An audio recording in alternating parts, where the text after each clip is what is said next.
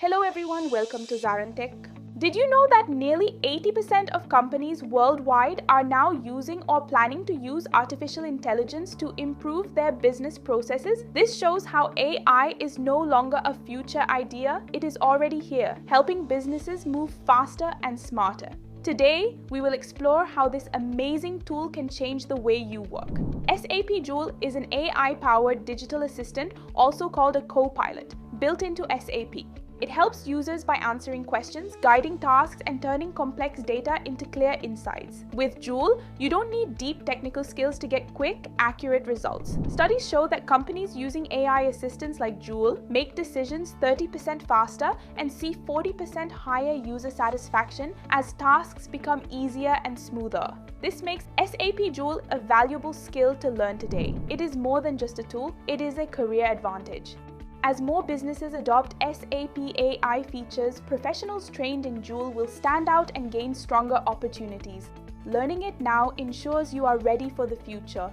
In this course, we will guide you step by step through its features, benefits, and use cases. By the end, you will feel confident to use Joule in real business work. Let's dive in. Good morning, good evening once again. So, hi, I'm here. Just before starting the session, this small disclaimer for you all. All right. So, this is the agenda for the today's introductory demo for Joule. So, SAP, who are new to SAP, just a 1 minute introduction for SAP. SAP is a German multinational, as everyone knows that it's 1972 been done. And then from there, we got to deal a lot of innovation happened on SAP's system from R3 to R4 or right now to whatever you're seeing in the cloud space, how it occupied and how it's delivering the global standard solutions for these industry-specific needs and requirements for different users on different sectors as well. Right. So yeah, Joule is the most advanced one in such buckets that we're going to use that.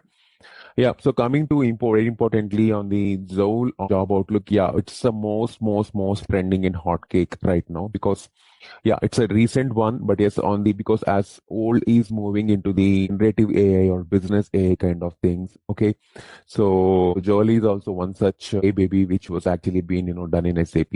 Okay, so you might look for right now, yeah, there is a huge market coming out for that. But as in addition to that, you might see roles right now, as we are seeing right now, the SAP consultant. So you might get new positions for AI specialist, Joule AI specialist, Joule consultant, Joule developer, the kind of things you get into the market space. Now it's very demanding. We are now learning this one, so you might get into a huge demand repertoire this from them. Yeah, across the globe, not only from US space, but yeah, across the globe. So these are the latest salary trends which we have been given the market for that. Like a median of $101,000 to $180K. In the US market is what we have been estimated of. That is the whole salary trend for that.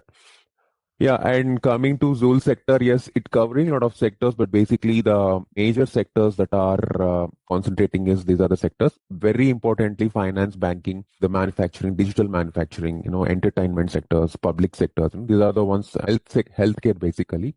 On the pharma sectors, all they're looking for it, where they need immediate solutions, immediate answers, like immediate resolutions kind of things, where they're looking for that without any delays on that.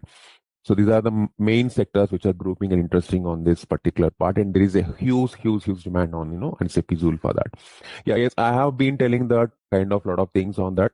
But yes, what is SAP Joule and what we will be understanding on this? Let's go into this one. Yeah, this is the course objectives before I start for that. So SAP Joule. So I'm just looking for the screen for you just for a half a minute.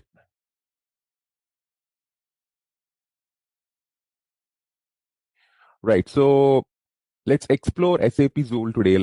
It's an SAP's AI copilot that revolutionizes, productivity by providing the intelligent business specific insights and, the very importantly, the bold term, the automation directly within your SAP cloud applications. This is what SAP Joule does. So what is SAP Joule? So as I said already, this is the SAP's generative AI assistant. This is completely designed to seamlessly integrate across your organization's SAP ecosystem. Okay, so what it does, it will assist with your data analytics or data analysis. It will have workflow automation and it will generate the insights, like most kind of a chart like pop-ups to you where you have all the NSL interface, which is a natural language interfaces will be there. So that is what SAP Joule is. So this is generally like, an emphasizing efficiency expert is there who's called James Prescott Zool. After his name only, SAP named this one. So this is built specifically to empower the users and the decision makers also to work smarter, and then they can leverage their secure enterprise data in this manner. Okay. So now, when you go for what is that we have to know about that, what is the architectural thing that we have, a lot of things comes to our mind, right? So SAP Joule's key feature architecture, when I want to highlight, so this is completely AI driven, as I said, end to end AI driven. So this is contextual assistance will be there. So that is the reason you have to put all the natural language things also into it. And not only SAP, any integrated cloud applications you want to make it out, you are welcome into it. So you can do that for that. So this is completely NLP based for all the intuitive interactions, because it might take a lot of languages also. It might ask, it might give you the answers also. It is innovating in such a way. So all your real-time data analysis and personalized recommendations can be easily done. And cross-functional workflow supports will be there, like for finance, HR support, supply chain, pharmas, the procurement, manufacturing. So a lot of industries are covering in that. So wherein which you can get all these cross-functional support for you.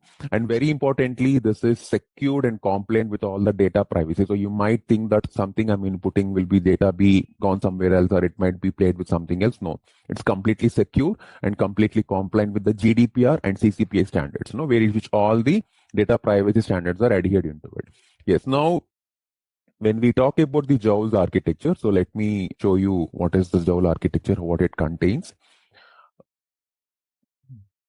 Let me open my notepad. So here it is architecture I want to show you. So Joule generally leverages the SAP's BTP architecture basically. So you need SAP BTP access for this. I'll let you know what actually it needs for you to, like before you go for Joule's setup and all these things. So Joule basically it leverages this BTP. It's a mother for it, and not only that, it uses the SAP S4 HANA Cloud as well. Okay, so this is a completely multi-layered approach.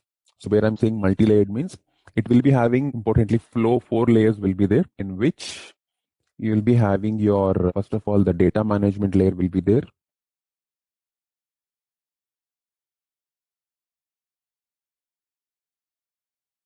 This is the main layer, which integrates your SAP and third-party data. Okay, and then you have your application layer. So this layer, you will use all your interfaces, no-code agent builders, because we have Joule Studio is there. So in which you will build lot of flows, automations, interfacings with all the no-code agents will be there. So that you will be leveraging through this application layer. And then you have your more important layer is data management layer.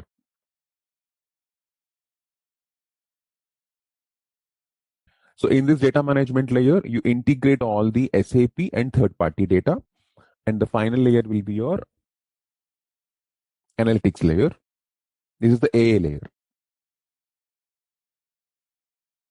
So in this layer, you'll have all the real-time insights, all your machine learning, NLP, all kind of this AI things will come and sit in this layer, where in which interact with this. So this is your top-to-down approach, which I have just told to you, like this. So where in which you have this multi-layered setup, in which it will uses to interact with your based front end. Okay. So now to speak more on that, like when you ask, okay, fine, what are the core use cases I get, like into this practical benefits I get, when I go into this Joule. For example, if you take any cross-department application, I told cross-department application, the financial planning will be there. So it will request revenue forecast, real-time KPI dashboards on behalf of you. It's not separately you can do that. So Joule can do it and help you for that.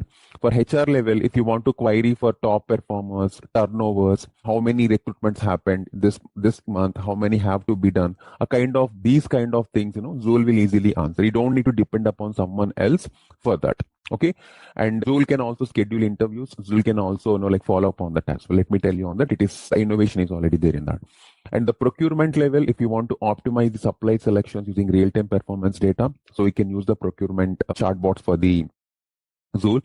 For the sales level also, if you want to identify the customer trends, to get the product recommendations, where actually I'm getting defaulted, where I can actually get into, you want to make some decision making on top of that for the sales and marketing.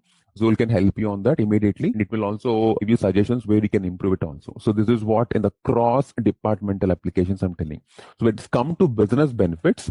So let me open this one more time here.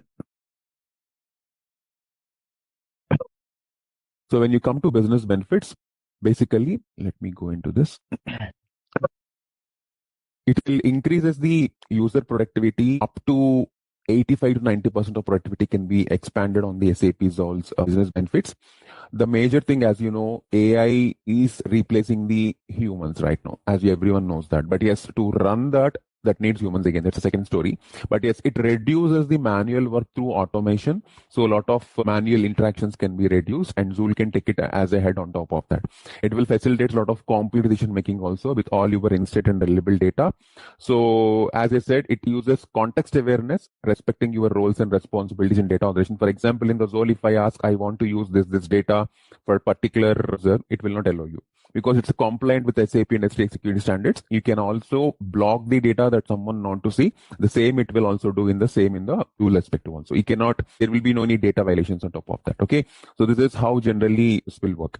And not only that, for example, for ABAPers also, like, for the developers kind of thing also. If ABAPers want to do unit testing, if ABAPers want to understand what their code, where their code was actually being done for the build code level, what is their code deficiencies, Joule will correct that and they will help you on that. So it will speed up by 30 to 40%. It's not completely what I want to say is like occupying a developer role, but yes, it will give suggestions, it will give solutions, it will give you the recommendations for, betterment of it than you think for days. For example, if a small bug is came, if you want to see for 1 day or 1.5 days, Joule will quickly resolve it for you where the bug, and it will help you on that in a half a day or, on a quarter day like that. So like this is how it will help you for efficiency. And not only that, for all the unit testing cases and all these things, you don't depend upon humans right now. So for the ABAPers who want to do that, they will help you on that.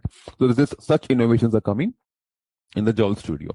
So these are the total work. So it will understand your system, provides responses. You can have the diverse unified and user environments will be there, and a lot of experience with the precise information. So what are the information that you're going to get it right? It will get a more precise thing for that. Okay.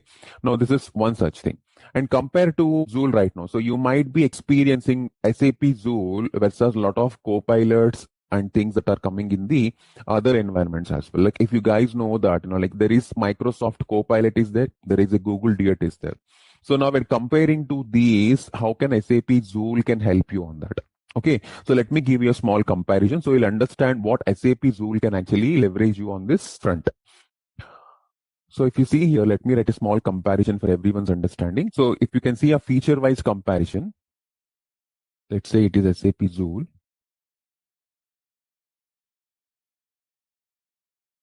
It's your Microsoft Copilot. And this will be a Google Duet. Okay, so the core focus, if we can say,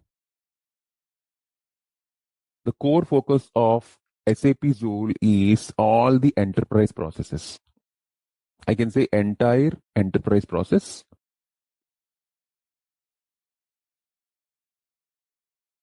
Okay, but here in your Microsoft Copilot, this is completely for 365 Dynamics. That's it.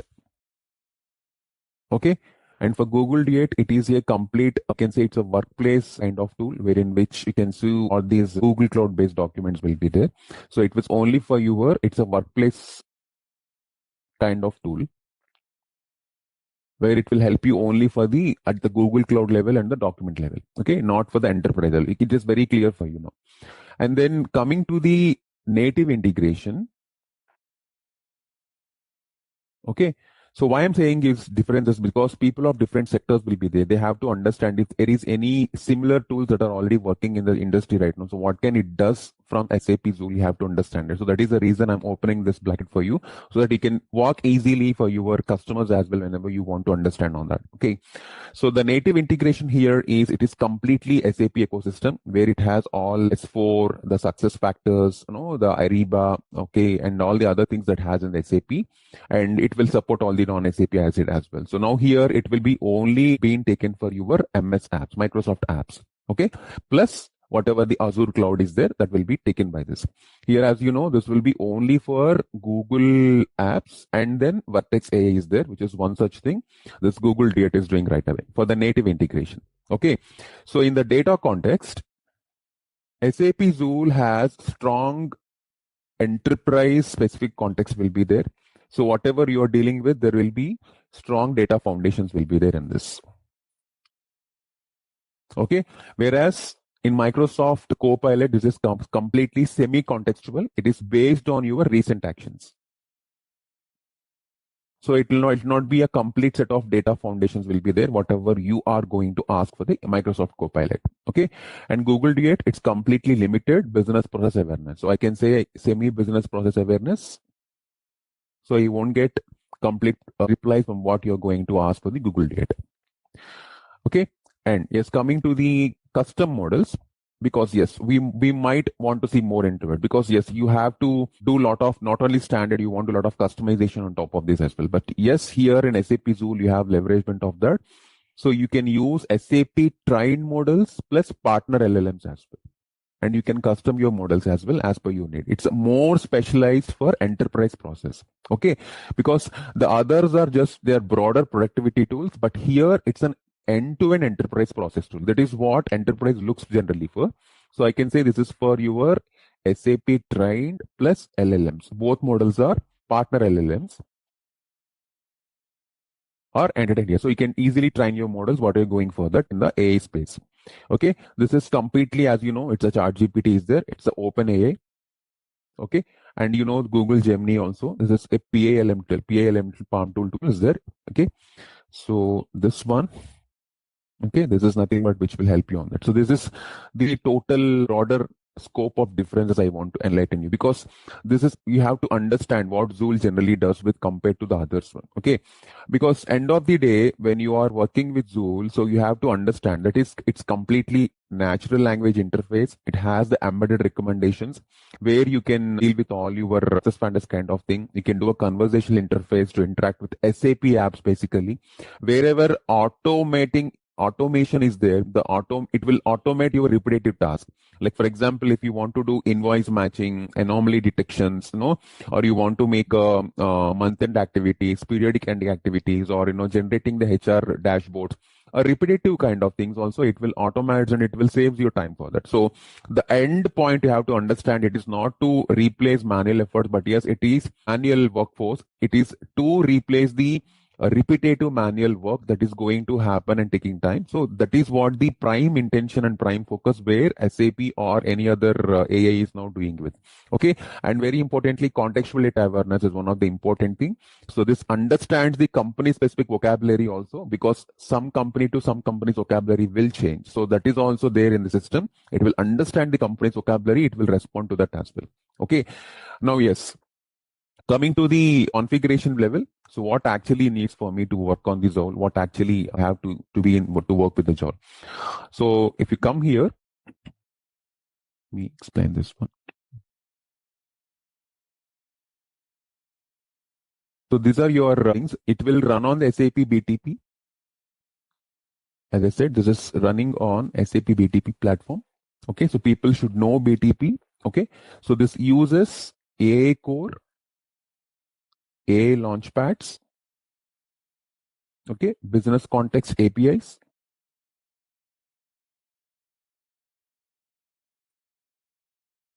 Okay, and this is integrated with DataSphere, which you are seeing right now, the Data Intelligence Cloud,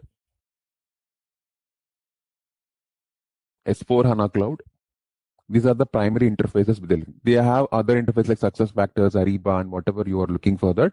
So those are also there in that.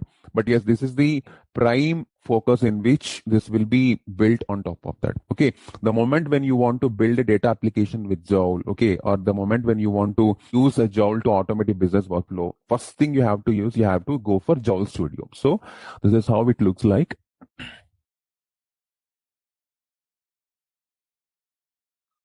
Yeah. So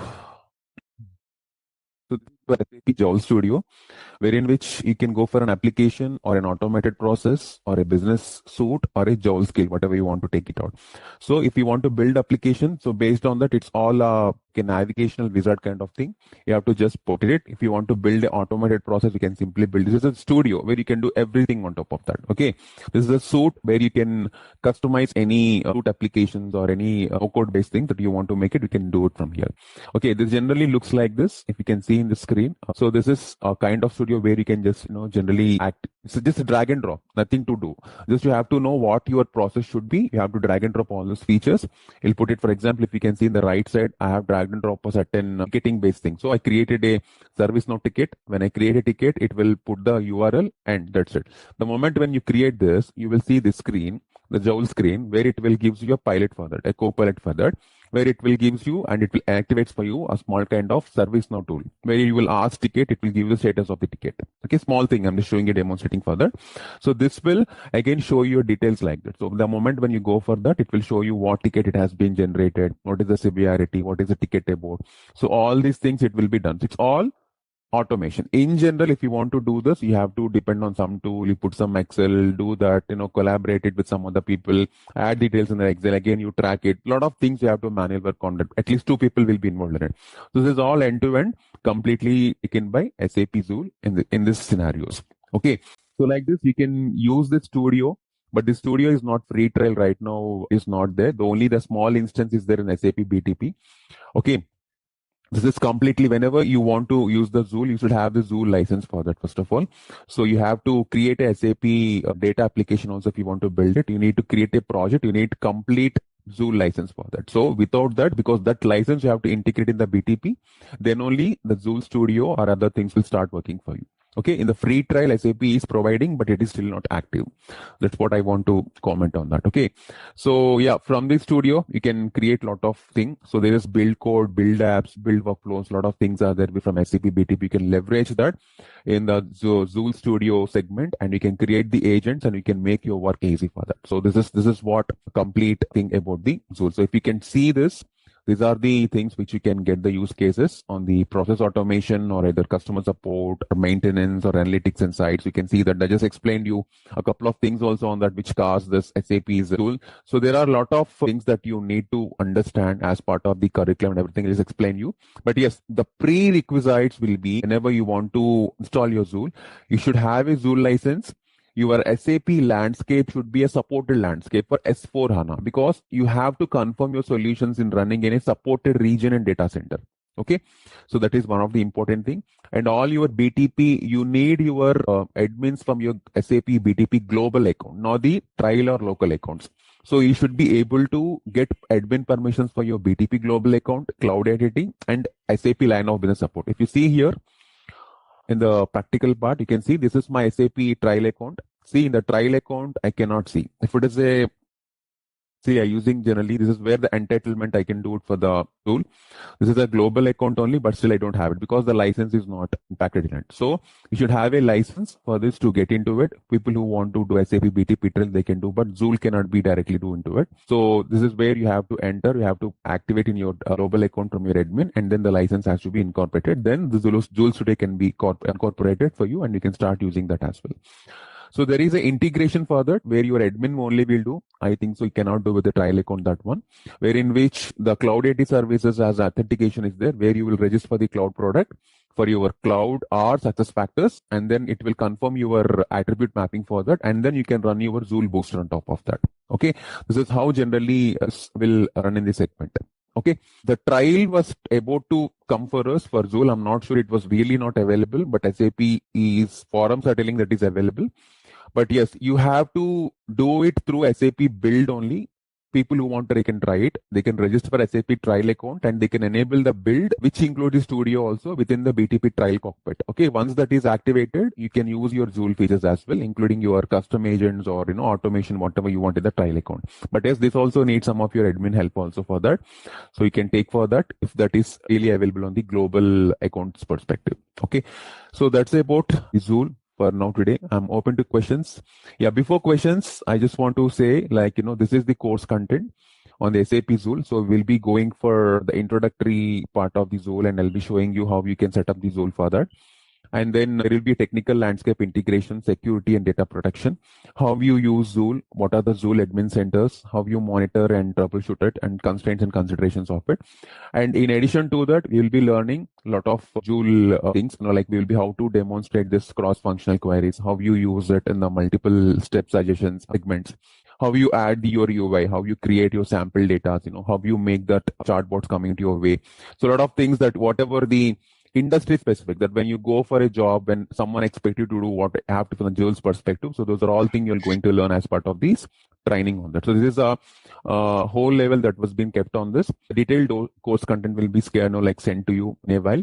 And then that is what we'll be covering. So this is for more of 30 hours training, which was scheduled for that. And the 30 hours, this will be covered. So when and what the schedules will be there once the nominations has been, locked for it. Yeah, I'm open to questions then for that. Thank you. Any questions? So if we don't have a like a Joule license in the trial account, like how do we practice, or how can we?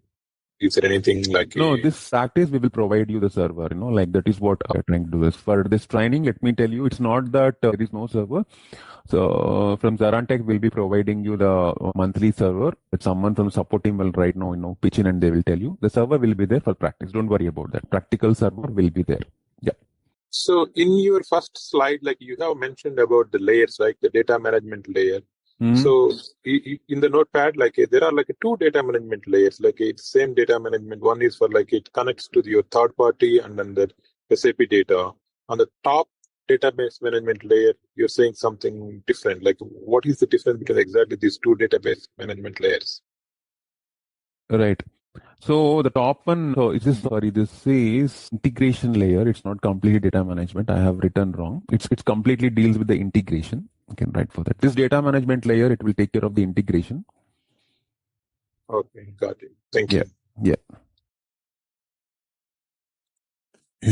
Any other questions, please? Yeah. I wanted to understand, does it's mandatory to have SAP BTP knowledge, or a functional consultant can learn this with ease? What's your thought on that? Or ZaranTech will take care of basics understanding of No. SAP BTP? ZaranTech will not take care of that, but yes, this is not mandatory to have SAP's complete BTP, but we will be learning whatever I'll be showing for you here, right? So that will be enough for you to explore whatever you can do. It's not a separate BTP. Yeah, BTP knowledge is mainly important because it's tightly integrated in BTP. Just you have to understand some of these accounts and cloud identity services where you go and where you check, that kind of thing. Yeah.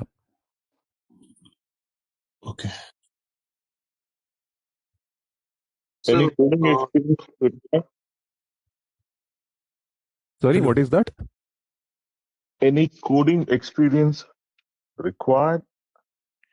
Yes, coding experience required means, there are a couple of things in us. For example, if you are using SAP build, then the BTP, then you need coding experience. If you are dealing with some of because we have so many things, as I told you, build is there, workzone is there, apps is there. For workzone and apps, you don't. This is a complete no code kind of thing. So no prior coding experience strictly required to SAP Joule because it's all our business use scenarios. People who are developing and, using the technical building on AI powered kind of things on the optimization tool, only they need the knowledge of it. So others, they are not required. People who are at the business user level, who are leveraging for cross-domain functionalities, who are looking for some other app creations kind of things, they can easily go with it, to build their application seamlessly without any code. But if you want to create something new on the Joule that you want to make through Java or ABAP or JavaScript, then yes, you have to be familiar having some coding will be required that. Okay.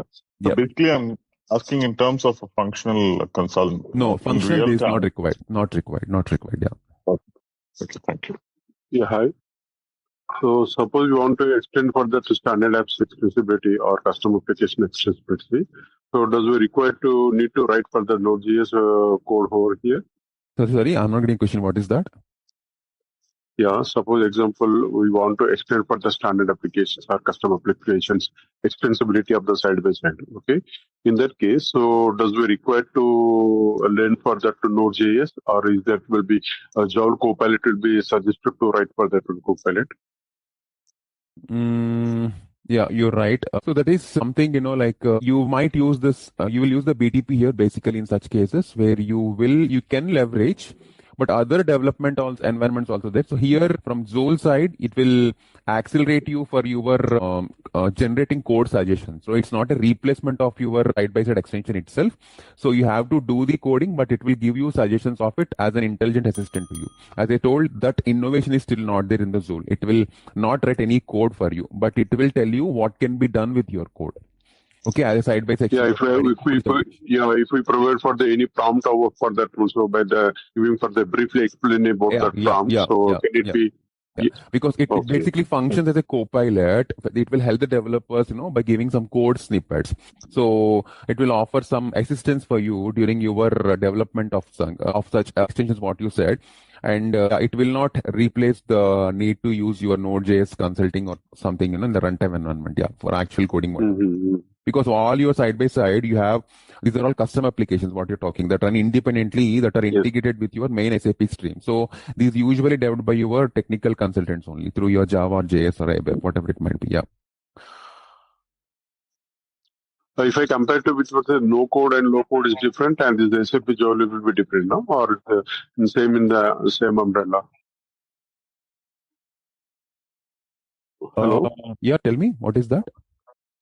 Yeah, if it is suppose we have a SAP Builder, no code, low code. Okay, is that the difference between the SAP Joule, or is it the same in that within the umbrella? No different. Here it's completely what I want to say.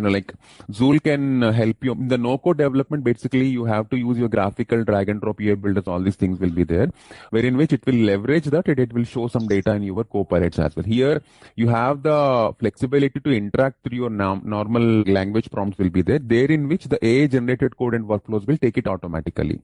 So here both developers and users can get benefited from your assisted coding, but in the no-code you will be most of your no programming knowledge you have to inbuild it for getting the development landscapes or your apps to work on it. That's what. But here no mandatory coding for business users. Developers can use it to assist the coding. That's the only tagline I want to put it. Yeah, but in that case of suppose SAP no code and low code, there is a providing for the tested data for that one. So yes. There is a providing for the tested data by default itself only. So that later again, as per the business requirement, we need to change for that within data that way. So here in that same case here is there any Joule for that one? No separate Joule for that, but no. Oh, okay. Okay, thank you. So basically, like you said, like BTP, having BTP knowledge is a little bit necessary. So let's say when you explain any application with respect to the BTP, will you be able to cover like a kind of a briefing session on BTP so that we can proceed? Not completely, but I will show you, right? Because as part of, for example, if you want to set up something, I'll show you steps in the BTP. So that will give you some knowledge in BTP directly. There is no briefing will be required. But yes, while going on only, the briefing will be done. You can assume like that, Okay. So other question is on agentic AI part, right? Like where we create the agents and all to do some basic stuff and so build some application. So how many agents we can create, or what is the limitation we have, or how much? And let's say during the course you said that you will be providing the server for access, right? Like is that extended for a couple of more weeks or months, or is it like only during the course content, till that course content the servers will be given?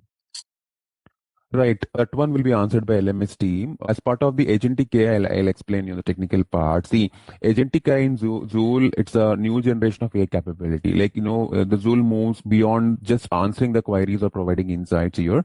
So wherein which you can do all your collaborative multi-agent architecturing and, you can autonomous your workflow executions. There will be all role-based control will be there through your human oversights will be there. Like, through this agentic AI, you can demonstrate a kind of sales basics cache collection, as I said, like we want to generate tickets, suggest resolutions, or, make some communication drafts for the human approvals, all these kind of things will be there. As on totally, as it is Joule enabled at the organization level. So how many agents means, it's of the moment when you create and deploy multi-custom AI agents, like for tailored to your unique business needs, it will be having the studio's agent builder, which will decide for that. It's not that specific to one or two. Cannot say that.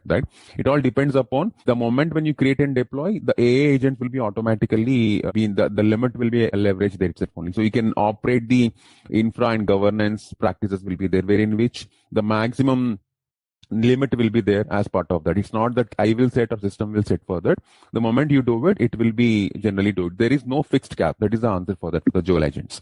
Oh, okay. So is it like a kind of Kubernetes container based, or it's like it's SAP owned kind of container services? How it is basically like? Right. So yeah, similarly, it runs on the BTP as it's SAP owned. The architecture has SAP BTP, so it will be generally deployed and managed in the BTP's Cloud Foundry. But yes, if you want, rather than this one, if you want to make it Kubernetes, we have the Kaima environments also available at one as well.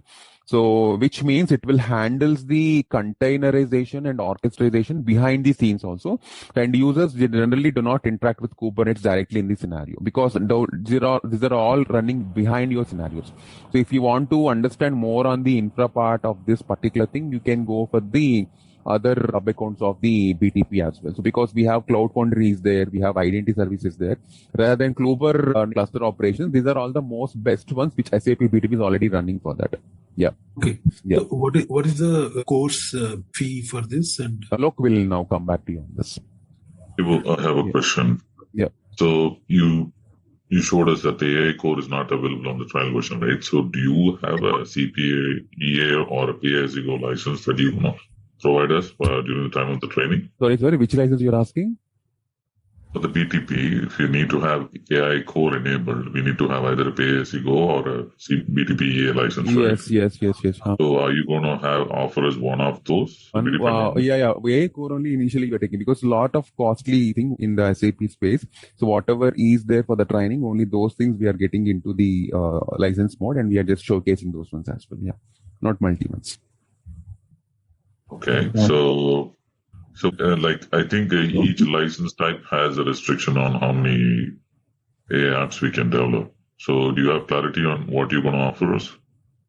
Means I'm not understanding. How many apps you're saying? So the BTP environment is cloud-based. It's completely cloud-based. Yeah. So it's not like an IDES where you spin it up and then you give access to somebody, right?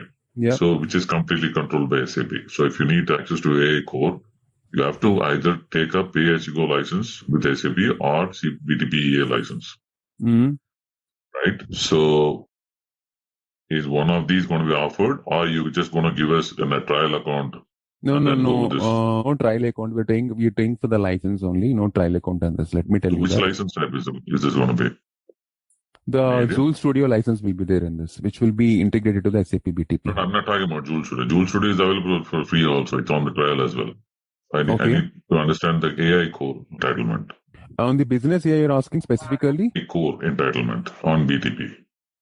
1 second. Yeah, it will be there. So we will be checking and get back to you on the AI core will be there. Entitlement is also there. But the licensed one or trial one, I am not sure, because I have to check for the possibilities in where it will be according for that. Because as you know, on the AI foundation services level, we include this core actually, which is a part of BTP, as you said. So on the limits, there is no publicly said, there is no limit of number of creations in this. As you said, there is no such limit actually being kept on this. However, what I see is that there are some practical limits are there for the subscription. Okay. As you have outlined now, there are some compute resource quotas are there. What I understand is first. So that one at the service instance limits, we might limit it. That's not that these many applications, not at application level, but at the quota level, this will be restricted for user. Yeah. So is it going to be one sub account shared with all the users on the training? Preferably, yeah. Because up to 10 active conversations is what we are taking for simultaneously per user, which is the limit on concurrency on AI core usage itself only. So that is what the limit we are taking. Yeah. Sub account will be one we should be sharing with it, or else I'll try it to have separate sub accounts also can be done with the admin. I'll just check with them. Yeah. Gotcha. So whatever you're going to cover on this the course, right? So is there going to be an integration with the backend S4 system as well? Yes, it will be there through BTP. Yes. And and we're going to be doing modeling and grounding as well, is it? Yes. Yeah, I have a question. Correct me if I'm wrong. What I understand from the session, this product we need to configure based on the business requirement. Am I right? Yes. And if so, what I assume it is a kind of work like a copilot. Okay. So business is not aware right now in upfront what they are going to use, what queries they are going to ask during their working practice. So how do we take the requirement for the configuration upfront?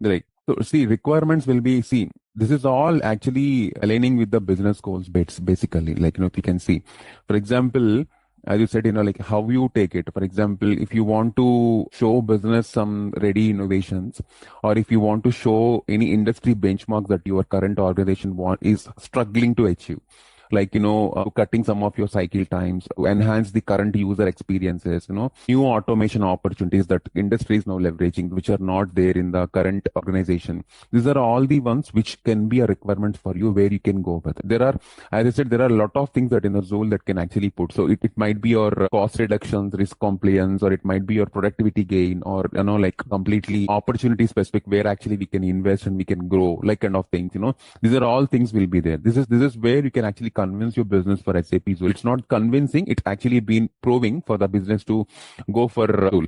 So if you have specifically asked how can I give requirements and take requirements, I mean, that means for the Joule studio you're asking, or from the organization you're expecting that, what requirements can be done? Yeah, organization requirement basically. See, org requirements will be completely based on the business, as has been already discussed on this. So it might be a key challenges which your organization is right now taking care of that. Like, for example, as I said, if you're in the ABAP part itself only, if the ABAPers are taking a lot of time in the unit testing and your deadlines are crossing for that, so SAP Joule is a solution there right now, which was showcasing and proving that.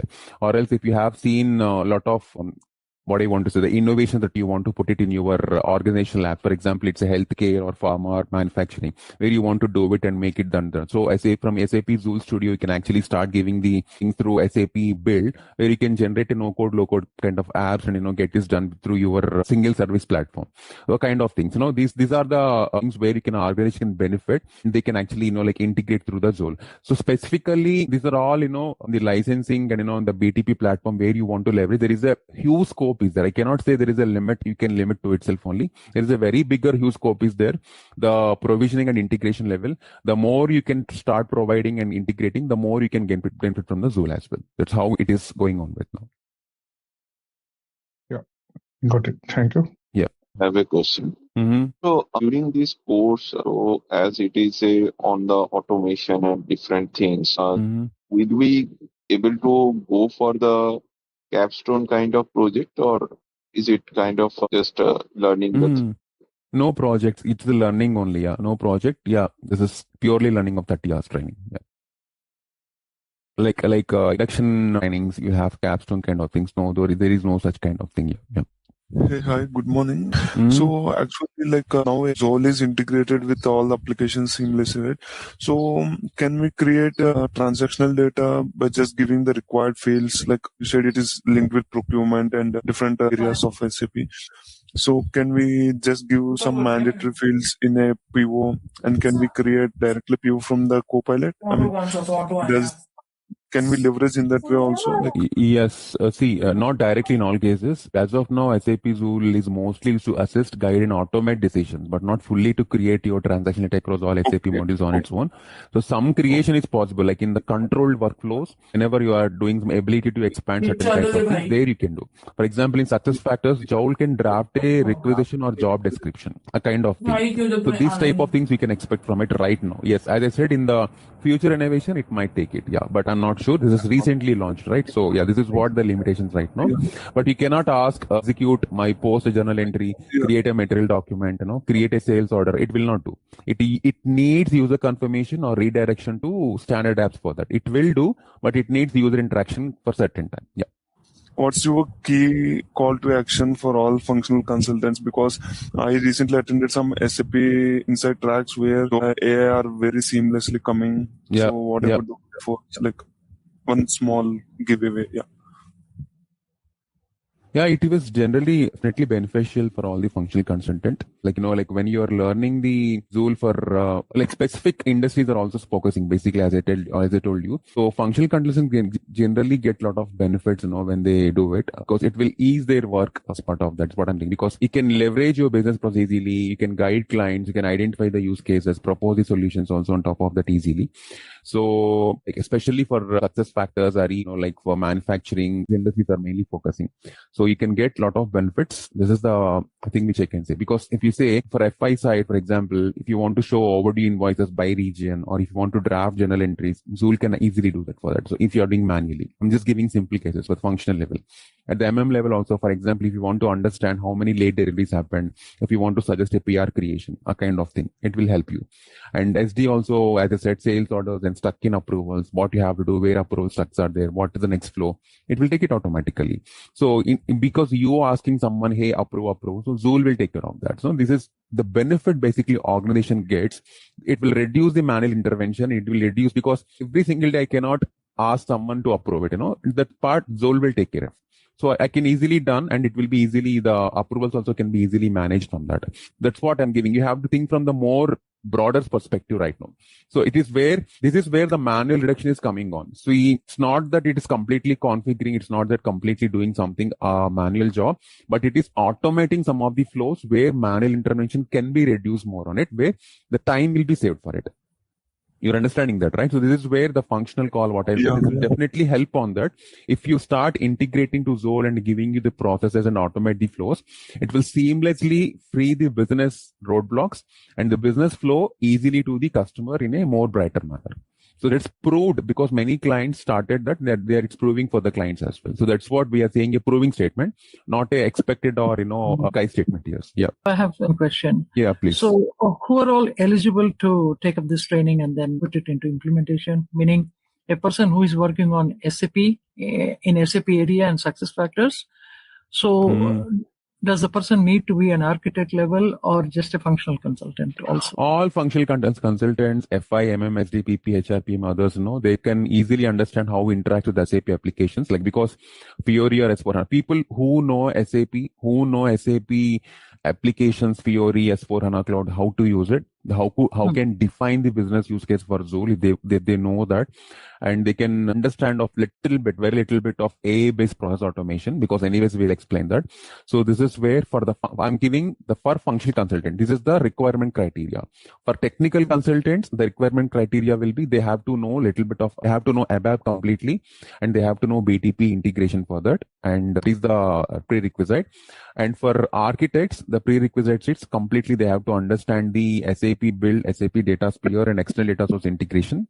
Okay, and I am not in any of these buckets. I am a business user, but still I want to understand Joule. Then the requirement will be they should be a business analyst where they can understand the process and then tell the process to the Joule. That's it. For all non-SAP users, Joule is not a general purpose AI. So it's an embedded into SAP app. They need at least some knowledge of SAP and some knowledge of SAP BTP. That's it. A little bit, which we will get conquered in the training as well. So this is the stage by stage requirements for eligibilities for the people. So does the SAP Joule involves any technicalities? Meaning, say compared to functional and technical. Mm-hmm. So how far it will be, we can leverage as a functional consultant? Right, it's a good question. As I said, someone has already asked this question. You can leverage extensively, okay, not by writing code, but by shaping your business process in the AI mode. That's what I told someone has just asked. Very practical level, you can do it. As I said, lot of extensibility is there in this, either process optimization, or we can say use case identification, or workflow designs, insights, or client communications, testing, validation, collaboration. Lot of things Joule can do. So this is a functional consultant scope I'm telling on the SAP's Joule's perspective. These are all approved in the SAP Joule for the functional level. Yeah, this will definitely and extensively benefit for you. Yeah. Right. So this SAP Joule came into existence since 2 years or more than that? No, not 2 years. It's been last one and a half year only. But very recently, from July 2025 only, latest patches and upgrades are there in it. It's very just in this month only. But what are the possibilities of getting, landing into a job in SAP Joule without experience? Meaning, so we all get trained, and then how can we go and land into a job? Yeah, see, it's not that these days now, because Joule is a new one, everyone knows that. We can't say 10, 15 years of experience in Joule basically. But yes, what we generally job market see is, as a business process expert or as a functional expert, how come you leverage the new tool is what generally they look into it. So that's what, if you know the tool, if you already worked on tool little bit without experience is okay still. But if you understand the best shot of it, how can actually it position myself, as a process owner, how can I bring difference as a process owner to the organization by using or leveraging SAP Joule is what the bold statement there. So there it will gives you the job market. That's what. I know. I have even learned about it that there is no certification in Joule, right? Right. No, currently there is no certification. Yeah. Yeah, but then how do clients, pick up the resume? If suppose, if you claim, say, maybe not even experience, without experience, but just knowledge, how will it convince the client? You won't have a traditional certification, but you can do SAP Generative AI certification is there that can help you on this if you really are looking for a kind of certification. It's if you are saying the course has been completed means, it's SAP is generally give you official digital badge for that, a record of achievement, a kind of thing like that where you get from SAP's, from the ZaranTech as well. So that is the thing. If you say you are trained in SAP Joule, that is the only thing resume can be easily picked up. That's it. Yeah. There is no after getting trained. Yeah, after getting trained from ZaranTech, okay, like the complete course. So will this knowledge help us in getting a job or applying? Definitely. In what way? Meaning, it is just a theoretical knowledge, right? No. I'm showing practical, right? What theoretical? You're going a lot of practicals in this. I'll show everything practical. No PPTs, nothing. I won't run any PPT here. Day 1 to day 30, everything practical. No PPTs. But no certification and no project, right? Certification in the sense means SAP is not giving that, right? So you can have your course completion certification will be there, which can be leveraged by you in your profile as well. That can be done, yeah. Correct, but you will be showing us all the configuration and everything. Yeah. Also, basically, right? I'll show whatever SAP Joule is required in the content. I'm going to show everything to you. So it will be, that's what I'm saying. It's a job-based training only. It's not something we talk in PPTs and show. That is not required. You can read in the web as well. So practically, we will train you what is required for Joule, what can be done in the Joule, the scenarios, everything. You will see that here. Then you will understand. You will create something. You will have something. You will understand. You will get complete knowledge of it. And you'll get a confidence on that. So that's what I'm saying. It's not only something you're learning out of the books on what you have in the web. All right. Yeah. Thank you. Yeah, so I have a question. Yeah. So I'm Ariba consultant and don't have any prior knowledge on BTP. How this course will help me? Definitely, this will help you a lot.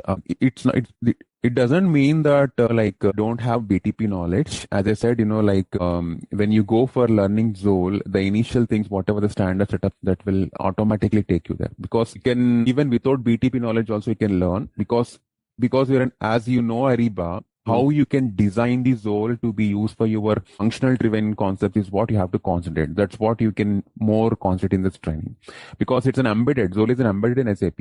I as it is for Ariba, you don't need to build BTP services here. People who are, I told you that people who are completely on the technical part, they have to more concentrate on that particular part. So it's already integrated in many cloud apps also through this.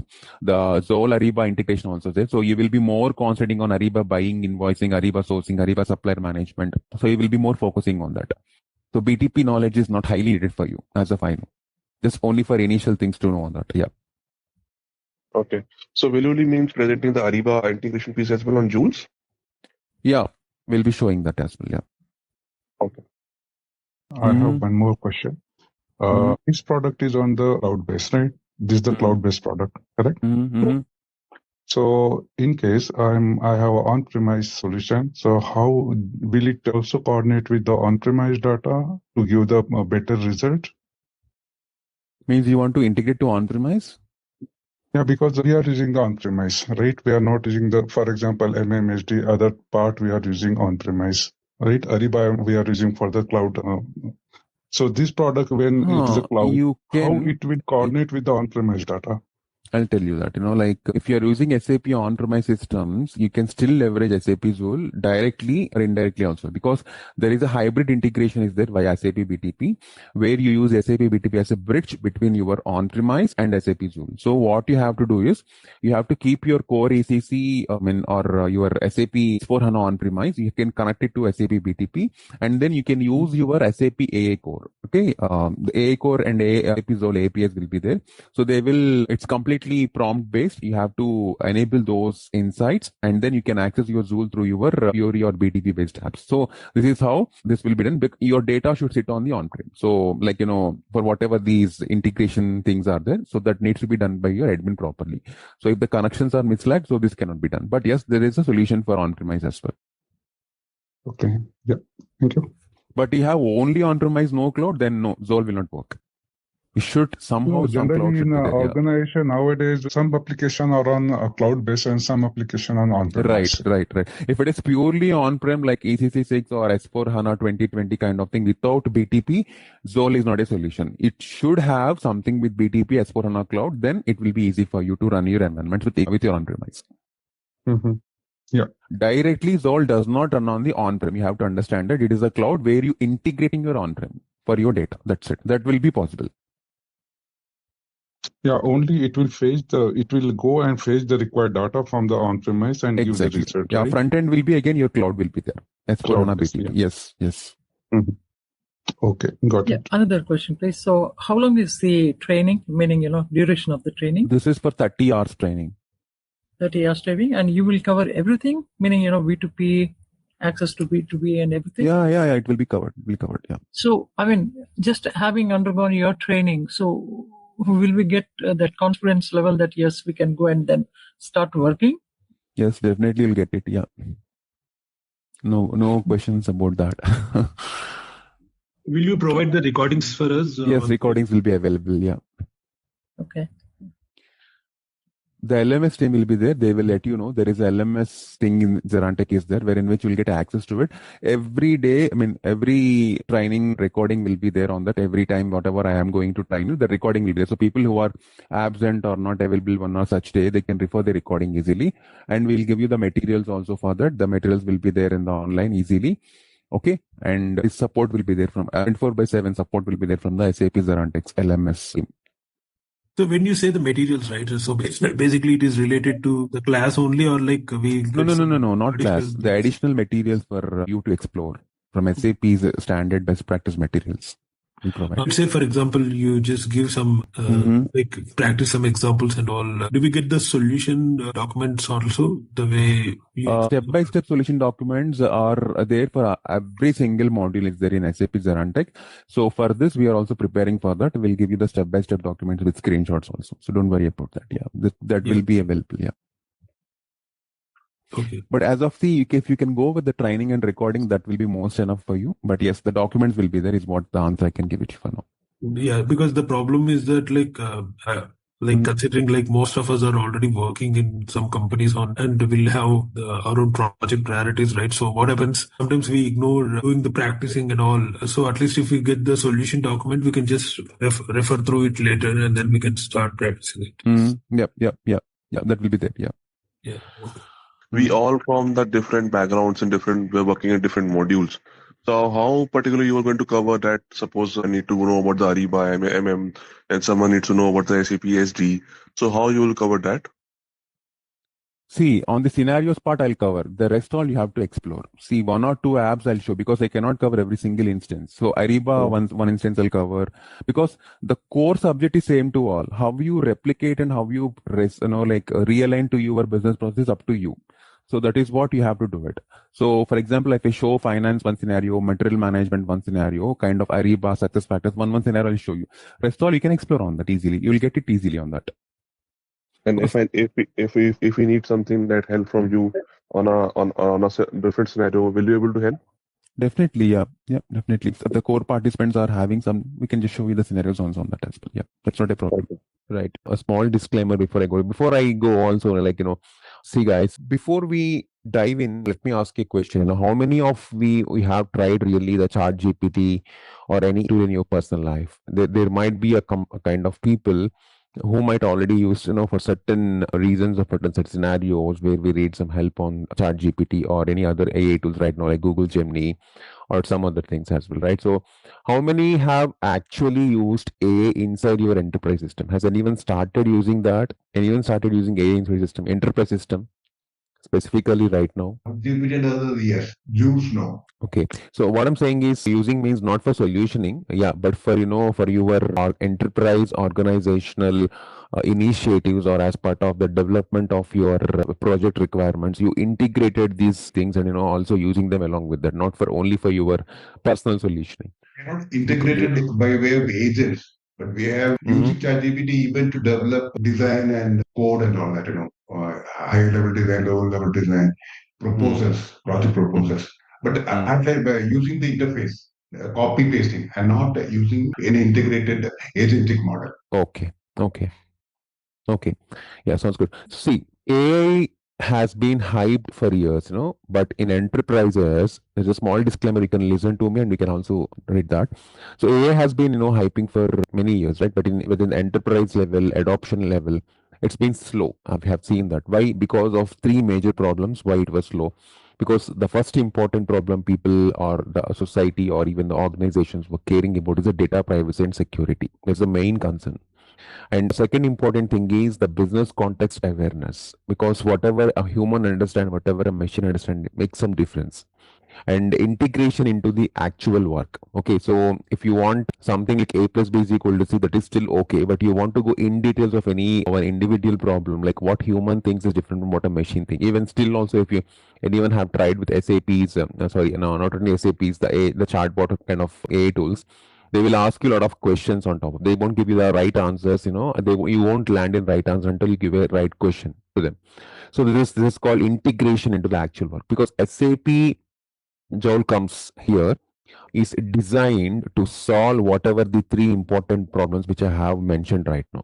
Okay, so SAP Joule. So this is our agenda for now. So like as part of session 1, we're going for what is SAP Joule, what is the architecture of it, and what is the key use cases, what are the integration points, and what is the UI navigation. So these are the things which we'll be covering as part of this.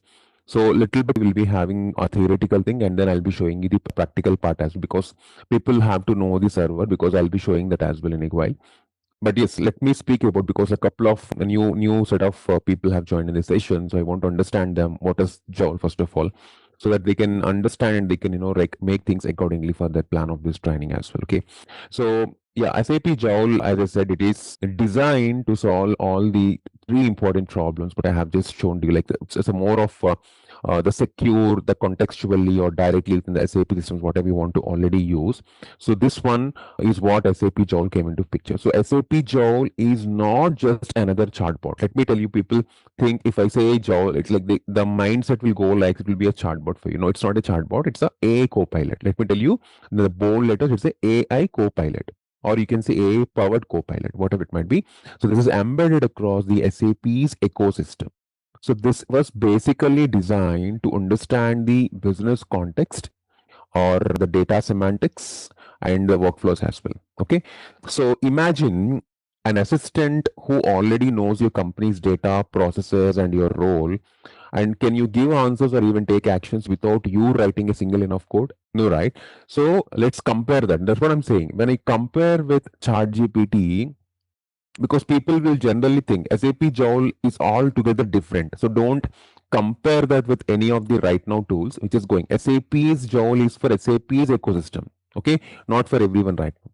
Okay, so ChatGPT generally what it does, it's a general knowledge, but no SAP context or security awareness. Even if you put questions on regards to SAP in ChatGPT, you will not give the right answers because the database will connect the SAP's ChatGPT's database, the questioning database or the NSL database will connect to the SAP's database. Again, it will connect to different SAP help sites. From there, it will pick the answers based on the keywords, whatever you key in. So that is not a right one. For example, if you have a problem, for example, people are on the finance, if they have a problem in like generating some exchange rates, where they're not going to, they're having some differences kind of problem and they're migrating header and item level exchange rates. If this problem comes to you, so SAP can answer, or you have a human functional consultant from finance can answer, but SAP's the ChatGPT cannot directly answer. It might give you some solutions which might or which might not work, though no 100% solutioning. You're getting that? So when you compare this ChatGPT with Joule, Joule understands SAP data models. Like it understands SAP tables like EKKO, BKPF, whatever is there. It respects all the SAP authorizations and it will talks the language of business processes that are containerized in the SAP very internally. Okay, so importantly, Joule is not a standalone app. You have to log into it. It will show up in S4 HANA, it will show up in SAP Ariba, it will show you in SAP Success Factors, in build apps, in process automation, anywhere you work for that. So instead of switching between the systems, Joule comes to you in the context. Clear? So this is what about a short introduction which I want to give you on the SAP Joule. All questions I'll answer at the end of the session. I'll give you 20 minutes because a huge crowd is there. Today I'll be covering at a high level. Okay, so this is what we have to know about the Joule. Okay, so we have to understand one thing when you are speaking about Joule or when you are talking about Joule, because you have to always keep it in the mind, because many of you in this crowd might have the sales experience. They have to promote Joule or they have to use the Joule or they have to integrate the Joule. Lot of people come into the lot of different areas, different capacities will come. So that's what I'm saying, all these things to everyone as a base platform. So it's a one co-pilot for the SAP ecosystem. So this will serve as a productivity tool to help customers to get their job easily done. Okay, so any AI's interference is coming. Why? To get the convenience and for the customer, right? And make things faster than human. These are the two important priorities why AI is really fluttering high, right? Which means we have in SAP, you have a centralized framework for your cloud solutions that will allows the users to ask questions and interact with the Joule wherever they are. Natural language dependency is there. Whether they're in SAP S4 HANA, you use Joule to ask about your open HR request, SAP Success Factors, when you want to go for SAP, start leveraging Joule to retrieve some information on SAP Cloud Solutions. These are all it will do right now. Okay, so this means Joule has one consistent user experience, which makes the usage as better as possible. So we offer Joule basically out of the box and natively integrated with a lot of cloud solutions. So which means there is a lot of pre-configured content which is active for your customers with all the limitation configuration efforts and all these things will be there. So Joule is available in your first SAP cloud applications today, like your Success Factors, Ariba, Cloud Pro Edition, Cloud Public and Private Editions, and all these things are there. Okay, so it will not be offered any on-premise. Let me tell you that people might think that is this Joule having any on-premise solutions? No, on-premise is really not offering. As everything we are delivering with the SAP business, Joule will provide all the things majority on the cloud-based environments. Okay, so there is no on-premise as of now, but as relevant content for the users, you can ensure Joule at a product context level. For the reliability level, you can see the using LLMs, you can have responses that are grounded for SAP knowledge and business reality for the respective customers. And Joule is responsible to steer business partners under a strict prohibition, wherein which data is not used for training purposes or any other usages or any third parties, but for the purpose of your internal organizational work environments. Okay, so this is what the basic introduction that I can go for you for the Joule. Okay, so now what makes the SAP Joule unique? You have to know that what is that unique features that are really making this, right? Because Joule truly understands customers' business, like in a different manner. Like it provides contextual greater responses. It will know the responses based on the user what they're typing, specifically SAP transactions I'm talking about for the customer business data and all these things. It will maintains the user context and cross applications across different SAP products. So no matter whether your Joule is accessed from SAP Start or the application UI or a mobile device or somewhere else, everywhere Joule is accessible with your licensed what do you call the licensing is promoting that, and if license is applicable to that, it will be able to access that. And the results on the business documents and the links that you want to refer here, it has a lot of techniques, like it will retrieve your RAG. We call RAG means retrieval augmented generation, which is called. Okay, so this is the technique which it will use it. Okay, and it will be it will be having the lot of extensibility for different sources for your internal policies, which are hosted on the Microsoft SharePoint environment. And a lot of user authorizations and authentication rights are there to ensure the compliance, and specifically the safeguard against inappropriate use for like by what I want to say, that hate speeches by employing guardrails and all these things, right? So this will be strictly prohibited. So these are the important things that makes the Joule into a unique thing for the SAP environment. Okay, next. So with Joule, what are we offering? That means we are offering, more importantly, 4 interaction patterns are there. So these are the 4 interaction patterns. If you can see here, what are these patterns? I'll tell you now. Okay, so these are all important things that you have to know before you go something, before you ground on the server as well. So that is the reason we are giving you very detailed introductional topics also here. So the transactional interactions you're seeing, this provides users a direct entry point to SAP. Okay, that means SAP means the backend system. So here, the transactional interactions, whatever we're seeing, it will trigger and influence the business processes with the power of the natural language.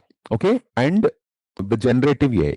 For example, purchase orders, I have to review it. So I need to review it and I have to approve it. Okay, so that is called what? Transactional interaction. So I have to see something and I have to review something and I have to finally approve something, right? Which is a PO right now. It might be S4. So this is called transactional interaction. So I have to interact with the transaction.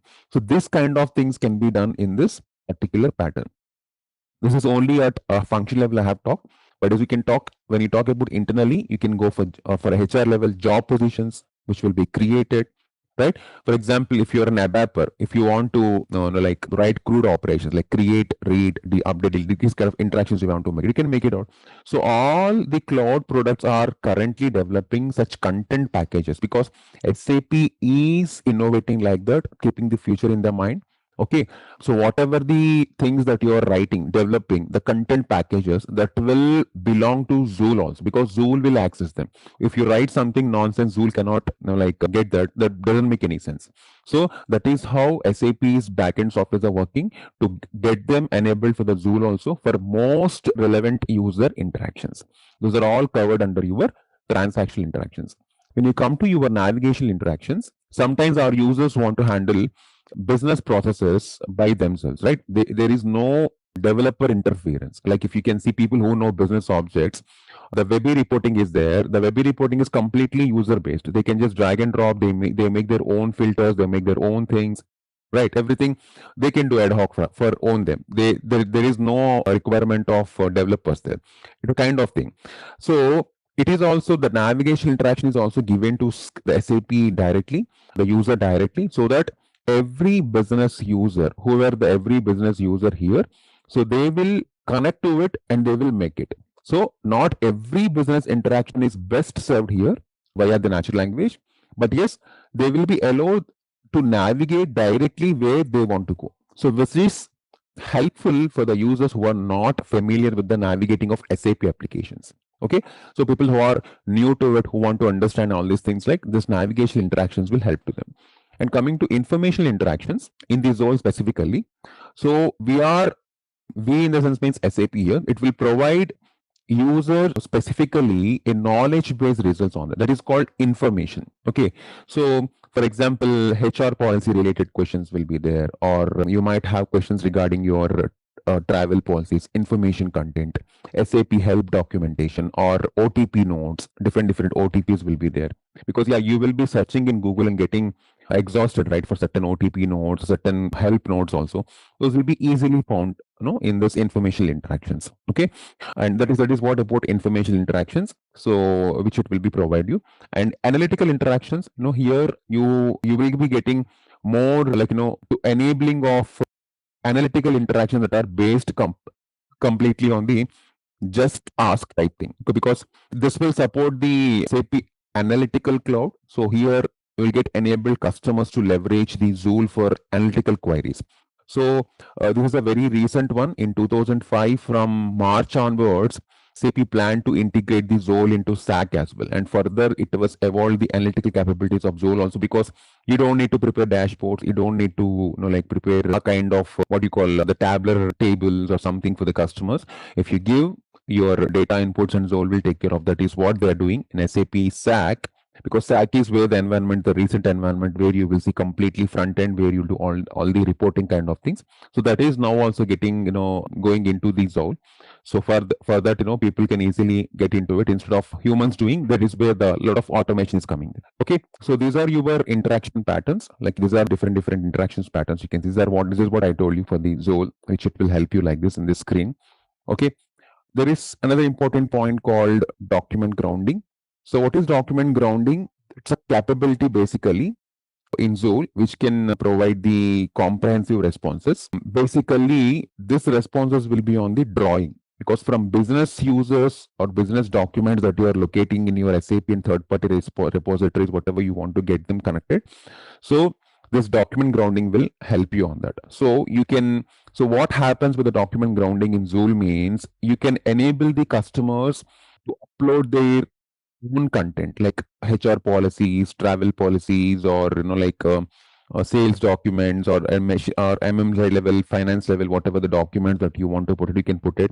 So what happens with this means this will enable the users to ask questions, because this question, just asking or questioning why they are specifically putting is documentation is very important, as every SAP consultant or everyone knows that, because you are working, you might not work, someone will come in place of you, and there is a lot of time transition happening in the KTs or something. So basically that needs to be avoided, and a quicker onboardings and quicker things need to happen. So for that, the questions, whatever you have that you ask to your peers or someone, you can ask to Joule. Okay, hey, what is the structure of this? What is this? What is the earlier responses on this particular issue? Who has done that? Or what is the earlier solution? What is the latest status on that? So these kind of questions you ask. So these questions, when they have to answer, the document should be properly uploaded into it. Okay, so Joule will find for it and get it to you. Okay, a kind of. So Joule, once you upload these documents, when to ask the question, receive answers based on these documents via Joule, Joule will find and considers document extracts relevant to the user request and responds with a concise natural language answer. So this include all the sources. Okay, so all your documentation will be under the control of Joule. Okay, this capability deepens how the Joule delivers answers grounded in your customer structured and unstructured business data. For example, in success factors, if user leverage Joule, he can get answers and questions relating to their organization HR policy, organization's leave policy, organizations, what we call OT policy, like this will save time. Okay, because you don't need to ask a human, but you can ask a machine. Okay, enhancing the overall employee experience on top of this. So this is called document grounding. So specifically, what is this grounding you doing is, you are mixing, or you are getting the LLMs, your large language models, whatever that are there. So whatever you want to improve the quality and accuracy of these responses. Okay, so this will be done with this. So whatever the LLMs that you are going for to fine tuning it, you can do that, and you can make use of this. Okay, this will help in the models, for doing a lot of sourcing of a document level, and it will minimizes the ambiguity, and all these things will be there for this. Okay, so how does this grounding work means, like you can see this one here, this grounding, how this AI state thing. You can see this, the grounding environment here. It was entering a question. The user is entering a question. You can see there. So Joule is connecting the retrieval of the HANA vector databases, and through LLMs, it is answering that. You can see a customer can connect their document repositories via there. This is through Microsoft SharePoint, right, and creates embeddings, which means you separate the text in different chunks and vectorize them. So that vectoring is happening in this HANA database. Okay, so embeddings here, this will refer to dense, or I can say it's a continuous vectors representing text in a high dimensional spaces. Okay, so these vectors, they serve as a coordinate in your semantic space. So these will capture the relationships and meanings between your words. Okay, so I can say leave meaning will be two ways. Like for example, leave policy, if I'm saying, so system has to understand leave means a person who will be absent, not going from there, because leave meaning will be two meanings will be there. L-E-A-V, leave. I'm giving a small example. It might be a complete absent. It is going away from a current location, right? We know that I'm leaving you or I'm having leave for. So these two things make difference. So this I understand, but system has to understand. This is called vectoring will help this, the dimensional spaces. These, when a user utterance comes in, you find the most similar vectors with the semantic searches. So that SAP HANA vector database and embeddings enable much granular words, concepts, other things with the meaning what a user is trying to say. So in the context of LLM, okay, the embeddings play a very, very, very, very important role in retrieving the right context of RAG. RAG, I already told you what is RAG, right? So in this, we use this heavily in Joule, basically this one, to process very huge amount of data. Like if you can say SAP help documentation with all available languages consists of millions of pages. Okay, millions of pages. You can see I need in Urdu, I need in Telugu, I need in Hindi, I need in English, I need in Tamil. Lot of languages are there across the globe, right? So many things will be there. So these are all things that can be happen through this model. Okay, which is the documenting models. Okay, so this is about complete thing about the Joule. So I'll go to the architect, simple architecture, because there's a huge crowd and questions are there for. So I'll be showing you the practical part. So this is the Joule architecture, guys. If you can see here, this is the Joule architecture. So Joule provides an embedded copilot experience, as I already told you, across the solution areas. So this is consistent and with the memory of interaction across multiple products. You can see Joule is a central point where it is having UX, where it having dialog management or your cloud applications or your front end levels, whatever that thing that you want to make, you can make everything here. So these are all incoming requests. So each incoming request is processed and orchestrated based on what is available. Okay, so Joule takes basically three categories into consideration. So let me tell you that. So it analyzes if user prompt is relevant for the Joule's scenarios catalog or not. Joule conducts an informational filtering based on the knowledge catalog. So that contains all the SAP knowledge base as well as customer own knowledge base as well, because if it is relevant to a client. So that is processed in your RAG. That means the retrieval augmented generation for enterprise. Okay. And then your LLM will generate an answer based on the dedicated text with whatever you have been previously asked. And third important thing is Joule is aware of the user's context and history. So that includes all the information, whatever that information about which SAP cloud application and the respective user is using what additional applications of SAP that customer has licensed and activated within the Joule. So these things will be taken. So yeah, this architecture and everything I'll be detailing in the session 2. Yeah, session 1, let me show you before I go to the open to question and answers page. I'll show you the server here. Give me a moment, I'm opening my server. Okay. So this is the BTP cockpit. This is the server. So before I talk about the server, hope everyone is seeing my screen here.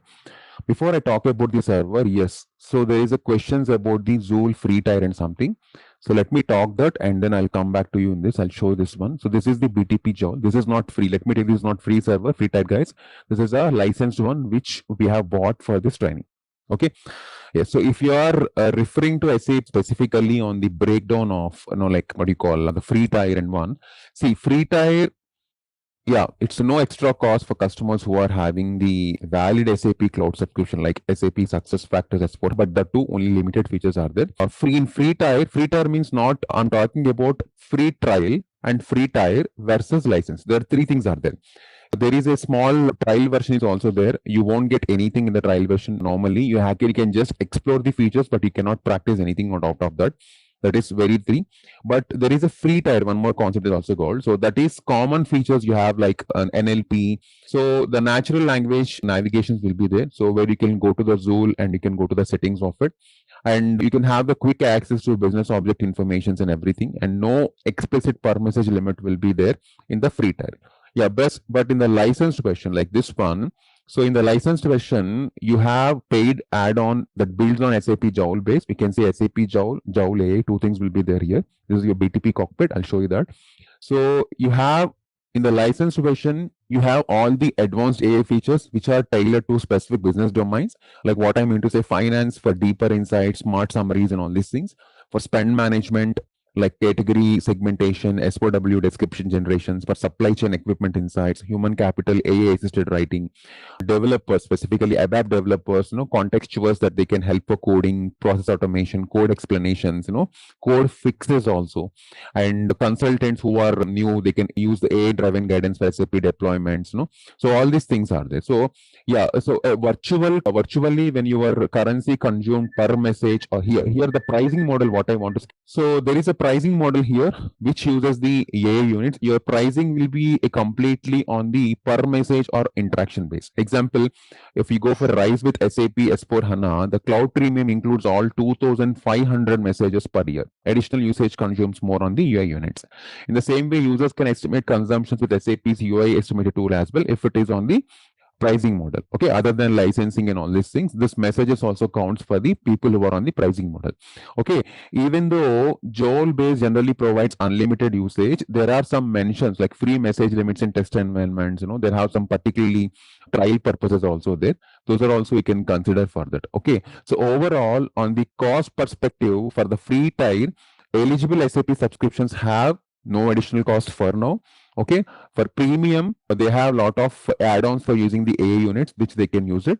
And the usage limits is presently on the quota base. So like on BTP, how you release the quota based on the quota, like 1 GB, 2 GB, 3 GB, or per message, this quota can be putting on top of that. Okay, so this is what the difference between your free tier and the licensing tier. And coming to here, this is your environment, guys. So you can see the moment you open the cockpit, it is a Joule enabled cockpit. This is not a normal BTP with Joule, this one. So you can see the moment you go to the account, in your sub account, you can see your Joule and SAP Joule AI. So two things will be there. So if you go to the Joule directly, so you can see your information about the Joule, and this is this one. So these are your entitlements for this. So you can now limit the quota also here in this. So here you can see these are all your available entitlement service assignments will be there under the BTP with all the services. So here you basically should have the AI things, automation pilots. People who are on the AI Joule, they will get this automation pilot. And then they will have this one, authorization and management services. If you come down, these are all different services. See, content agent services, connectivity services. These are all the services which people who are already in BTP, they might see new services also in this, which are relevant for Joule. See, continuous integration and delivery. And then if you come down, you will see more things on that. Yeah, this is a Joule. So if you are licensed in Joule, you will see here this one. See, this is a assigned one entity, quota assignment one, global quota one. So this is one which you can see here. Okay, the foundation application here. So if Joule is already there in a BTP, you have to access through BTP. So in BTP, in services, you should have this one in the environment. If you come down, and AI core, this is also one of the entity service you have to activate when you're going for Joule, because this will connect you with a lot of AI capabilities, whatever that you want to use as part of the Joule's connectivity, because this is a BTP service for running, managing, and scaling your AML models. Without AI core, you cannot scale or manage your AML workloads or models. Okay, it's like a AI engine room for you. You don't need to train or run AI models directly in S4 HANA or SuccessFactors without this AI core. Okay, this all handles the lifecycle management and scaling of all that models. Okay, this is cloud native. This specifically runs on the Kubernetes in BTP. Okay, and this AA core specifically, like it is a AA agnostic, which means it will support all the TensorFlow, PyTorch, the Hugging Face, a lot of things are there. And specifically, this is not tied to any UI. It's API first, which meant for integration into SAP or all the customer apps. So without this, you cannot do anything in the Joule. Okay, and the similar way, if you come to AA Launchpad. So this is the AA Launchpad, guys. So which is another important service that which we use as part of the Joule thing. So with this, it's like a management cockpit for you. Okay, wherein which all the SAP AA core workloads will work out. So with this, you can deploy, you can monitor, you can govern all the AA models without needing to work on your API. So it's like a centralized hub for you for your AA governance. Okay, and specifically use all the other things like build process automation also. Let me come down. So build code, build as PP, these are all will be used as part of the Joule app buildings or automations, or making code for that, for any application that you're doing, for all these things. These are all comes under picture and they will help you for this. These are all the build work zones. These all comes under that only. Okay. Yeah. Whatever the documenting I told you right now, right? So that will be helped through the SAP documenting. This is one such service which will help you in the Joule. These are all you will see only when you are activating in the BTP Joule, not on the other one. We can see here DataSphere also. People who are into BW and BW specific to business objects and all these things, they can also, because DataSphere also leveraging Joule now.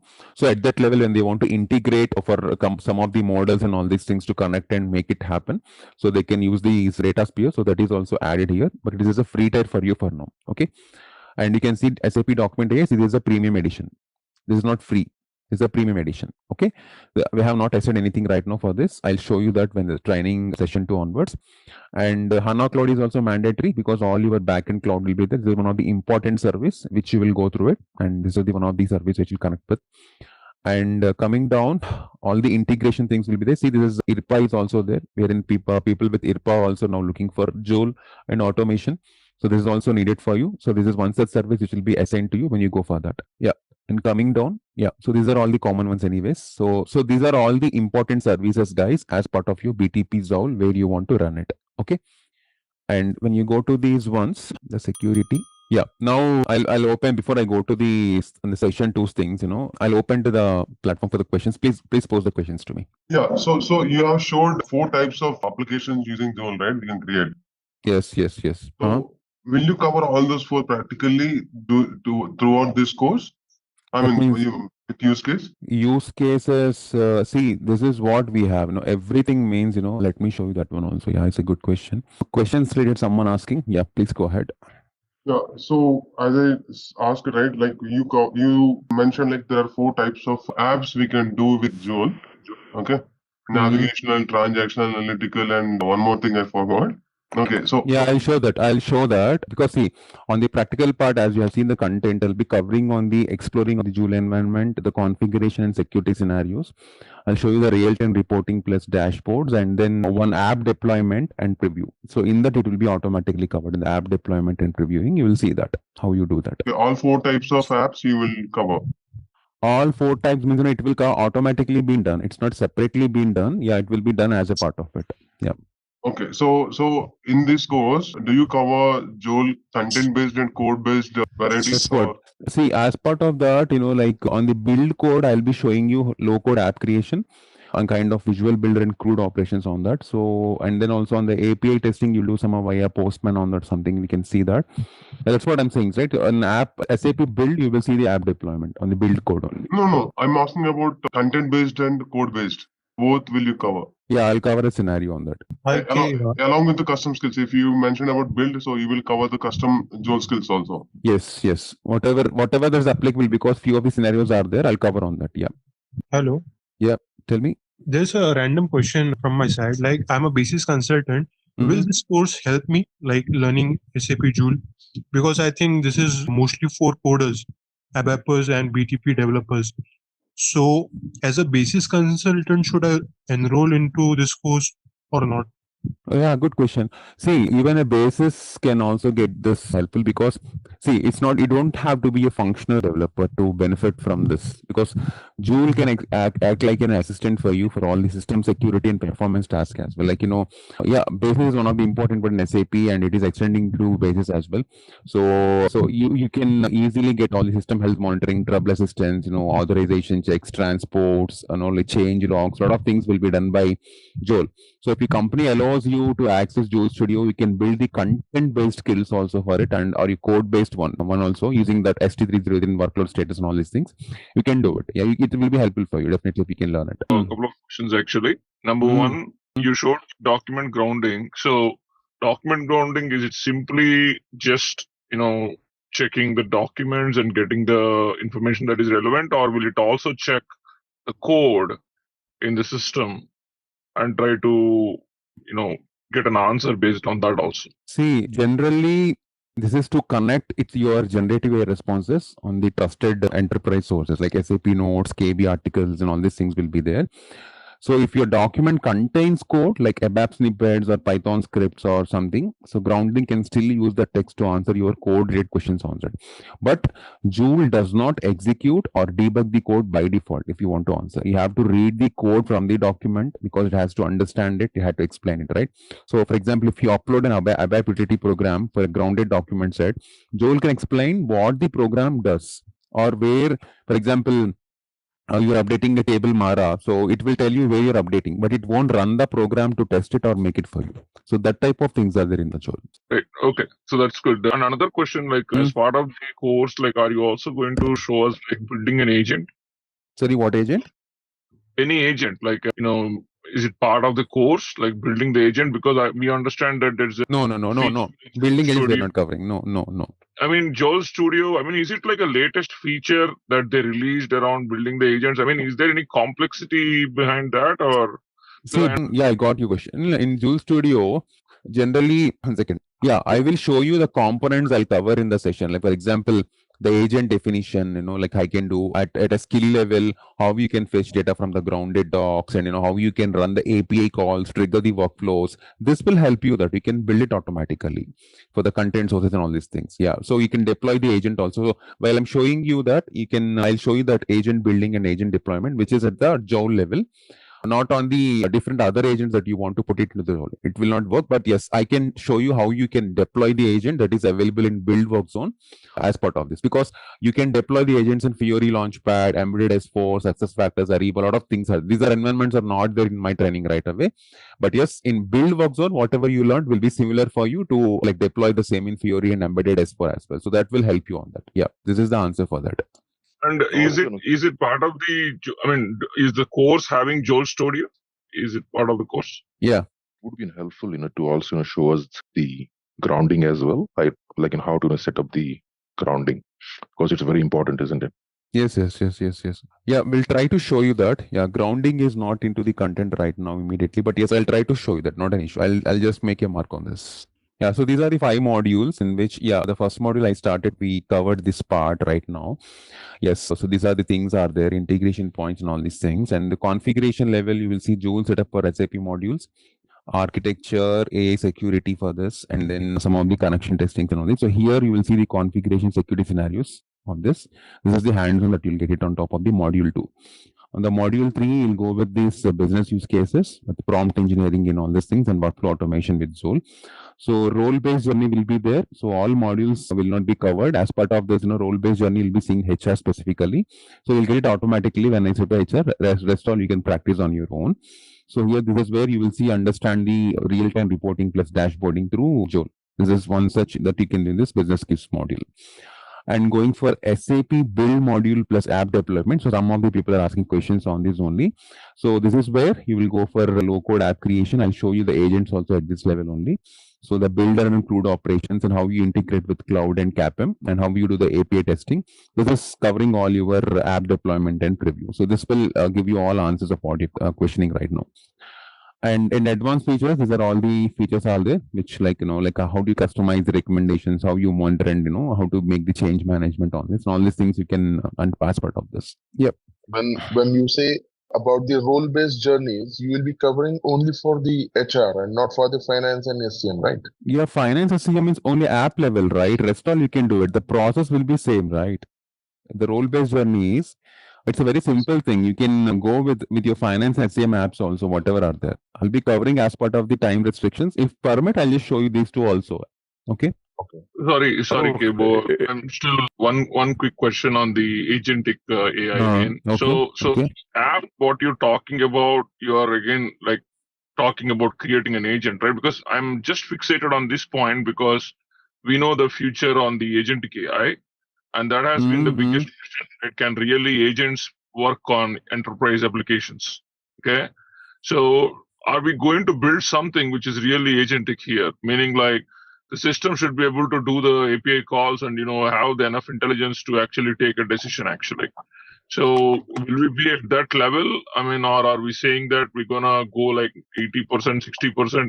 What level does this course cover actually? See, here I'll be covering you specifically on the, as I said, right, the instructions, how you create agents with instructions and personality, and how you integrate that into build work zone, and then how you chain them for your flow. That's what it will be done. So, because here you have to understand that, like in Joule, it only works inside the boundaries we set. So, which is for our regular enterprise kind of thing. But it means it's not the same as like a open-ended AI agent framework you're not expecting the zone. So that is not. So you can't copy and do something. Is that what you're saying? Like exactly. Yeah. Right. I mean, even within SAP, if we can really understand, okay, like maybe between like you can understand. You can understand it. Yeah. Yeah. Thank you. Okay. Any other questions, guys? Yeah. See, for the students, I mean, the candidates who have already enrolled. So, are we going to continue the course, or it will be started from itself? Yeah, onwards. This is what we have said. Yeah. We are done. Yeah, one information I want to share is SAP is getting the certification for SAP Joule also very soon. It will be available. Yeah, but not immediately, but at the end of the 2025 or 2026 first quarter, they're trying to do that. So it will be available by that time. Yeah. Hey, Kebo, one question. So I think one gentleman asked about the agentic AI, right? Yeah. So do you help us in creating agentic AI, or how currently other SAP customers are doing? Are they creating any agents for each client or something like that? See, in the Joul's perspective, the agent is an AI persona for which have a specific goals and knowledge will be there. So we have to process the user queries in the natural language. So wherein which either he use your content based or code based, both will be there while you're creating an agent. Like for example, if you're going for code base, you have to call an API, you have to run an SAP query, and all these things will be there. So that will be on the code base. So with this, you have to create your agent. So you have to, when you are doing this, you have to follow multi kind of things in your chains as well. And then that will be attached to a domain specific copilot in the SAP. So that is what. So you can create agents with your instructions, with your content grounding, or with your BTP APIs, whatever you call it. Okay, that is how in SAP also right now it is getting created to answer a question. So further they integrate into which environment is up to their requirement. As I said, it will be a work zone or Fiori or S4 or Ariba, success factors. A lot of things are there. So, but the creation of agent will be same for all the environment. Integration is where the division factor will comes in there. So accordingly, this will go from there. Sorry, one more question. It could be an ignorant or dumb question. So, what I understand is we are having other configuration which we do for SAP implementation, right? Like that SAP Joule also comes without any configuration from SAP out of the box, and then if we get trained in this, then we can configure it based on the business needs. Is it, or is it out of the box itself will have all the integration already available? Yeah. See, to answer your question specifically, configuration, Joule does not come fully configured out of the box, as you said. You have to do some setup and configuration before you go into the environment. So when you provision Joule in BTP, like in S4 HANA Cloud or with Joule embedded, so you should have the Joule runtime, which I have shown to you in the practical part right now today, right? So you should have that services, the basic conversational capabilities, some build NL natural language content will be there. So those you have to understand. So basically what you will configure is your connecting of data sources, your skills, your agents, and integration of SAP apps. These are the ones which you concentrate on the configuration. You have to configure these things. This will not come to you by default from the Joule. The only studio and other capabilities will come to you. Rest all you have to do it on your own. So as part of configuration, you will learn these ones as well. So is it like more technical because we are functional consultants, we don't want to adapt? That's what I'm saying. So if you're going for build code, it will be technical. If it is not on build code, build workzone or something, it's not technical. It's everyone can learn. Yeah. But specifically, if there are some developers who are really building bigger agents, bigger things they want to deploy, then it will be full technical. Since you mentioned that it's all integrated through within the SAP, let's say if you have any data warehouse, which is combination of SQL and any other databases, or maybe a Windows or a SharePoint file server, can we do any kind of integration to pull the information? Means all third party are asking? Yes. Besides the SAP. Yeah, there are integrations for Joule as well. Specifically, the database list is not then. Yes, you can integrate all the SQL database Windows services.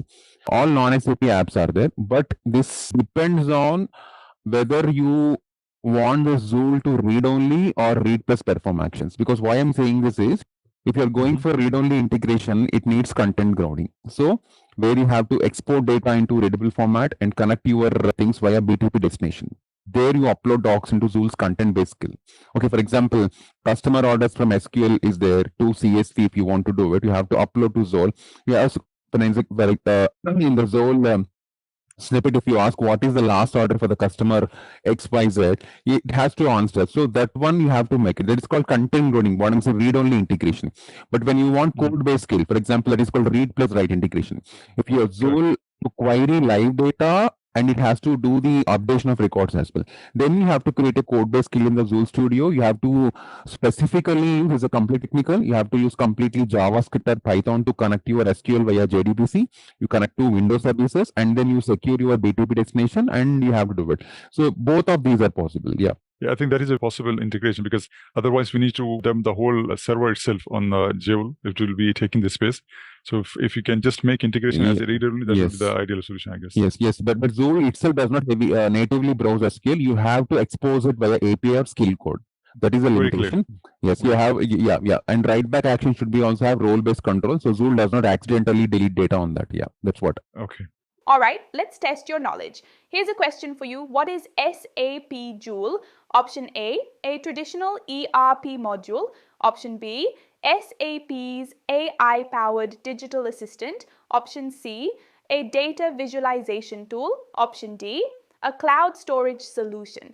Take a moment to think, and when you're ready, choose the correct option. Remember, each choice holds a key to unlocking the answer. Good luck! Type the correct answer in the comments section. Hey there! Want to get really good at using AI in SAP? Our SAP Joule course is here to help. You can take it at your own pace on our platform. In this course, you'll learn all about SAP Joule. It's like an AI helper for work, from asking smart questions to getting instant insights for faster decisions. Our course covers everything you need to know, from the basics to cool advanced features. It's made by experts who really know their stuff. Your teachers are pros who've worked with SAP tools for years. They're here to guide you and answer all the questions you have. And don't just take our word for it. Our students love the course too. People just like you have found this training super useful. Best part, it won't cost too much. This awesome chance to learn is really affordable. Ready to become a SAP Joule Pro? Sign up on our page now. And for more info, check out ZaranTech's website. So hi all. Hope everyone is seeing my screen. So this is your LMS portal. So this is where you get your server access. Okay, I think so. This is the materials. I think so. They have kept it. This is in everything here. And then here is your server details. So if you go to the server details, you will see this here. So with names, everyone name is there here. Bring the trainer details also to me because I'm missing. Okay, so here you can see here for everyone, your Joule ID, your start date, end date of the server is there clearly. And this is your access. This is for WebDRP, and then this is for S4 HANA access for whatever the system that you're going to do that. And this is for BTP Joule, whatever you are going to like connect for that, and all these things you can do it from here. So this is your Joule account. So these are three things that will be there for you. So according to your name, you can go and you can just take it accordingly. Okay, as you know, the password will be logged after 2 to 3 login error attempts. So please be careful while you're using this passwords. Okay. Once you reset your password, you can do it. Okay. So this is the one such thing, and you all can access this, I think. So if you have everyone, please check this. So how to log in this web that's what I'm telling you the first day itself only.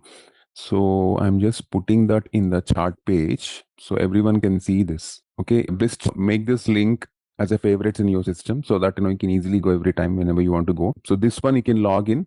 Sunil, let me ask them. So they might have already given you the details of logging here also. I mean, with your whoever registered with their Gmail accounts, right? So with their Gmail account, they can log in into this site directly in the LMS site. From there, he can actually go into it and they can do that. Whatever the registered email ID, whatever you are given, that will be allowed for this link automatically. If you just click on your link in the Google, that will automatically take in. It will go to this link. Just check it out. You will get this. Okay. This is one such thing. Yeah, as everyone has displayed you in the demo. So this is your video recording. This is my demo. First demo. This is my second training come demo. Both are there in this. So you can refer this anytime. And whatever the classes that we are going to conduct, every class when it is completed, that day after 2-3 hours, the same session will be appeared here. Okay. And yeah, so this is what, and this is your meeting links for whatever you want to get. If you go to the meeting links also, you can see if you have any issue in joining the meeting link, not to find it, you can just go to this page and you can just, or you can just make a favorite of your meeting link. Okay. So it will show you how much time I'm conducting the session also here completely. Okay. So this is 24-hour session completely. So yeah, so we have already started last week, this one. Coming to the curriculum. Yes, I'm going to the curriculum. So yeah, I have last week, explained Zoll and we gone for a lot of questions and everything. So I have to go for this week. So let me go one by one now. Yeah. Thank you. So everyone, please just check out their links. And if you have any questions, please on the link, whatever I have just shared to you, just reach to support immediately. Okay. Okay. So let me go into these topics now. So everyone clear with your LMS portal? We start. Okay, then Zool, let's start a small introduction and then I'll go to the architecture directly. Then what is this that we have to go for this, right? So as everyone knows, and I already explained you a couple of times in the demos as well. So on the Zool detailed things here. Okay, so what is this Zool, that what we can do with the Zool? We have already gone through it, but yes, let me recap one more time. So it's an advanced generative AI copilot. You have already seen that. So which is embedded through SAP Cloud's enterprise portfolio, wherein which it will help to deliver most proactively the contextualized insights, from different, I can say the breadth and depth of the SAP applications and third-party sources kind of things is what thing.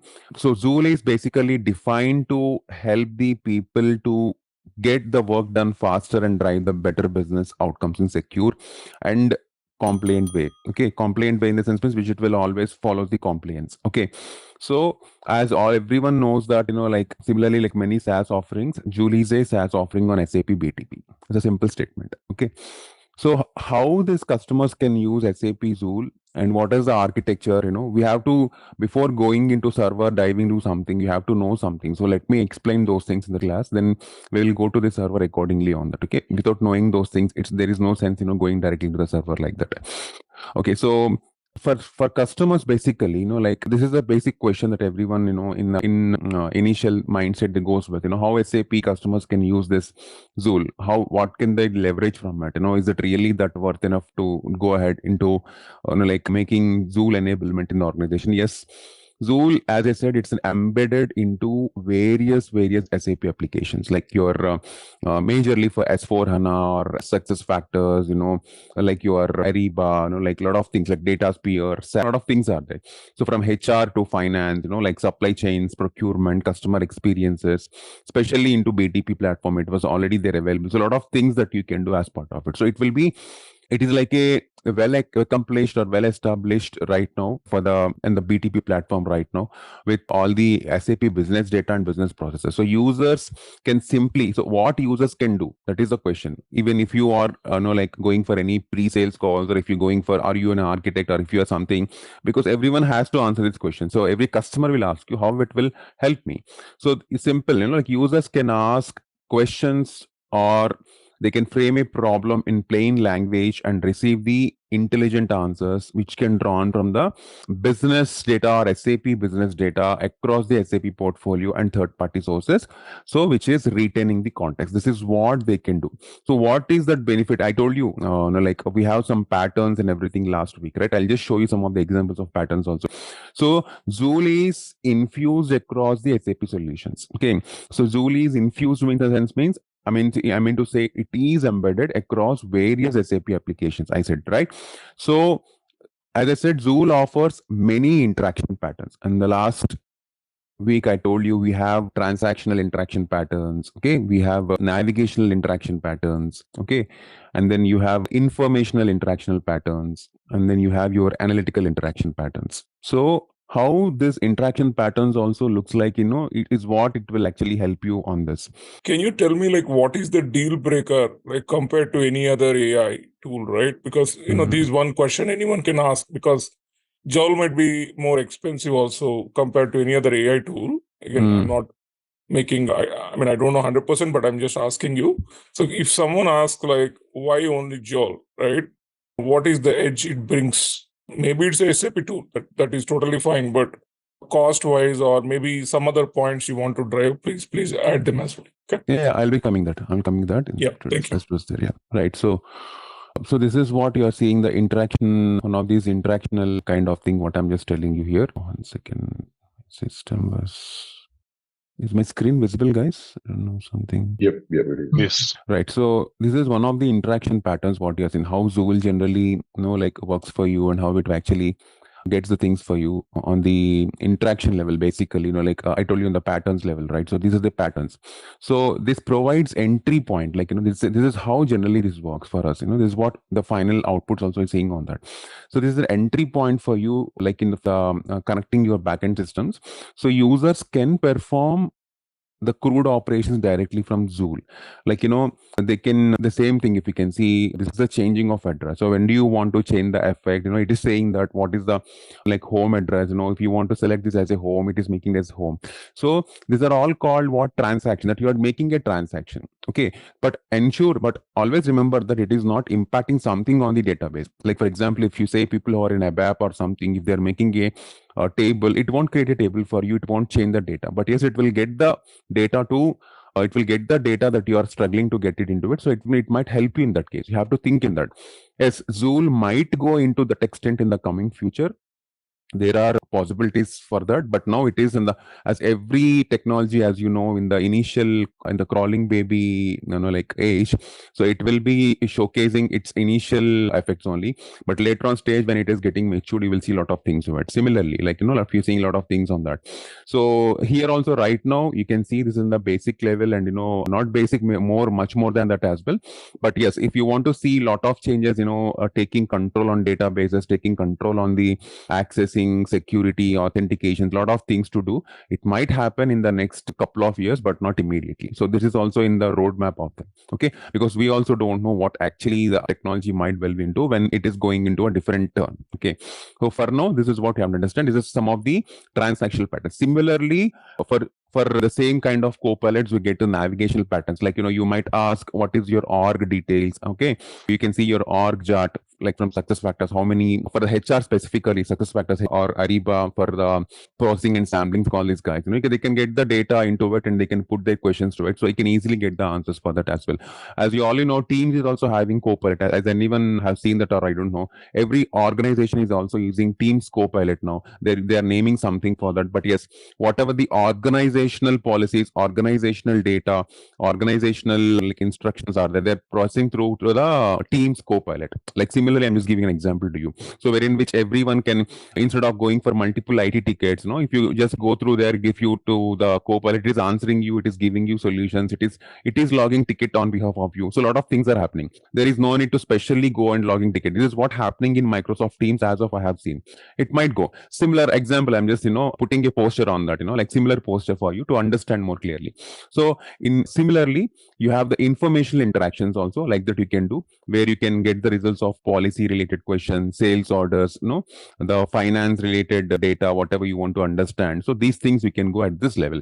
And as I said, for the analytical interactions in the similar pattern, you will get analytical interactions also, which you can enable the just task kind of things in the SAC. Okay. Now it is also recently been done. There are a lot of work is going on, completely not done in the SAC as well. So DataSphere SAC, I have the abilities to do that, but still not complete abilities as of I have seen in the environment. Okay. So this is about your quite open introduction on the SAP Joule and how this works. Okay. So coming to the architecture. So after explaining the architecture, I'll give you the differences, how this generally works for you. So one second, open this one. Yeah. So some important points what you have to understand from the SAP Joule architecture is, as this is, the first thing is the Joule is a service. It is not a software. First of all, it's a service. This will run on BTP environment. Okay. The two BTP in Cloud Foundry environment. So you have two environments, right? The Kaima and this one. So this is the Cloud Foundry environment. This is one thing you have to understand first of all. So whenever you are recommending to anyone, you have to understand that they should have a valid BTP licenses as well to do this. Okay. And Joule is and then you have to integrate into the cloud solutions for that. Whatever is it, it's integrated into cloud solution. So Joule, I can write like this, can integrate to cloud solutions, wherein which these cloud solutions will have your success factors, your SAP build work zone, BWZ, okay, your Ariba, okay, and then your CX, or now DataSphere, or you can say the build code, SAP build code. So these are all there to go through it, and we can integrate and have to use it. Okay. How after integration, how this looks like, you will see this in the server. I'll show you in the class. Okay, and then users can access, because as you know, there is always a diamond icon. This is the standard icon for you for the Joule. Wherever you say a diamond icon, that is for Joule. That has been reserved for Joule actually. So that is the one which you can go for the SAP user interfaces and all these systems, whatever you want to go. You might see this diamond icon Joule, and then that one you can easily access from that, and you can use your prompts and everything from there.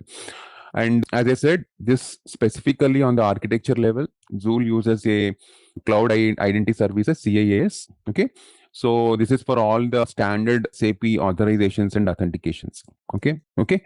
So before I explain you how this generally works in a step-by-step manner, so let's see a small architecture as well. So this is how the general architecture of Joule will be looks like. Let me draw it for you for a better understanding, instead of I'm going and showing something which was irrelevant for you. So that type of things I never do. So I'll draw it and show you. This is how generally the Joule's capabilities will be generally been founded. So if you see on the layered architecture level, as I have already told you, so this is your, first of all, your AI ecosystem will be there. I'm giving an AI ecosystem level. So then I'll explain you on the SAP's BTP platform level. Okay. So here it will be your basic AI ecosystems will be there. Okay. There are a lot of things are there. If I want to say partnerships and investments with this, including Databricks, NVIDIA, Microsoft, a lot of Google Cloud. These are comes a lot of things other than the AI ecosystem partnership and investments. This is one such thing. So on top of that, generally, this is the layered systems on which generally all copilots will exist. This is AI foundation layer will be there for them. So wherein which this foundation for us, we have on the BTP platform as a service, as I told you now. Okay. So AI foundation layer for all the foundational work that you want to do it on the AI, that will be done through AI foundation on the BTP layer. Okay. And then it comes under to your embedded capabilities, because once you are on the foundation, you have to embed whatever you want to do something for that copilots or whatever you're going for that. So that embed capabilities will be there. So that one you will call it, like there will be a lot of things are there. As I said, S4 HANA, success factors, Ariba, all these things comes under here. Okay. I'm just mentioning 2, 3. Okay. And then alongside with this, you can have your customized copilots applications also here. Okay. Or else I can let customized AI applications. Okay. And then on top of this, Joule will be there. It means as a complete serving here. So this is your thing that it will actually works on it. Like see, as you see, this is going towards, like the moment when Joule analyzes if the user prompt is relevant for Joule's scenario catalog, that catalog contains metadata of all available scenarios. I'll come to that now. So you have certain catalogs for that, and then those catalogs you have to understand. So based on that, the Joule will start, like producing the required details for you, and whatever that you want to put it in the front end, it will make it out. But yes, as Joule is providing out of the box and natively integrated in SAP's cloud applications, it will pre-configured with certain content that is always active right away from the customers, okay, with all the configuration efforts that they wanted. So this is one such thing, which how this will generally be scoped up when you're doing that. But in SAP BTP internally, how this looks like, let me put it for you also, so that you'll get a complete idea how this generally works for you. Yeah, one second. I'll open to the question. Just give me, let me complete this. Yeah. So if you go to this, so this is the one. If you go to, so this is your basic SAP HANA Cloud. Okay. So at this layer, even DataSphere also now existing in the new recent innovations, because for people who are on the business warehousing and all these things, if they want to make it out for the Joule, they're actually embedding like this. So this is one such thing wherein which you will be having your underlying architecture, I'm telling first of all. So you will be, as I already outquoted in the last session, we have two things will be there, vector engine and knowledge graph will be there. So these ones will be there in your system like this. This is in the HANA Cloud underlying database. You'll have these two things. This is your vector engine and this will be your knowledge graph. Okay. So this is your basic architecture under which on top of that, you will be having the generative AI hub. This is your generative AI hub. Okay. Wherein which you will be having all this in the generative AI hub. You will be having all the trust, your orchestration, because a lot of orchestration you will do as part of that, and access and access controls will be there. These will be there. So these will be continuously talking with your data layer. This is your data layer, wherein which this is your data layer. That's SAP S/4HANA. A middle layer, another data layer will be there. So in this data layer, what it will contains is all your cloud ERP data, okay, your CRM data, your spend data for Ariba, spend analysis, HRM data. So all this data will be there in this. So there will be a continuous interactions for the system, like both ways. You can see here, this is a both way directional things will be there. So like this, it will continuously get the data and put the data kind of things here. Okay. So this is where generative AI hub will help you on this. So once generative AI hub, start doing this. So again, this generative AI hub will be on where? It will be under the BTP platform. If you can see, this is again a bigger picture. So this is again under BTP platform. This is BTP. Under that only this generative AI hub will be there. So this generative AI hub will have two things. One is Eldra internally. So this is your AI core, okay, and second one will be your development tooling agents or dev tooling agents, okay. So this will have continuous interactions with the BTP system here. What happens here? In the dev tooling agent, you will be having all your generative AI hub in SAP AI Launchpad, all the libraries, these things will be there, and it will continuously go through this thing, and it will go through trust. The trust will be there, wherein which you can see this one, the trust will be there, and through the security access and all these things, it will go it. And again, this will just communicate with the AA core as well. Okay.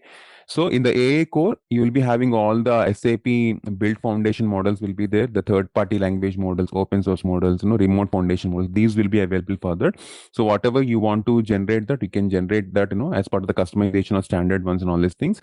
And after once you are done with this, then you can deploy them. So for deploying models and all these things, you'll have this one, which is your Joule service for the SAP BTP level. These are all SAP applications. Okay. So these applications again have separate layers will be there at the application layer.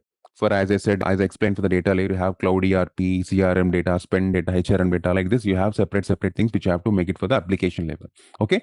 So customer will be always having access from where?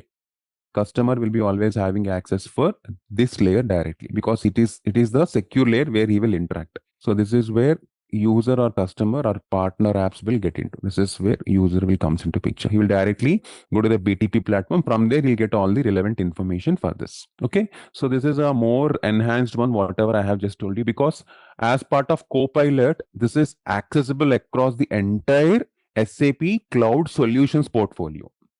Right?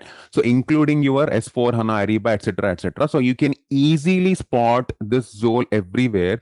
So it will be, if you are using the latest version of SAP solution with Joule integrated, so you are really good to go, because you don't need to update anything. But if you have not, you have to update that. So SAP has extensively analyzed all the user interactions, for the most frequently performing task, and has optimized this for the task management. Okay. So 80% of all these commonly used business tasks now can be achievable by Joule, directly embed with the cloud applications. Okay.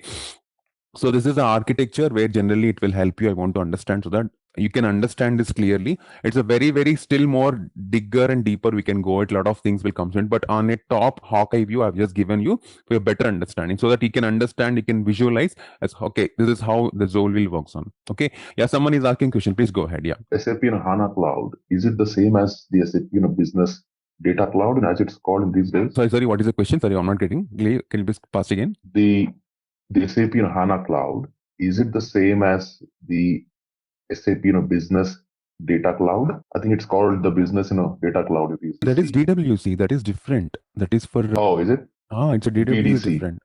Yeah, that is for different operations where for the data sphere and yeah, BDC, all these things comes into picture. Yeah, data cloud is all together. Yeah, that's a customer data platform wherever you generally go for all the data management. So HANA Cloud basically you do for databasing analytics for all the enterprising data level. Whereas in data cloud, you specialize for the customer experience, for all the customer privacy personalizations, you put it there. These two are different. Okay, so the SAC, comes from there. SACs come from there only. Yes. So SAC comes from the BDC, is it? Not BDC specifically. It is for the data warehousing cloud layer, not SAC, not BDCs. BDC segregate separate. Okay. No. Okay. Now another one also. I want to just put a comparison, guys. Someone has also asked me. So yeah. So why Joule is proactive and different from other co-pilots is what I want to explain you, because this is one of the question everyone in this crowd has to answer if they're going out for the any customers also, because customer will ask like why Joule is productive and why it is different from other AI co-pilots. Yes, I have already kept a comparison in my demo also on that, but yes, I just want to tell you few things. See, first of all, Joule is, let me write few points that I can help you on this. The first important thing in the Joule, as I already mentioned, every time mentioning this is the native to SAP ecosystem. Okay, so other co-pilots, if you see Microsoft, ServiceNow, Assist is there, Salesforce, Einstein is there. Okay, people who are on there because they are powerful, but they are generic assistants. Okay, so Joule is built directly into SAP BTP and SAP applications. Okay, and so when I'm saying this door is directly built in SAP BTP, no extra connectors or middleware is needed, which will eliminate lot of complex hierarchy needles there. Okay, and it is a out of the box things I have told to you, because SAP data models are there, like you say CDS views, universal journals, HR data structures, procurement objects. I can give the list big because this is all out of box awareness of is there for all these data models. Okay, so now if you can see, zero setup for SAP customers, instantly usable where business process can happen. This is the one of the highlight that you can do because of native to SAP system. That is the productive element that you can make it out. So another important thing is, this is, you might see when you see the co-pilot, you might ask, hey, this is just a chart kind of thing, right? What is that business process I can get? This is a business process enabled as well. It's not just a chart aware of kind of thing. Okay, because other co-pilots, they mostly knowledge question and answers or document assistance, if you can see that clearly. But Joule here, I can write a formula kind of thing here. A Joule is transactional plus analytical plus I can write decision support. These are all combiningly together. Oh, this name. Okay, let me write this. Okay, so Joule is this one. Transactional plus analytical decision support is what it can do. So it can create a purchase requisition, it can approve a leave request, it can fetch your overdue invoices, you can ask in any language of it, for whatever the language supported. These are all it can do. Okay, I'm not sure whether other co-pilots can do this or not. As of I know, they can't do it, but they just give you the answers for that. So you have to understand that your work is getting done on Joule also at some aspects, at some things also, wherever other co-pilots just can answer you what someone can do on something, they can just guide you. This is the very thick line difference you have to understand. Because it is embedded in SAP workflow context, it knows the company code concept, it knows cost centers, it knows approvals, it knows org units, a lot of things are there. So Joule doesn't just answer things, it actually executes your business transactions. This is one of the very important different thing other co-pilots can't do, where Joule can do. Okay, and always remember that is into the SAP environment. If you ask something, hey Joule, go and write my Python code, no, it won't do. Okay, into SAP, because you are working for SAP. In SAP, it will do. Yeah, might be, as I said, in the next coming years, it might do for certain other things as well, but currently not right now. So this is one such difference you have to understand other to compare to the copilots. And most copilots are app specific. If you consider your Excel or your Salesforce Einstein or some other copilots you're considering in the current market, those are all completely application specific only. But Joule is cross application specific. Okay, so you can start in finance, you can switch to HR, you can jump to procurement, all in one conversation. You can do it. You don't need to open multiple conversations for multiple charts for this. Okay, and it will always maintain context. Okay, for example, hey, now filter my report for Asia Pacific only. It will do across all the apps. It will do that. Okay, so because of this is cross app specific, it eliminates a lot of application hopping. And what happens, it's like it will provide a single conversation layer for all the enterprise process. Okay, that is one of the very good difference that you can find in Joule compared to other copilots in the existing market. Okay, and very importantly, you have embedded AI recommendations are there in this. This is also one such thing which you can see. Okay, so as Joule is integrated into SAP's trained AI models, you can get all the supplier recommendations. Okay, you can get the cash flow predictions in the finance for current year, for the next year, for planning purposes. You can get the attrition predictions for success factors, how many can leave the company in the next couple of months or next couple of years, how much you have to like recruit, kind of things. These kind of predictions based on your existing data and evaluating the past trends, Joule can recommend you. Okay, because the same thing you have to do it on your own manually, or if you remember, if you go for any other kind of dashboarding softwares, they also need the data. Without data, they cannot predict. Because it is internal to our SAP, it we easily can do the predictions, and it will always happen to make some productive or worthful predictions to you to make believe it or to make trust on it. Okay, because the data is our own, so you don't need to go for any third party softwares. So the copilot can help you on. So other copilot generally what they do, they rely on the generic LLM reasoning. Let me tell you. So because of this, what happens, they have the predictions that will be on based on pure only on the data, but not on the other factors that consider in the environment. So that might not be 100%, that might not be 80 to 100% true, but yes, they might be true for 60 to 70% only. But Joule is 90 to 95% specific when compared to some other, like what are the surveys that has been done. It has given the predictions also properly in the areas of finance, success factors and other areas where predictions are needed for planning purposes. Okay, because why Joule uses domain specific AI along with the hybrid. Let me run this is very important for you. Whereas other copilots, they use generic LLM reasoning only. Okay, so this is how the business grade AI tuned for enterprise KPIs will be happening, not just text summarization. Always remember, guys, there is nothing called text summarization here. It will go beyond to that, Joule. Okay, and then very importantly, compared to other co-pilots, what is that I have is security and compliance in the Joule. Okay, so as you other co-pilots, they rely on external cloud ALMs. Okay, LLMs, because whenever you are depending on the external cloud LLMs, there is always the higher risk for getting a regulation in the industries as well. Okay, that is always been there.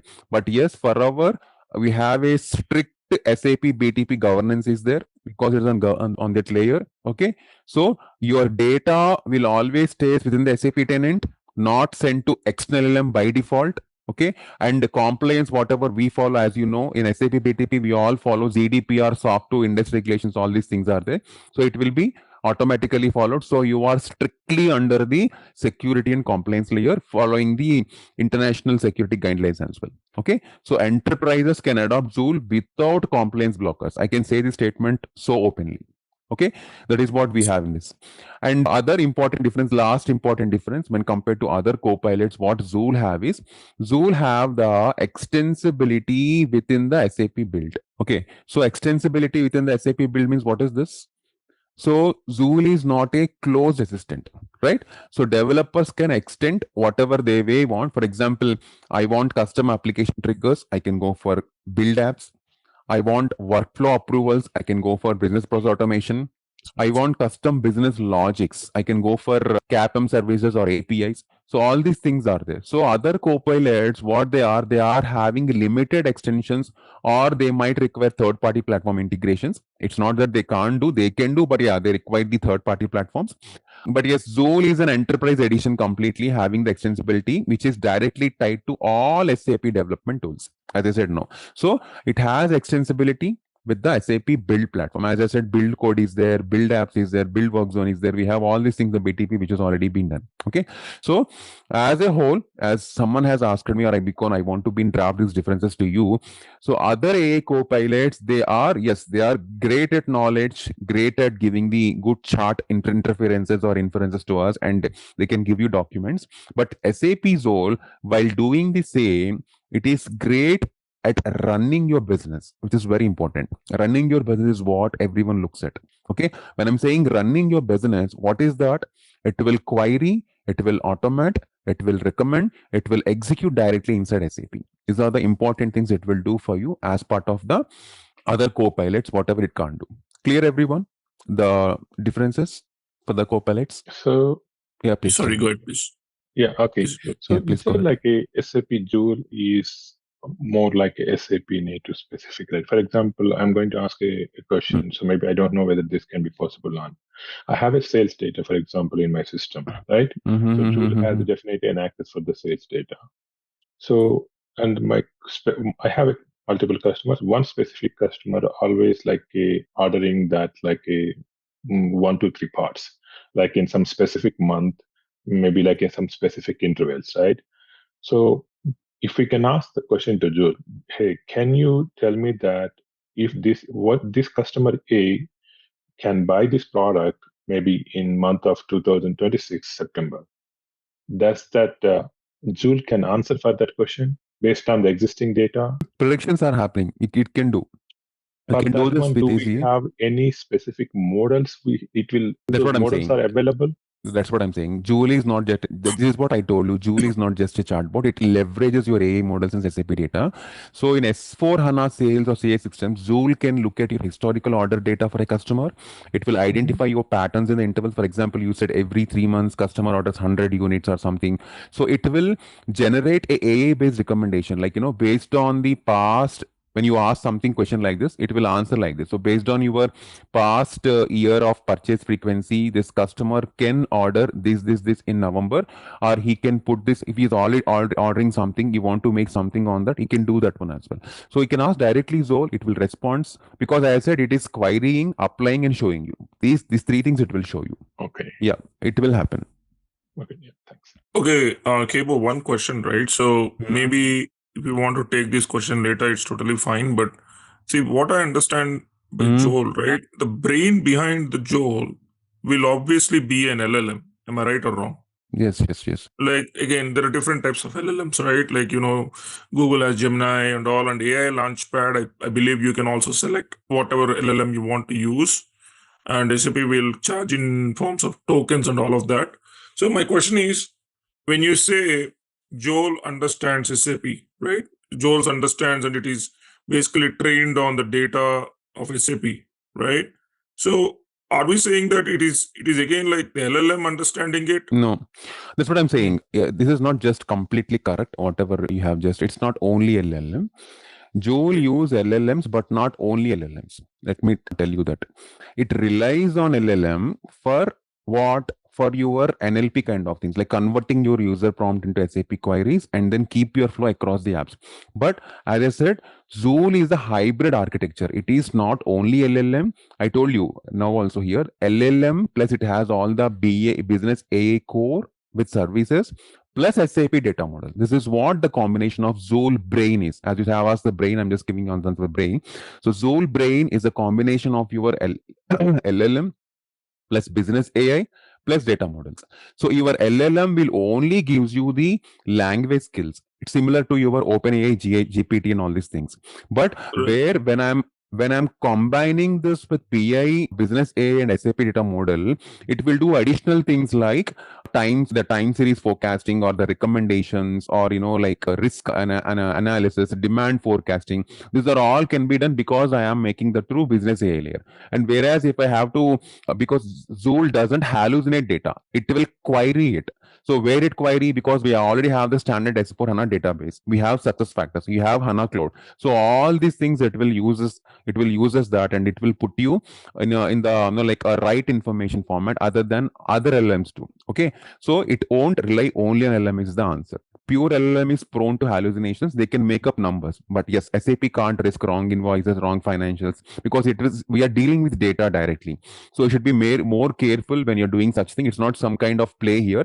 So Joule always combine LLM with your SAP guardrails. As I said, all this AI ethics, data privacy, all these things as well.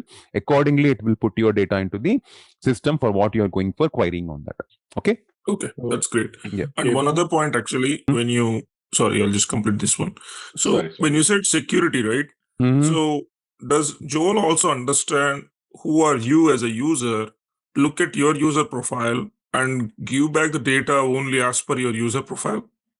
Yeah. Why not? Meaning like, for example, I am like a sales rep. So maybe they don't want to show me the financial GL tables and all of that. So can Joel really understand my user role and do that? This is the one of the biggest difference, buddy, like between SAP Joule and general copilots like ChatGPT does. Joule doesn't just respond to user, it actually knows who you are inside the SAP system, and it enforces the security plus personalization.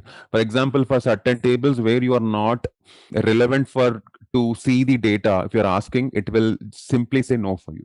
That's what I'm saying. Identity and authentication, where it will work there. Joule runs inside the SAP BTP. It inherits your user identity from your IAS. Okay. So because of your company, when you open Joule, it already knows your username, your employee ID, your roles, your authorizations across the systems. So if you're a sales manager, for example, Joule won't show payroll HR data because you don't have access. It will stop it. That's how it works. Okay. Thanks. So, Kebo, like you said, like some Joule is also using LLMs for like to make it like as a natural language or something, right? Does the Joule uses like any OpenAI LLMs or Meta LLMs, like they are using their own LLMs? Means I'm not understanding. That means SAP LLMs you're asking? Like you said, how the Joule, like does SAP have they have their own LLMs? Or like we have LLM like a Meta LLM something. So is that SAP Joule is using third-party LLM to process these data to converting into a natural language first, or like they are using their own LLM? Right. SAP, no, actually, see, does SAP have its own elements? No, I can say simply answer is no. It's not a giant GPT step element. Instead, SAP is providing domain specific modeling here. As I said in the BTP, that is the reason we are getting the AI model integration there.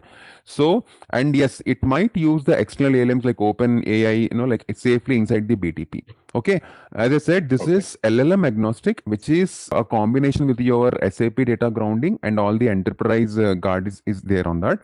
So SAP don't have any like acquired or like own LLMs there. So they are working on any different AI layer concepts. That is how this is working on. Yeah, the reason I'm asking this question, right? So okay, I'm going to put in the chart as a company, like okay, give me when Apple can purchase this product on like maybe in previous history, right? So we are exposing my customer name to Joule. If the Joule can send that information to third-party LLMs, so then you know that, right? Then the third-party LLM know that okay, this customer is taking the product from this company. So right, that's like a sensitive data, right? That's what I'm asking. I got it. That will not happen because that's what I'm saying. All the third-party interactions or integrations are happened. They will be taken more, like importantly. Most enterprise customers ask exactly, like what if my SAP data goes to OpenAI or other LLM providers? That is what you are saying. Your question is also like that. Yeah, the main thing, like the question can be converting into an SAP language. No. By default, Joule does not expose SAP data to third parties. If, as you said, if external LLMs are used like OpenAI, only intent level info, or I can say a more technical term like sanitized queries, they may go out. Never raw business data. Never. Your raw business data will be always secure. So customers have full control to restrict that as well as part of that. So that is where SAP is ensuring no data is used for training or storage by the third party. They will completely restrict it. Only internal to SAP that will be happen. So your third party will remain closed. So never it will get shared for the any other things. As like you can see the chat GPT is doing right away. It will not be the case. This is internally to SAP. So it will be in SAP only. The third party will never be shared for that. Okay. Ebo, one question here. Yeah. You said that Joule is ready to go, without any setup. However, we still need to do the grounding, isn't it? The knowledge, grounding, once we activate the Joule, isn't it? For it, to be able to understand the business and context and the processes and things like that, of the business. Correct. And that's the most important part, isn't it? So we have to still have to expose it, to our SharePoint, processes, through Signavio or whatever. It's an internal SAP you're exposing, right? You're not exporting to third parties. That I'm not getting your question here. Yeah. So we still have to, do some setup, isn't it, before we can use the job. Well, that is a very limited, it's very simple setup. Okay. Okay. That is not a huge configuration, very simple setup. And for the Joule, you can use, from several LLMs, isn't it? You mentioned here, hybrid in LLM. Does that mean that you can use, several available LLMs? Yes. One of the Joule's design principle is, unlike other copilots, it is like LLM agnostic, as I said. Okay, so it is non-locked to one LLM. So you can that is what in the architecture, if you remember, I have given orchestration. That is what I'm saying. That is where that block will use for you. This will orchestrate across multiple LLMs depending on your tenant setup. Again, your customer choice will be also there. These are all things will be there. Okay, so how this works is, your Joule orchestration layer decides which model to call always in SAP BTP specifically. For a language understanding, you might use OpenGPT. For summarization, you might go for Azure OpenAI or Google Gemini. For SAP specific, again, you have to go for bypassing all these things. These all things are there. So, you have to think the Joule as a router that chooses the right brain for the right job. That kind of thing. Okay, it's always a customer choice. Multi LLM is always useful. So you can work with several LLMs. As I said, it's agnostic. So through SAP BTP orchestration layer, you can do it. That's what the answer I can give it to you. Okay, clear, guys? Everyone? I have two questions. Please. First thing is that you told us that it won't hallucinate. So is it like we can say to the management that it's a 100% accurate? It's like generating a report out of your SAP or using like SAC, because when it comes to any AI systems, somewhere around they get stuck and they give you some wrong answers. So we can tell to the management that it is 100% accurate. Is it correct? It is correct. Joule does not hallucinate raw data because it always pulls from SAP trusted backend, but it's not 100%. Let me be open and frank here. It is not 100% perfect because interpretation can go wrong if queries are vague. That is also there, because I don't know whether what query is 100% good, your data 100% good. So predictions here are probabilistic and not certainties. So as accurate as your SAP SM data, but not as crystal ball for your future insights. Like that I can say. Where accuracy 100% data retrieval transactions, where accuracy is there, you can trust in Zoho less than 100% because your forecast intent understanding is always unpredictable. So it can be 95 to 100 in that case. Okay, I'm not saying it is not perfect or 100% accurate. It is, but it all depends. But yes, as you asked me, good question. There are some things where it is not 100% perfect. Where means in the language interpretation. If you phrase something ambiguously, Joule might misinterpret intent. For example, I might ask, hey, show me top customers. It does it mean by revenue, by order count, by profit margin? What is that? You have to tell it to Joule. If not, it will show something top customers. And if you go the same data with your management, that might go wrong. So you have to give clear. That is what I'm saying. Language interpretations are not 100% perfect. And I'm that's kidding. very understood. Yeah, that's very clear. Because when it comes to hallucination, though the question or the query is correct, but the answer will be ambiguous. So that was my question. Yes. I think you cleared the point. Second thing is that when it comes to integration part, is there any advantage if you have or difference between on-premises landscape and also like comparing with the private cloud? I mean, on-prem means on-prem Joule you're asking? No, I'm saying if you have landscape, your SAP structure, architecture, you have it on premises, on your office, at your desk, in the office. And in other case, if you're using SAP or AWS or any other, a public cloud to make the hosting of the whole landscape. So is there any difference in integration point, accuracy point, response, or there are something which will be additional or here we'll be avoiding, like if it comes to integration part? Right. Let me answer your first question. Whole on-prem versus cloud. If your enterprise wants modern AI features quickly with low overhead, Cloud Zowl is always best. As you said, S4 HANA Cloud, SAP BTP, and all these things. Zowl is still available on-prem kind of scenarios where you can integrate for S4 HANA on-prem kind of things, but all the limitations are there where it requires the BTP. If it is on-prem, I'm saying for you, it requires the BTP integration to connect your on-prem system to data to Zowl, and real-time scenarios will not work because APIs cannot be exposed properly. If APIs are exposing, only few can work, that too having some problems with it.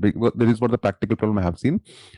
And you only get Zowl for your connected use cases if you're on-prem environment, because it is not full suite of cloud AI enhancements. You will have some problems in accessing finance, HR operations as well. Okay, this is what you will get in the on-prem when compared to cloud. Cloud has all the advantages, as you already know that I don't want to reiterate that. Yes, on hyperscalers, like you have asked me on the AWS, Azure, and something. Yes, SAP BTP can run on hyperscalers like it. So your Zool tenant lives in that cloud region also, and you can still control the AI orchestration and security things for that. So no difference in accuracy whether your tenant is on AWS or GCP or Azure, whatever it might be. Your Joule accuracy will always depends upon your SAP backend data quality and your provider configuration, whatever it might be, OpenAI or anything, whatever it might be. So these are the two factors it will affect, but not your tenant that is going to affect. Clear? Clear.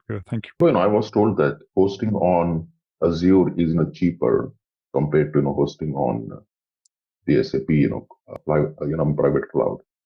Is that correct? Especially sorry. Posting on. Hosting. Hosting. Okay. Hosting or BTP, B2P on Azure is cheaper compared to SAP private cloud, especially from a B2P perspective.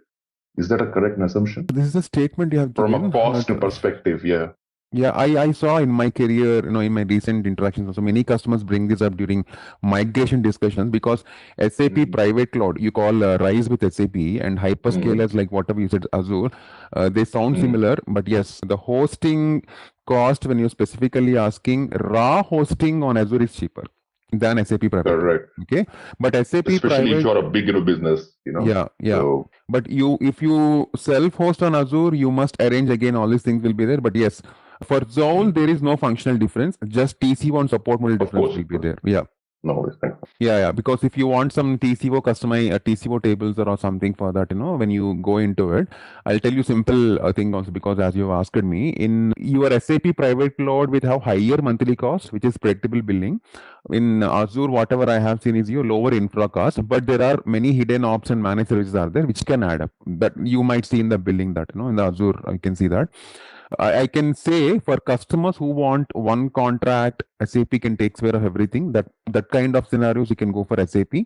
But customers having with strong IT and SAP basis teams who can have cost sensitive strategies, who can make it out, then they can go for direct hosting on Azure. This is the hosting difference I can do as per current theme. Right. All right, guys. So Joel use domain specific AI means, is this something in the BTP platform you are saying, or is this something integrated with the other copilots and all this? So when I said that Joel used domain specific AI, I mean that it's not a just generic like GPT, but it includes the AI models that are trained for SAP business use cases, like where your Joel uses all the domain AI for analytics, procurement, HR, all these things will be there.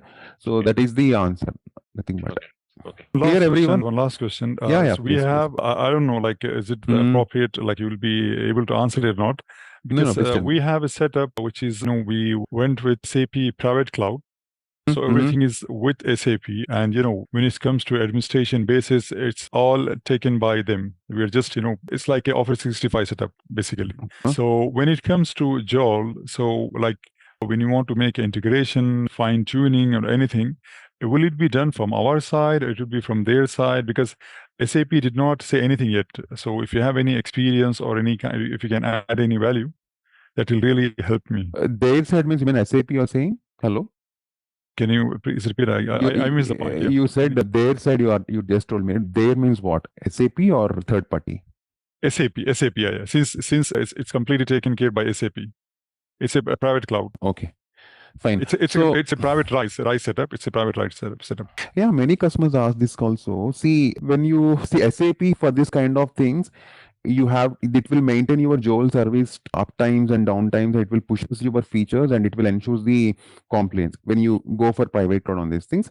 From you, what you have to do is you have to decide which modules you have to access. You have to make the management of your roles and authentications, and your extension of Joule use cases you have to do it on your own, because since you are on private cloud, SAP manages the platform and Joule service itself, because you still need to configure some roles and role specific API CDS views. This is your part, integrations to your apps. Other than that, rest all will be taken by private cloud. Okay, clear? Got it. Okay, thank you. Yeah. So Kebo, so we have to let them know what all modules we'll be using. Yeah. You have to decide, right? Because many modules are there. It can't do for every module, right? So you have to mention to the ITs, you have to, IT will do it, not you. IT team will come into the picture. They will help you in this integration. You don't need anything. People who are functional, people who are pure technical, people who are at business or consulting, they're nothing to do with the integration part. They can just use this, how to know how to use it, they can make a note of it. Other than that, the IT team integration is not your part, guys. People who are already in basis, they can do this, but other than that, they are not required to. Integration is their part. So the more let them know. Yes, you have to let them know that simple integration will be there. There is an integration document which was given by SAP. They have to follow it and they have to integrate it. That's it. So rest all you can do it. Yeah. Sorry, yes. Annually, or how does it goes? Sorry. Your question is fast. I'm sorry. What is that? Yeah, I'm saying the more the module integrating, so the licensing and the payment will be depending on that, or it is how the costing goes with the when we integrate the Joule. Yes, costing will work accordingly with the integrations, but not on the module specific here. As I'm seeing right now, because Joule itself is a base licensing, so you need a base Joule subscription no matter which modules you integrate. First thing, so if you only use S4 HANA plus Joule, you don't pay for Ariba Joule unless you integrate for Ariba. If you are integrating Ariba, yes, you are going to pay for that. That is the block statement. So if you are adding success factors or something, then the pay might increase. But yes, the consumption, you have to understand, the consumption is based on the Joule queries per month will be there. The consumption billing will apply there, because if your Joule queries involve LLM usage, so SAP will charge per interaction, per API call, per bundle, like this. So how many, because as of I have seen 10,000 Joule queries per month is included in one bucket. So if you cross that, your billing will start. So there are some plans for that. So yeah, that is there you have to understand. Exactly. And that's, very important name, to understand, because, that's what I have heard as well. If you are a large, business, and if you, process several, when large data and volumes and things like that, the costs can, 10x. I've heard, from businesses that the B2P costs, have 10x, their planned, costs. And that was a disaster. So we have to be very specific, when we are discussing. Right. I'll tell you about costs and things like that. I'll tell you that. Especially when it comes to the end users, yeah. Yeah, let me give because everyone has to know this. Let me explain this here also, this one. See, this says SAP Joule has a base subscription. Okay, so base subscription means Joule is licensed as an add-on service in the SAP BTP. So it covers your tenant setup, orchestration layer, security and everything. So it is included in RISE contracts as optional add-on also. Okay, this is done. So next what comes is your key cost drivers. What is this key cost drivers you have to see is your user licenses. I'm just giving a breakout for you. So user licenses and number of employees you are assigning to the Joule access for the Joule user role. That is one such thing. And the query volume. This is one of the important, because all the NLP things, each request comes from the BTP credit. Okay. So let me write this also. NLL, your each request comes from BTP credits. You have to be very careful this. If you exhaust your credit, you have to buy it again. And then another driving factor for your cost is your integration footprint, wherein which, see, when you connect S4, when you connect Ariba, doesn't have a separate per module fee. Okay, that is not there. When you connect, not there. But you will have a cost when you start doing the API calls and other queries. That is where when your data volume is increasing in this, your cost might increase. But that too, if you are in a hybrid plans or some plans, you have already some calls which were been automatically created. But yes, if it is crossing that, you might have it. Okay.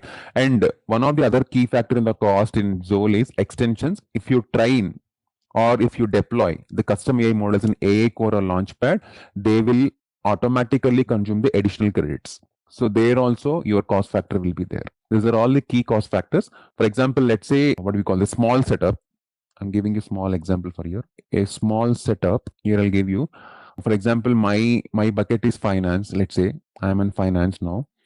I have 200 users, let's say. Okay. And I do 10,000 queries a month. I'm just giving an just estimate for you. So here you will be having your base Joule subscription, okay, plus you have your limited credits, okay, and whatever the additional will be there, this comes under your predictable subscription. Okay, so this is what you can do for a small setup. For larger enterprises, you might increase your users, you might increase your queries per month, then you have to go for larger credit pools. There will be possible volume discounts also that time if you're going for large. Okay, and RISE bundling is one bundling, I know that in SAP Joule. So in RISE bundling, what happens? Some Joule capabilities may come as a starter pack for you, but the scaling beyond that will have requiring the additional credits for that. That's what I'm saying. There are some plans for this. Yes, key cost drivers are there. I'm not denying the statement, but yes, there are some plans based on your business setup. Your plans will change. Okay, and if you are using in limited, then it's always like under the billing zone, so you don't need to worry about. So you can control always cost here by like your roles, unnecessary Joule roles you should not create, and query usage in BTP cockpit you have to monitor it. That is very important. Even for leave about Joule in BTP, when we are handling the BTP customers also, unnecessary lot of querying will happen. So because of that, the BTP volume will increase and they have additional billings for that, like $50, $100, like this. So always a BTP administrator have to monitor the BTP cockpit, the usage, removing the unnecessary users, roles, all these things might help. This monitoring is one such thing which you have to do for the cost control. Okay. So these are the things which have to consider while going for the costing in the zone. So did you include the cost in the limited credits? That also comes, yeah. In the integration API call that comes automatically. Okay, thank you. Okay, because as someone has asked, the basic question we started with, cost is not per module, cost is, but it is per tenant plus usage. That is the answer. Someone has asked me that, right? Is it for per module the cost increases? Thank you. Thank you very much. Yeah. Yeah. Thank you. Thanks. All right, guys. Okay. Yeah. All right. Last question. Yeah, please. When you mention the integration will be done by the IT and basis, so what exactly our role, Ajay, Joel, when you are learning this? What will be our role in the system? Right. See, this is your role means, IT generally, they enable your subscription, they set up the connectivity, they configure roles, they expose the APIs, whatever they want, all these things will be there. But as our, in the sense, I hope you're a functional guy. So functional people have to define the use case. They can prompt, they can design the prompt and validation. Like functional team can like test the queries, like for example, show me the revenue by company code on this year, kind of things you have to validate, and you have to define which role basically to get access to which Joule capability. Like if I ask show global revenue, it will show to everyone. It is a sensitive data to everyone, right? So it is that where sales rep only can see the own customers. So like this kind of things functional has to concentrate. Basically, very importantly, use case definition and prompt design and validation of it, and business user authentications and validations. These are what you have to do as part of the functional. So who will do this query in the backend? Like suppose you are putting the query, like give me the revenue, right? In the backend, they will run some of the process, right? We just saw somewhere that they in Joule Studio they make it Ajay, like what exactly they use, where I have to go and where I have to query. No one will do like this is all automation. Query executions are all automation by Joule. When user types a prompt in Joule, that's what I'm saying. The LLM layer interprets the intent, the orchestration layer will map the intent, and your execution will be done through query automatically. This is what it will do. Yep. Yeah. From my perspective, from a functional perspective, what we could do is, probably design processes, the agentic and processes, through the use of Joule and the LLMs and the models and things like that for each of the, capability in areas like procurement, supply chain, logistics, EAM, and things like that. And that's large, transformation, that's a business and transformation, through the function. Right. So this is very simple. I'll tell you, like you define queries, right? Like for example, show overdue receivables. Okay. In Fiori, we are doing show overdue receivables. We're going for aging buckets and everything. We're seeing that we have an app also that.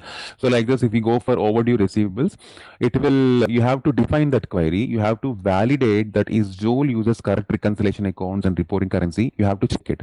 And then you have to train users in finance department and how to ask Joule for this. That is, these are what function has to do. I'm giving a limited set of like prediction to you how you can do for this. Okay, but IT is all different job. They do all the backend jobs. This is nothing something. But yes, functional. You should not think that functional has nothing to do. Yeah, functional has to do a lot of things on this as well. So all this querying is very very important. That is what you have to majorly in Zoom, because you have to train the system, right? What questions have to be asked, what answers has to be collected. So that is how you have to work on functional part. Thanks. Yeah. All right, guys. So I'm done for. It's already 8:30. Yeah, we will discuss on the rest of the topics, and I will be starting some of these practical simulations also. I'll show you. Yeah. So as you know, as we have started this, so we have seen these ones. So the key use cases, all these things, we have discussed, and we have gained the differences also on that. Yeah. Now, as for the we will see the integration points and the navigation basically.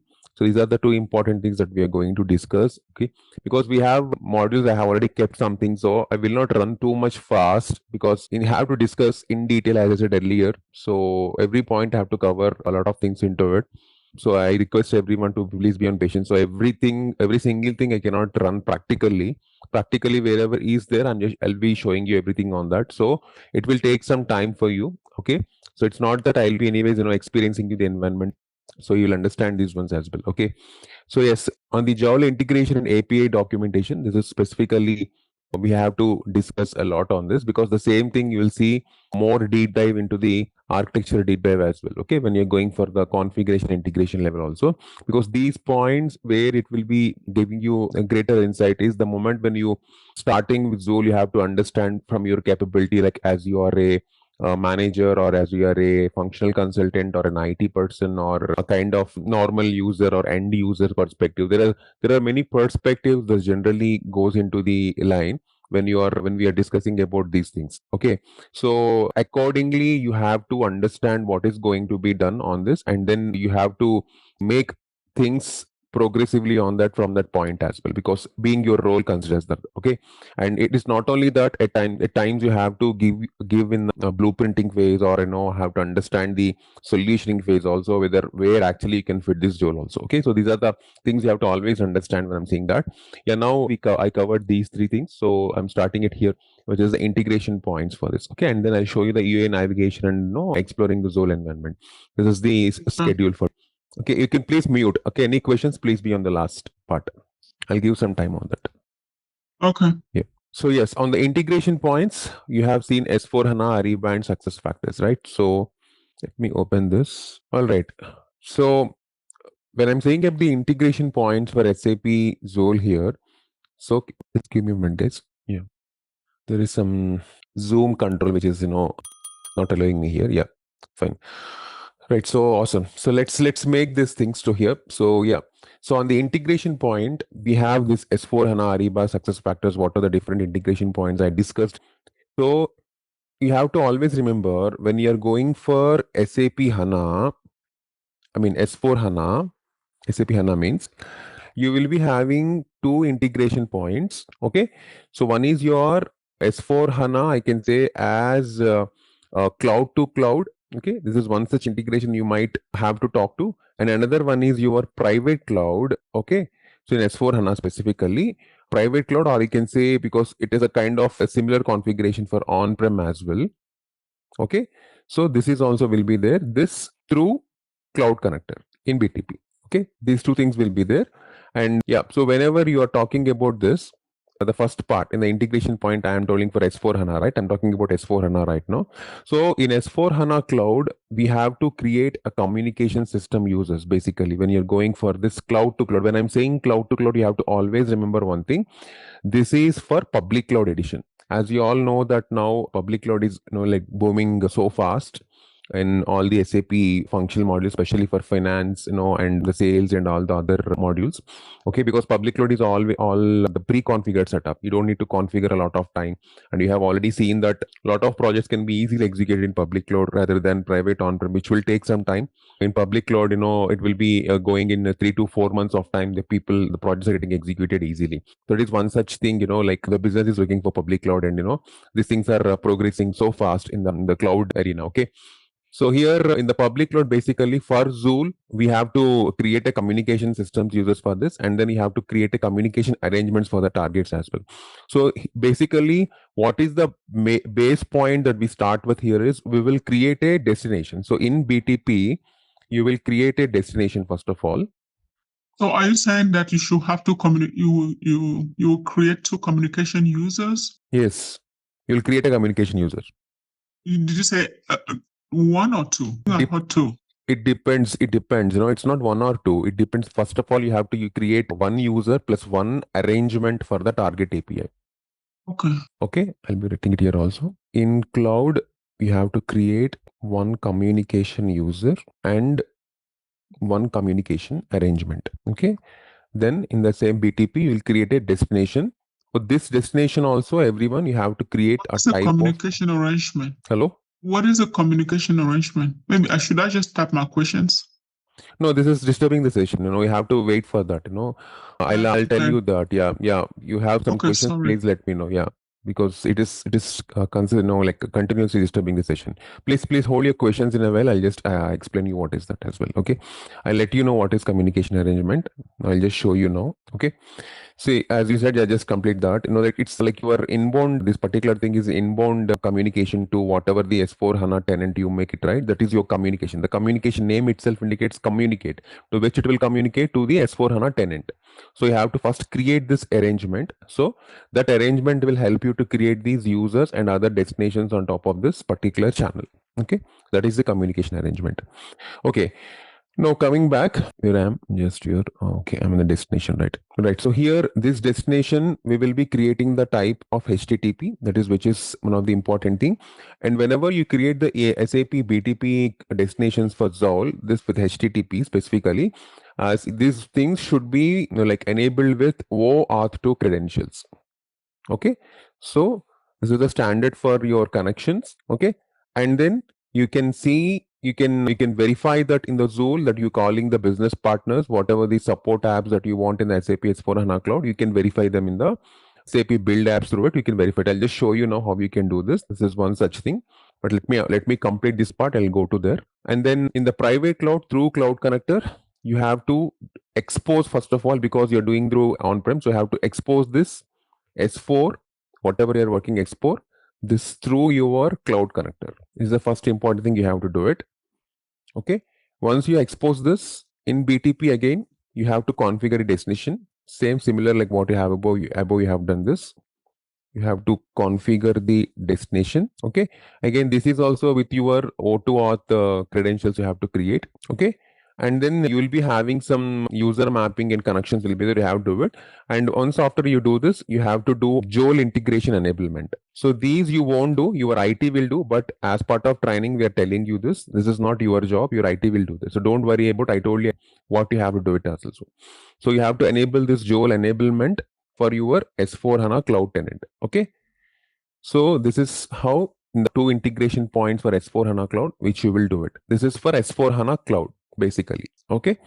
And coming to success factors, people who are working for success factors, it is also simple. So in your success factors admin, okay, that is will be there. So in that you have to register a service with OData API. This service you have to register, okay, and then this things will be same. This is the common steps you have to continue wherever is there. In BTP, again, you have to create a destination. So whatever you do, the destination in BTP is the end line for you. From there only the Joule skills will be picked up. Okay. So here also you have to create the BTP destination for OAuth 2. Okay. And then your Joule for success factors will ships all your transactional, navigation, informational capabilities, whatever I told you, right? You have to confirm for the tenant. So you have to confirm tenant for all the success factor capabilities. This is for success factor integrations, whatever you have to do it. Coming to for people who are in Ariba, okay. So here again the same important step is for Ariba people, they have to go for Ariba developer portal. So in that they have to register the application, okay, and here they have to request the API access because this is all spend management, right? So they have to request the API access, and here they have to obtain the API key there, okay. And then along with this, when they're obtaining the API key, they have to get this OAuth client ID as well, right? This is the one important thing.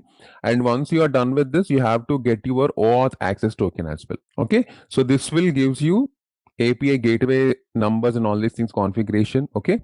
So this will typically call your required authorization, bearer tokens, API key headers, all these things for you to access the Ariba environment for the Joule.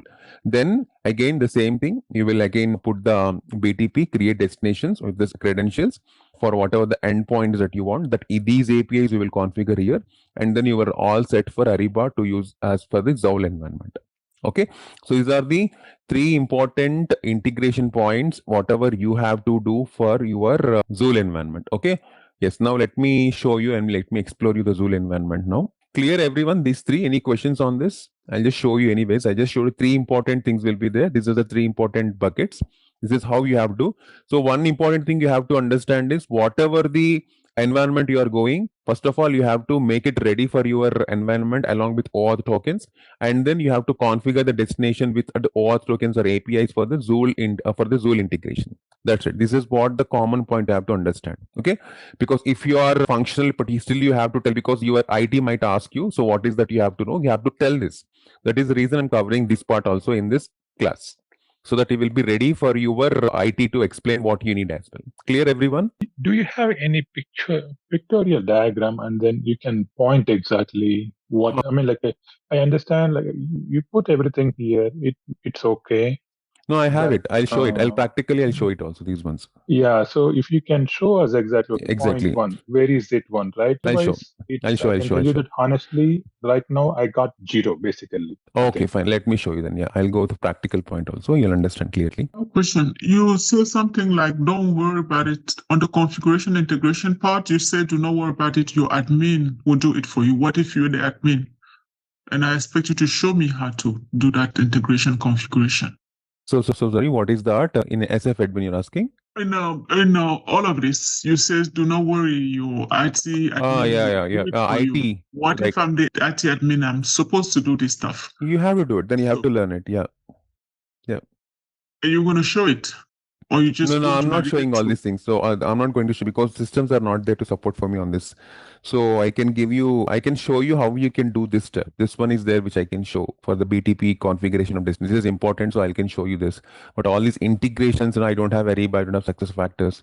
Okay, so these things I cannot. But this one I can try to show. The public cloud thing I have it. I can try to show this one. This is what I can actually explain on this. But based on this, you can pick up from there and you can do for your configuration for other modules as well. Yeah.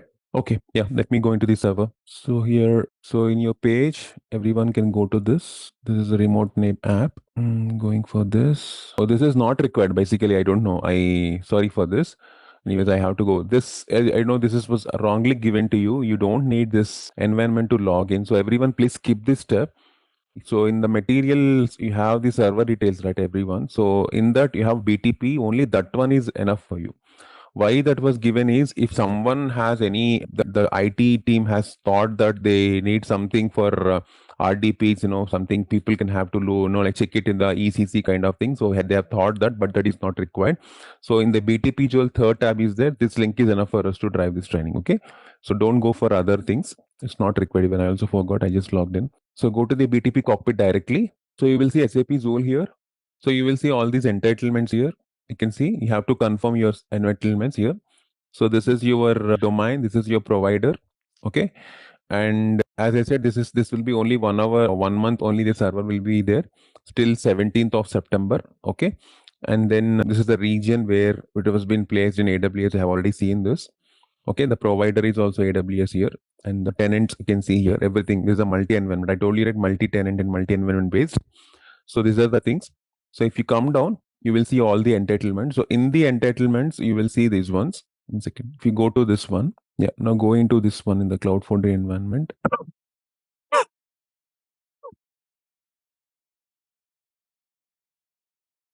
So these are all your entitlements for which, see the Cloud Foundry, which is standard is there. And then your destinations, which is on light and one, these are the ones which will helpful for you to land your destinations. And yeah, these are all the other services which will help you. This is by default, this will come. You don't need to remember anything. But yes, you have to understand whether it's on Cloud Foundry or not is one such thing. And this is the build work zone standard. This should be there in your system that you have to make things to deploy on this one. Okay, whenever you're doing something on the Joule. Okay, along with this, we can see these two also, AI Launchpad, AI Core also. These will be also there on the environment. Okay. What is the importance of S4? Sorry, 2-3 questions. 1 minute. Please go ahead. Sorry, I was just asking, where is S4 HANA here? So in this BTP, Cloud will be there. You can see this one. S4 HANA Launchpad will be there. This is in backend. It is working. It is the Launchpad they have given here. Here. So here is where we do an integration with Joule. Yes. It's already integrated. This is integrated environment. Whatever I'm showing you is now. Someone else is saying something. What is that? Yeah, what is the importance of Cloud Foundry there? What is it with that? I mean, you are saying that it's kind of important, right? What is it for? Yeah, because this is where all your environment will be, like integrated and picked up right on the environment. So that is what I'm saying, Cloud Foundry here. Because in BTP, when you see there are two environments will be there basically. So that is Cloud Foundry. One is Cloud Foundry, and there is Kaima environment. So on the Cloud Foundry, it's kind of in a BTP, it's an open platform for you. Like it's a kind of PaaS kind of. It's a platform as a service. So wherever I told you, right, whenever you develop something, you want to manage something, you want to deploy something, so Cloud Foundry is required for you. So whatever, it's like a base for you for whatever you do for Joule to put it here and deploy it. So that is where it collects and it's take it. It's like a abstraction layer for you. Okay, between your applications and infra, what you're going for that. So that is what whenever you go for Joule also, you will see that on which environment it is actually been deployed in it. You can see this is the Cloud Foundry environment. If it is Kaima, it will be in this Kaima environment. There are two environments are there. Yeah, any other questions? Someone is asking something. Okay, I'm going for subscriptions. So here you will be having instances and subscriptions. So these are the subscriptions, guys. Here is how your instances will be there. You don't need to worry about this all IT thing. Okay, they put the environment, everything.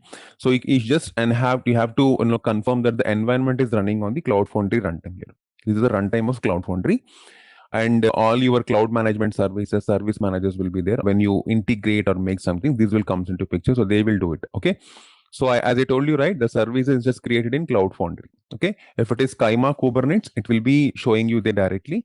Okay. Now this is on Cloud Foundry. Now coming back, you will be showing the integration with S4 or SuccessFactor with Joule here? No. Integration. Like how does that linkage? No, I will show you how you can actually, how we are doing, while the part of the Joule skills are getting created. That time I'll show you how you can create these things. But deeper integration is completely a basic structure. That is not required for us in this training. Okay. Yeah, maybe like if it is like just to see like how does that I'll help on that. Definitely, I'll show that. Yeah, I'll show that. Thank you. So here, these are the subscriptions that you have to understand when for the Joule is coming on. That is, one is your AI Launchpad, Joule, your Task Center. These are the important ones: BPA, Build Apps, Build Application Work Studio, Build Work Zone. So basically 95% of work is done in this particular part only. So whatever the build apps, BPA are there, here is where you are in these two apps only, all your Joule skills will be developed, created, implemented, and everything will be done. So once they are done, you can deploy them in the work zone and you can make them enabled on the later point of stage. This is how we generally do. So this is a skill that was added, but this will not have nothing because the name might attract us, like, hey, what is this? But if you click there something, it will not show. This is a service it is running behind your things. Okay. Even though if you can see here, see the service up. This is a service. So don't go for this, but you have to check it. Just check it. It's a service which will run for you because once it is integrated, the services will run along with these apps only. Okay. So primarily you have to go to the build process automation. So if you go to that, system will ask you for authentication. So for the first time, it will be, I have already authenticated, so it was not getting me. So this is the SAP build. Either you go for build PA or build apps, the same, these two are same only. The only thing is, you have to make something different from the screen itself only. Okay, so either you go here, this will lead to a same screen. See here, same screen, right? So here you have to create your applications or whatever it might be. The moment when you go for the right hand here, create. So here you will see these ones. See, you can create an application, you can create an automated process, you can create a Joule skill. This is what I told you, diamond icon I told you, right? This is where we create our Joule skills here. Okay. And this is a business suite. Okay. So these are all the different things are there. But yeah, we will majorly we will deal with the Joule skills only here. So here, if you go to the Joule skills, I just explore you the environment for. So if you go here, let's say, so before doing this, we have to do some setup also in the environment, backend environment of the BTP. So that that once you complete, then only you have to come to here. Okay. But I'm just showing you to make the environment, explore to you. So Joule demo something. You can just review this and then create this. These all completely a kind of wizard based. So if your backend queries, backend data, backend destinations are all ready, here it is very easy to link it and make them enabled. The same screen stuck actually. No, it is coming. So this is where your Joule project things will be there. So basically here you can see all these artifacts and everything. So even the sourcing agents, whatever you want to create, that agents also, the AA agents, all these things will create from here only. I'll just show you when we are maturing our sessions. You can see this is what's here. Our diamond icon, whenever you see wherever the integration goes, like your Ariba or your success factors, I told you the data sphere or SAC, if the integration of this Joule is happened or it was been done, okay, or it is getting completed, then you will see this diamond icon, which means that from there you can actually pick this up. That means you can do the Joule kind of like whatever the questioning I told you, more than that chart bot, whatever you want to explore, all these skills, everything we can do from this. This icon will be there in the top notch here, whenever you go here. Okay, in some data sphere kind of things. So there you can just click this diamond icon. Diamond icon is Joule. You have to always remember that. And here is where actually you build your agents, you build your defined agent identities and all these things here itself only. Okay. And from here only you will make all the AA model selections or tool configurations, whatever that you want to deploy to tool, which tool agent you have deployed for the other work build agents. So all these things you will do. So commonly for build, you will see this one. If Joule is been integrated properly, there is no separate Joule Studio. So people confuse that there is another tool called Joule Studio. No Joule Studio. SAP build apps is your Joule Studio. So the moment when you go for your build apps like this, if you have your Joule skill directly here, that is nothing but your Joule Studio. The moment when you enter it, it will show you the Joule Studio. Clear?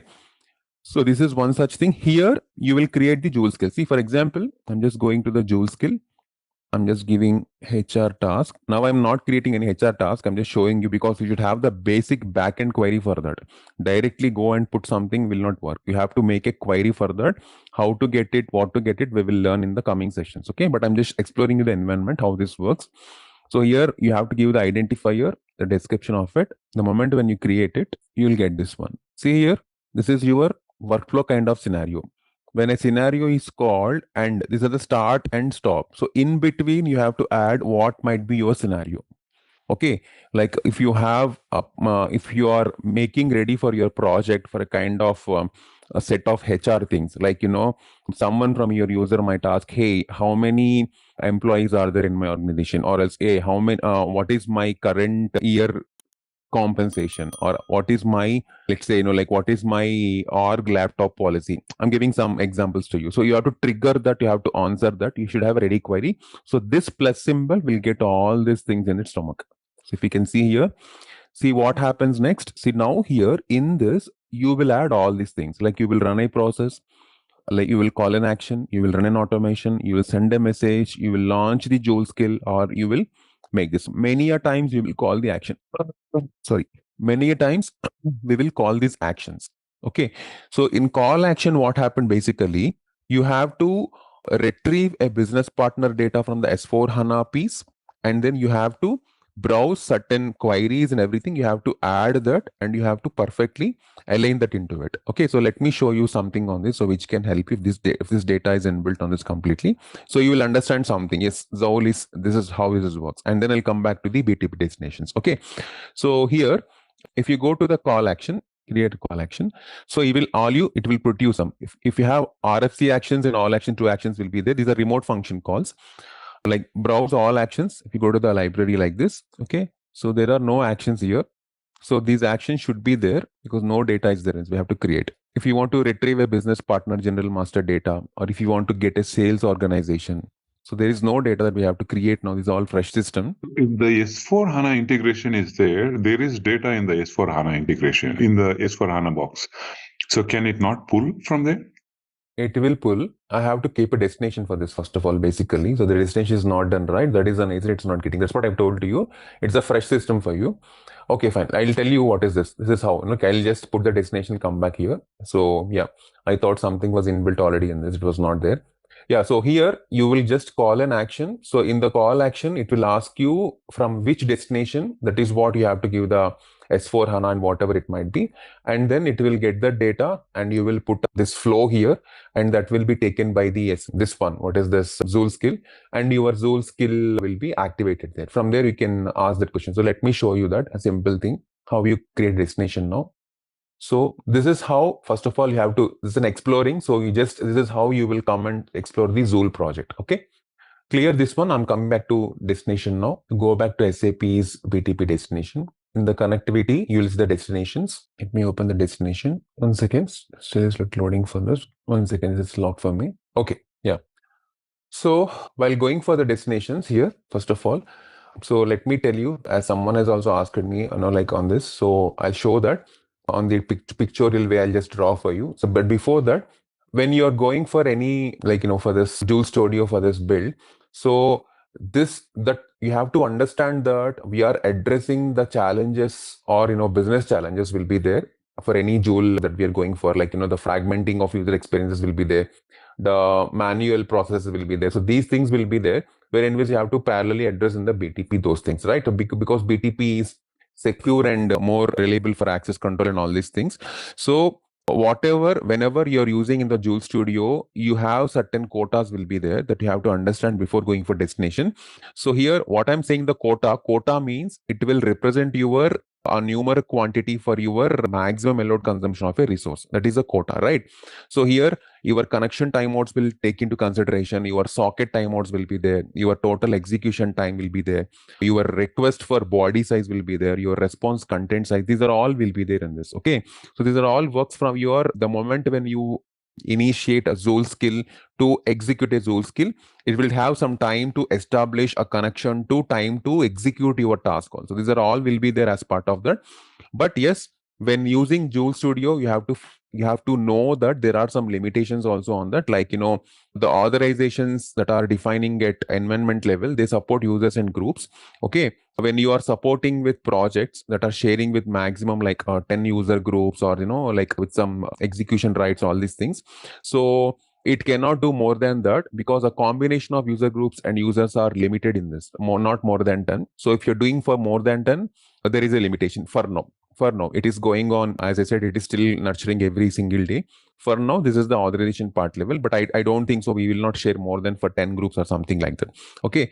And the deploying Joule skill also in the shared environment in production tenants, it will take up to 30 minutes. The time is now for 30 minutes, because I'm taking about the production environment, not in your regular module, the training and the develop environments. It will not take that much time, but in production, Joule skills will take time. Please take it in the mind. Okay. Now, yeah, when you come to here on the services, so in this, we have this one. So you can see this one. This is under environment. So this plan will be there. You have to always ensure that your BPA will be under build default plan. Okay. And it should have a standard subscription like this. You have to see the service plan and application plan properly. You can see this one. This should be under build default plan. Okay. And your IaaS tenant should be automatically discovered in your system landscape for BTP global account. So when you go to the systems here, so yeah, your connectivity services, so you have to ensure that these services should be there first of all. Okay. and your destination services, this is light is there. Not light, something is also there, no worries, but this should be there. This should be discovered in your system landscape. Okay, this is one such thing. In case if you find something is not added, you can ask your admin to add these services. They can add that from here. Okay, because there are different plan names will be there. They can add these services in whatever they want. So this is a standard plan in which we are getting added, because ours is a licensed version here. Okay, so this is one such thing. And then coming back to here, in the trust configuration, in the security, when you go, there is a thing called trust configuration. So here, if you go to the trust configuration, so you will see you have to enable the trust for cloud identity provider for your applications. Say this is your default identity provider. This is your custom identity provider. If we go to this, so you can see here, add identity providers for applications to enable users to log on to applications consumed in sub account. So also shown our identity providers are for platform users used by administrators. Okay, this is a common account that is already been enabled in the global account user. So why I'm showing you all these things is, if your users are not, or if your applications are not under this global account, you cannot perform task in the Joule skills.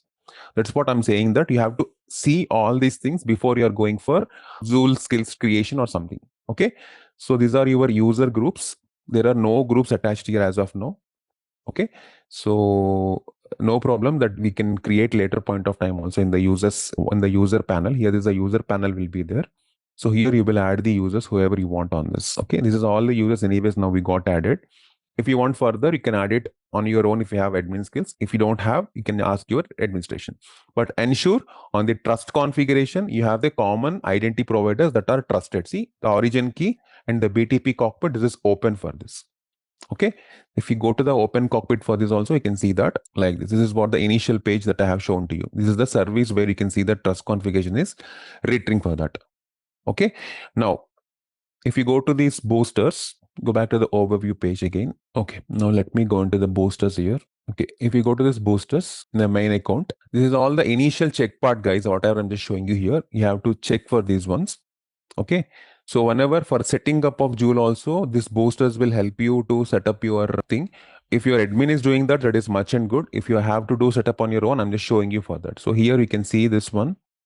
See, set up your workflow management, set up build process automation. These are all already done. But I'm showing you, you have to come to booster. When you have got to configure your Joule, you have to come to this booster, and here your Joule will be, you can configure from here, from this environment. Like all these studios, whatever I'm just showing you here, right? You can check for that and do this one. Go set up Joule. So like this, you can start the Joule setup here. This is a BTP environment. So here you will your prerequisites will be analyzed by system. So authorizations failed, checking entitlement skipped. Okay. So because we don't have authorization to do this, I told you, right? So these prerequisites, they have already kept it. So that is the reason it just failed. I'll just read it for you again. Yeah, this is not there. As part of this course, are you not going to show like setting this up, because that's one of the main thing, right? Yeah, this is a setup only, whatever I'm trying to show here. I'll ask the admin to open this access because he already set up for me, for all of us. Right. He just kept it, like these ones in locked manner. I mean, that means it's been locked. That is the reason I cannot rerun new ones. But yes, this one I'll ask him to unlock this one so that you will set up this one also, Joule, for your side. It's a very simple thing. But anyways, I'll show you this one. Okay, I'll get this one. You have a document also, right? If you can share the document. Documents will be shared, don't worry. That will be done. Your materials will be always there. I have a step-by-step documentation where I prepared that, so I can give it to you, no worries. So you can have it also handy for you. Okay, first understand these ones. So this is where you will, I'm not doing anything, guys. See, this is what I'm exploring the environment. Curriculum is also that I'm following the curriculum strictly here. See, UA navigation, hands-on, exploring Joule environment. I'm just exploring you. I'm not doing anything here. Okay, in the schedule we have Joule setup. Okay, in that I'll just show you. In anyways, I just found that I don't have authorization now. I'll ask him to get this done, and then I'll show you this setup also.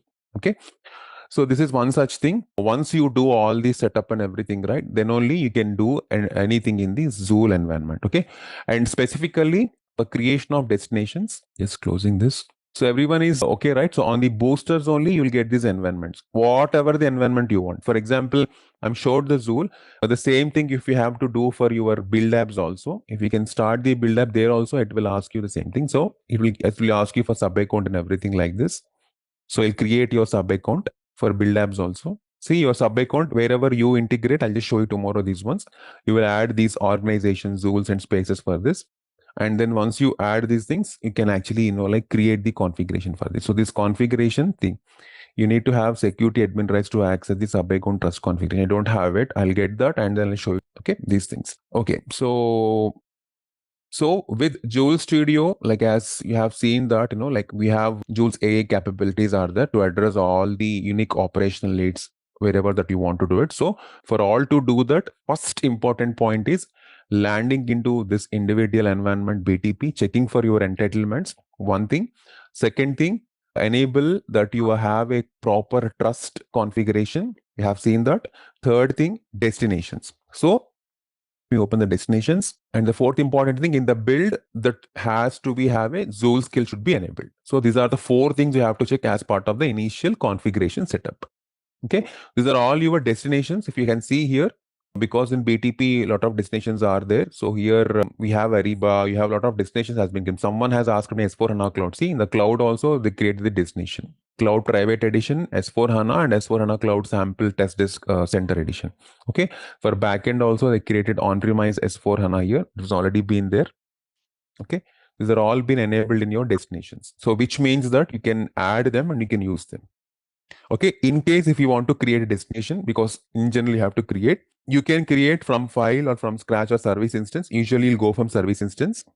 So if you create from here the destination, so it will ask you like this. So you have to just check the sub account. In which sub account you have to create this one. Like for us is a service manager, sub account admin.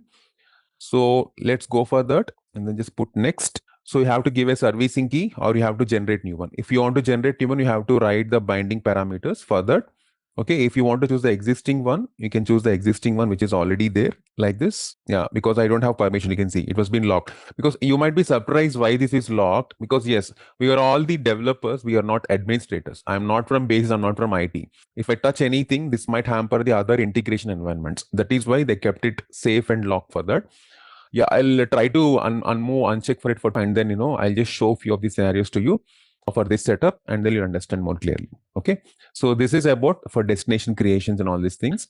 So what is the destination here? Basically, you have if you have a destination, then you have some source here. What is the destination here? Why you wanted to create a destination? And what information you are sending to the destination, and what information you are retrieving from the source? What is your source system here? So it is you are telling about the dots, but I don't see the connectivity here actually. I'm telling Can you give us like a pictorial picture of like a connectivity? Okay, this is my source system and this is my destination. This is the configuration I'm creating. So that will help us, like even though I don't have an admin or something, but when you want to talk about like after this course, right, somebody can come and ask what is the destination, and I'm just putting my eyes rolling, then it doesn't make any sense, right? Yeah, definitely. I'm just coming to that only.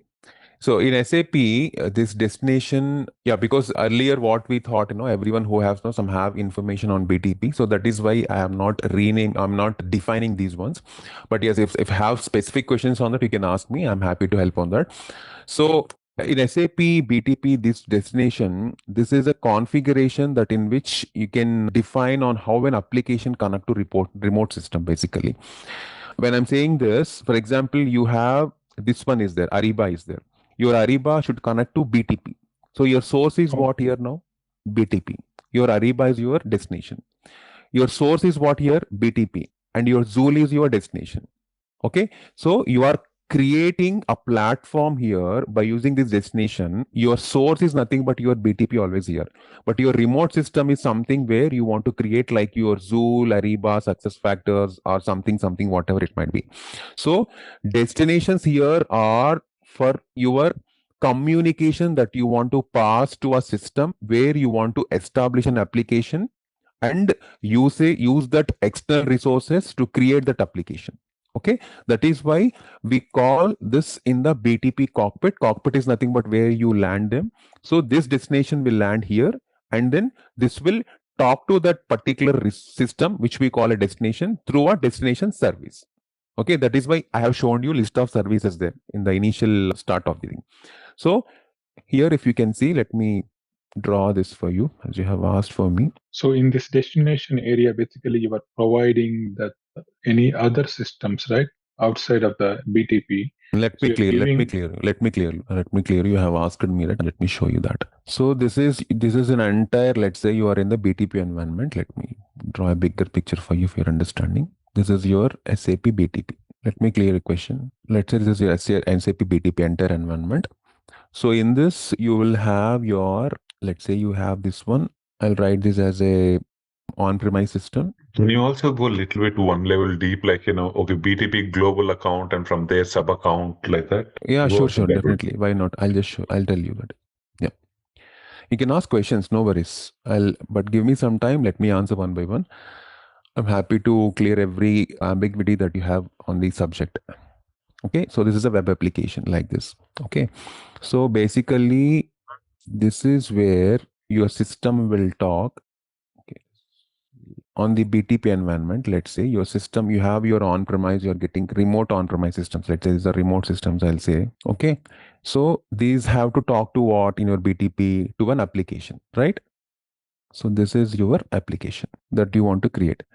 So your application, when it is getting created, it has to understand what?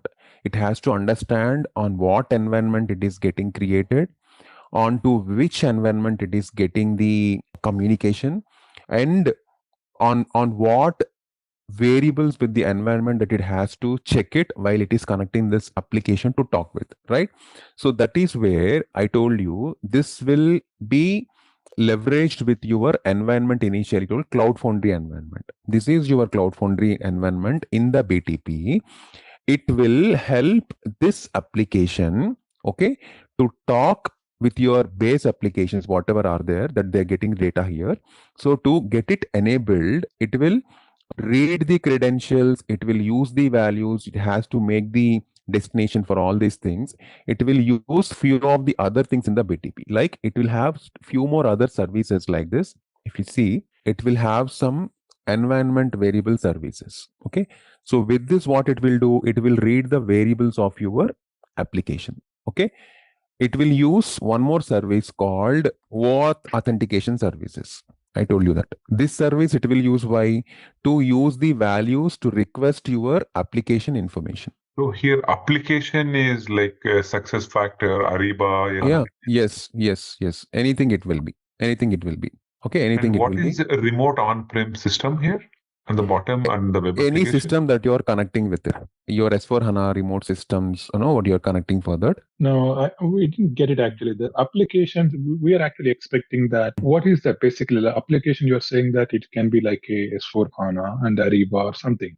Right. But again, the application is application, application in the sense means you are creating something in the BTP by getting that source system into BTP environment. Like for example, I am connecting success factors. Like success factors, I'm connecting directly. When I'm connecting success factors with BTP, what happens in the application will be on the BTP, right?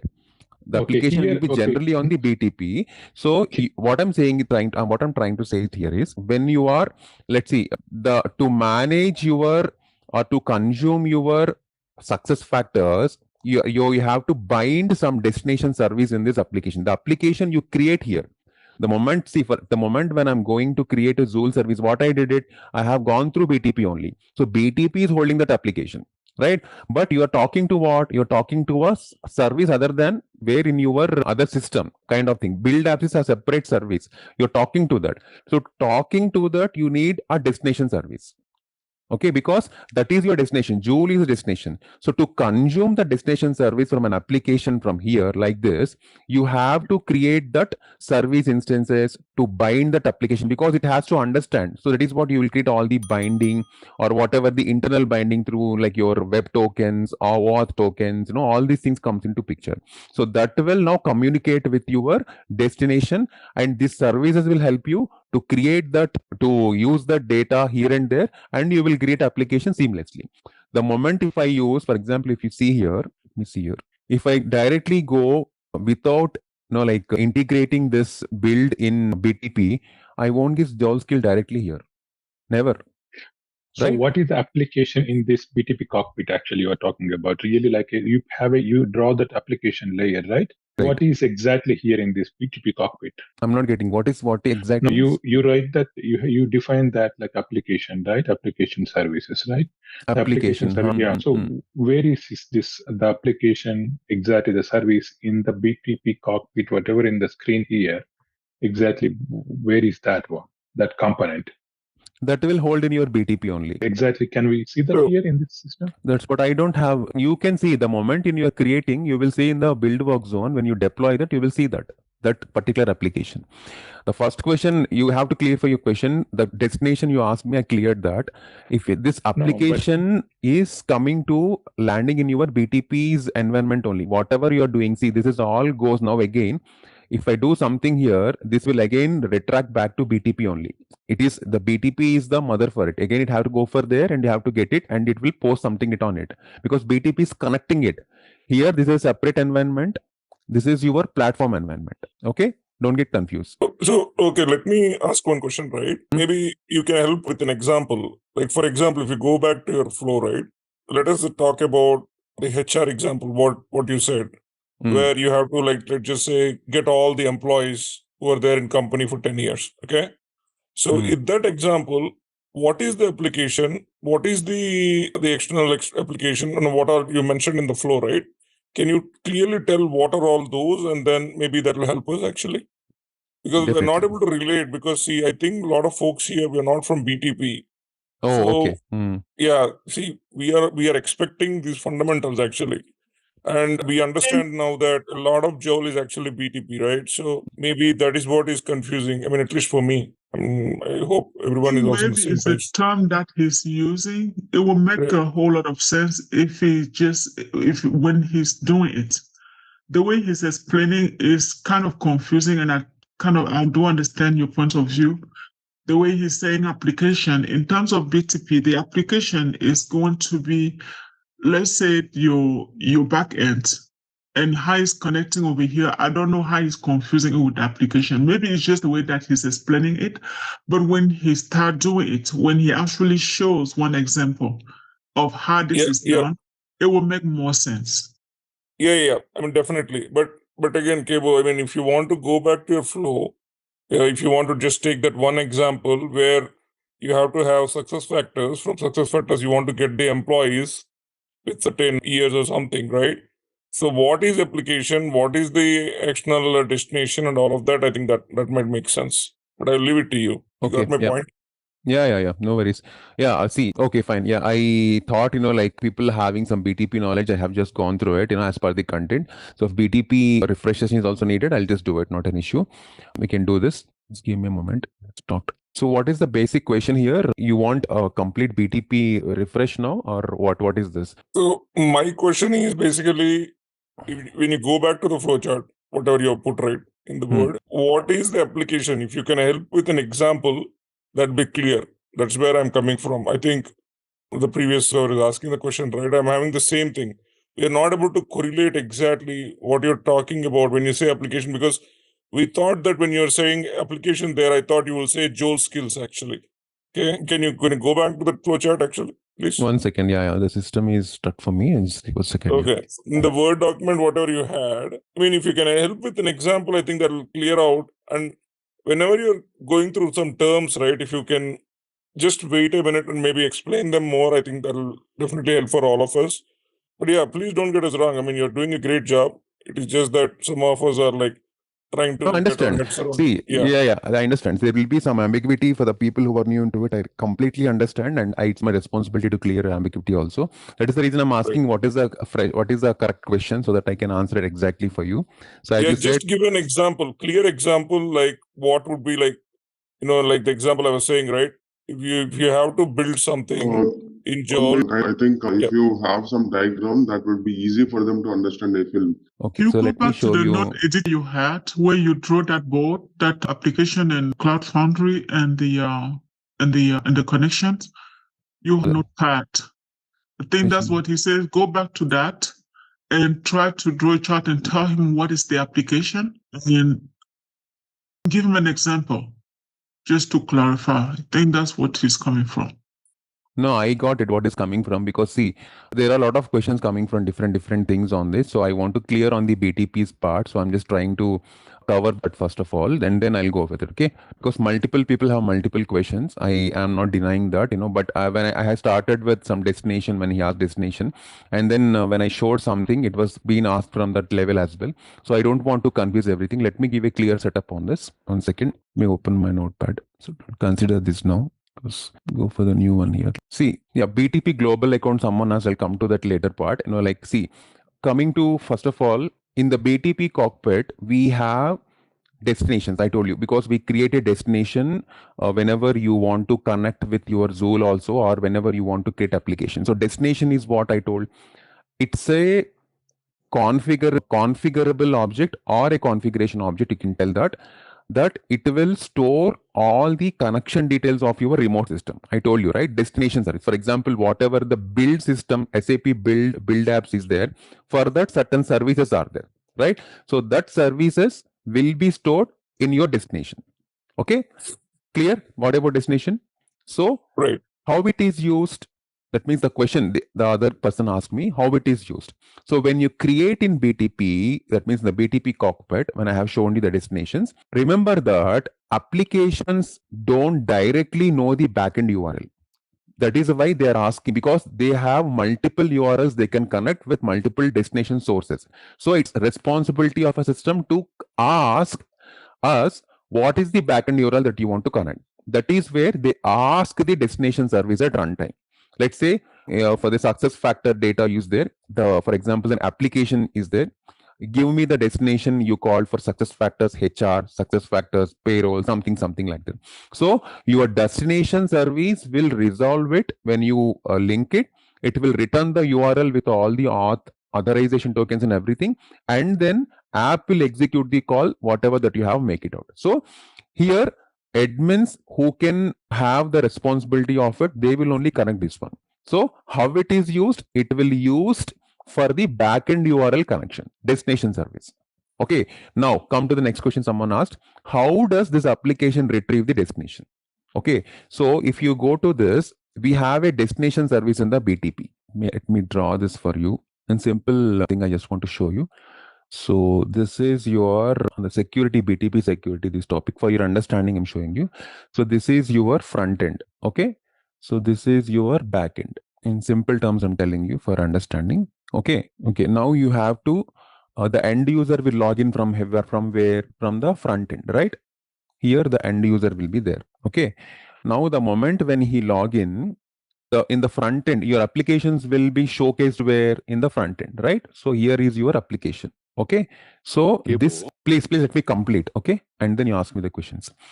This application will be there in the front end, where you will get this data from the backend anyways. That is a different point. So but when you are logging in here, the moment when you say, the end user will log in or starting, to like hit some icon from here, that means this is a login. So here internally in the login for BTP, here is where your destination will work. The destination or destination service. Here is whatever you configure in BTP, the destination, whatever is there. So this, as I told you, the destinations will be with have a type HTTP or some other request will be there. So that destinations will connect. There is a core app service that will run here, that will talk to your front end, this core app. Okay, so this will talk to your front end like this. Okay, the moment it will talk, the destination will check this. Okay, and it will be okay, this particular service is okay. Now I can get the data from the backend endpoints. It will now retract back to it here like this, and it will have this endpoint which will connect your backend to front end. Okay, through your common validation things like JWT or XSU tokens, whatever it might be there, it will get it from there. So this is how a simple service definition or service binding, or you say the application retrieval, will happen in it. So during this process only, the authentication will be done through your OAuth authentication, XSU authentication, whatever I told, right? That will happen in this login scenario. While login only this will happen, and whatever this services, whatever that you are feeling that, so that will be automatically been done through this XSU authentications, which your users are already been done or configured in your backend. So this is a simple thing how system will run in the BTP. Okay. App send request to destination service and receive destination information in part of exchanging of the data. Any individual point you connect with it. Okay, so into that, as I told that this is how an application will retrieve a destination. Okay, so how it connect to system is whether you do any setup, success factor, Ariba, etc. So in that setup, you have to, as I said, in the backend setup, whatever you have to, your admin has to enable all these OData APIs, auth clients, everything to get this connected. Then only system will recognize these destinations, and then it will make this environment enable for you to run on it. Clear, everyone? Yep. So in any workload, when you deploy to BTP, because someone asked me what is an application, first of all, okay, in the Joule context or in BTP here, because I'm talking about Joule, whenever you deploy this to BTP Cloud Foundry or either Kaima or either ABAP, that exposing the APIs or actions that Joule can call, so that action that you are making will be is your application. Typical example, I can say a Java service that is talking to your backend using destination, like whatever I have just told you with some security or something, it results some results from Joule, which can show to the user. For example, in the front end, I asked, hey, I want my compensation package. You're asking this. So you're asking this means that is what is binded in your application. So whatever you are asking in that is an application. Okay, how your destination are used by the application? When you configure a destination in BTP with the backend URL plus auth details, like whatever I showed to you, your BTP app will resolve the destination and that app call from the backend like this, what I've showed to you, and then it will get the data to Joule frontend like this. This is your frontend right now. So that is your application. That is where your application layers generally exist. Clear? Right. So previously we just saw the Joule skills you tried to do, and there the action did not work. So maybe the destination and all were not configured properly or something like that, right? So basically the Joule skill app is the application in that example. Okay. So this is how someone has asked me. So I drawn this sometime because I'm just trying to find this environment. This is how this simply looks like. Let me show you this, a high level thing. One second, I'll come to you. Give me a minute, I'll come to you. I draw this, I just get from my library here. Yeah, I just get this figure for you, which I have drawn in my last session. Yeah, you can see this is similarly looks like this. Let me complete these ones. Yeah, this is how your total architecture of BTP high level overview. Yeah, someone asked me global account. I'll tell you that what it is. Yeah, this is how people who are just listen that. Yeah, please go ahead. Someone is questioning me. Yeah. So on the previous image, right, in a picture, what is the front end, for a user? Joule, I mean, Joule, if I'm an end user, right? Your front end is Joule is always the front end. Okay. Yeah. When it comes to the analytics, right? So if they want to look at the reports and what's happening across my supply chain and things like that.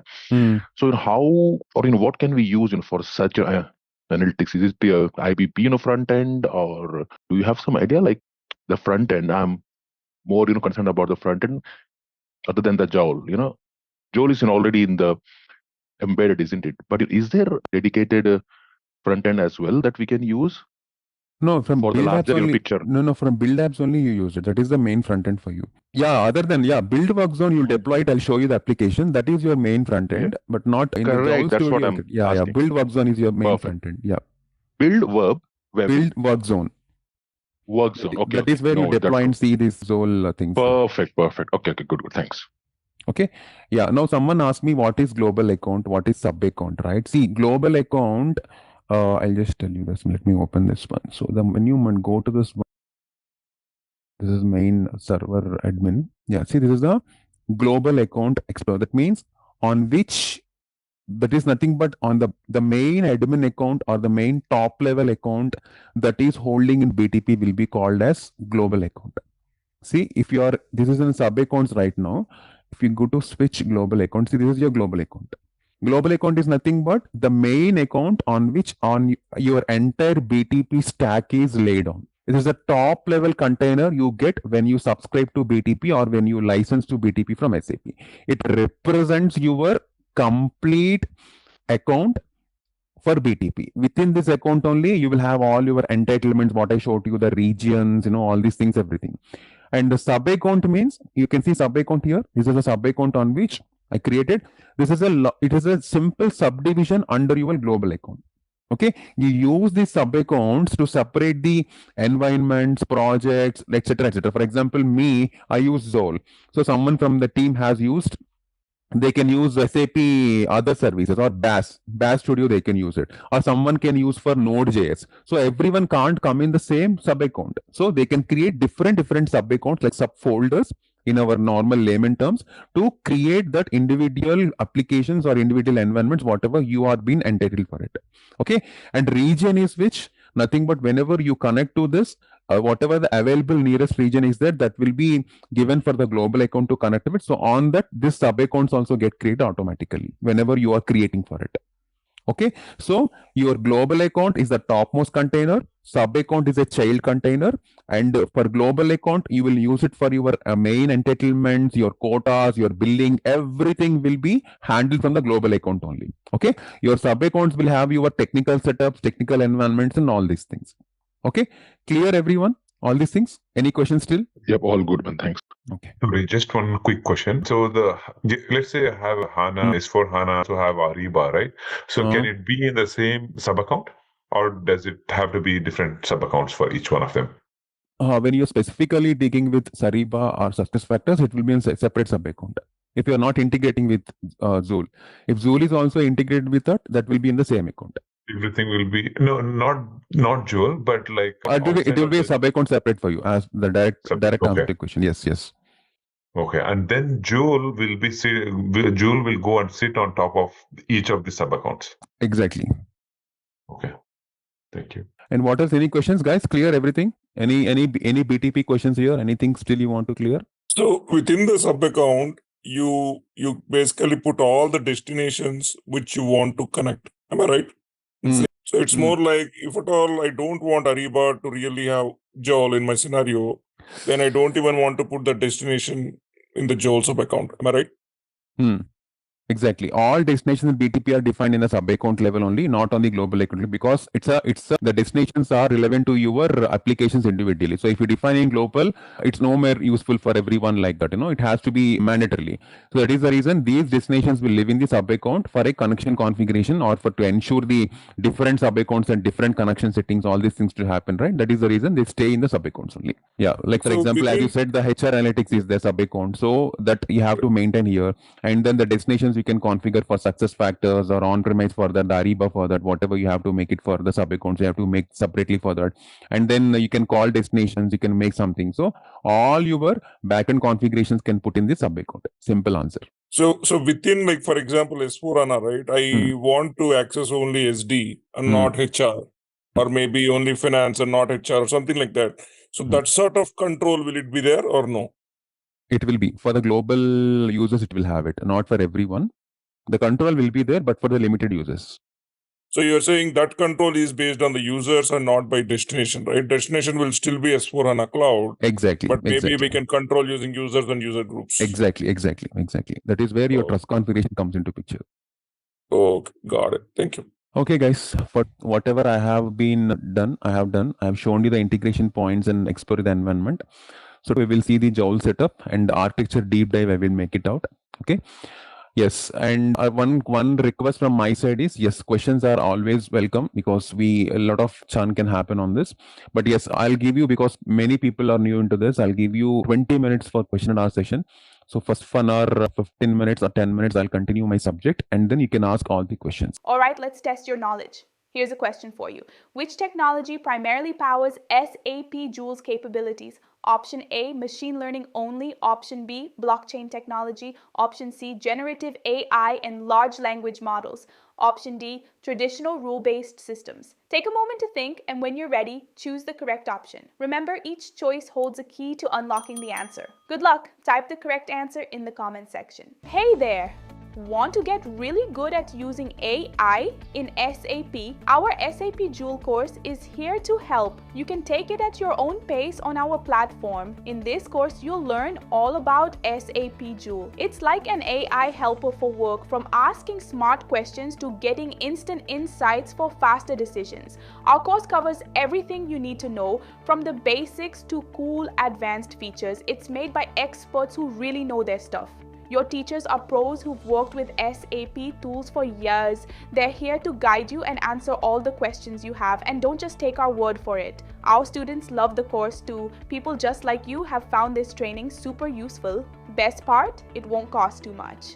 This awesome chance to learn is really affordable. Ready to become a SAP Joule Pro? Sign up on our page now. And for more info, check out ZaranTech's website. Let me share my screen, guys. Yeah, so this is the PPT that we already have in our portal. So I'm covering about configuration integration. So you guys can relevantly look into this. So all this content was already been framed here.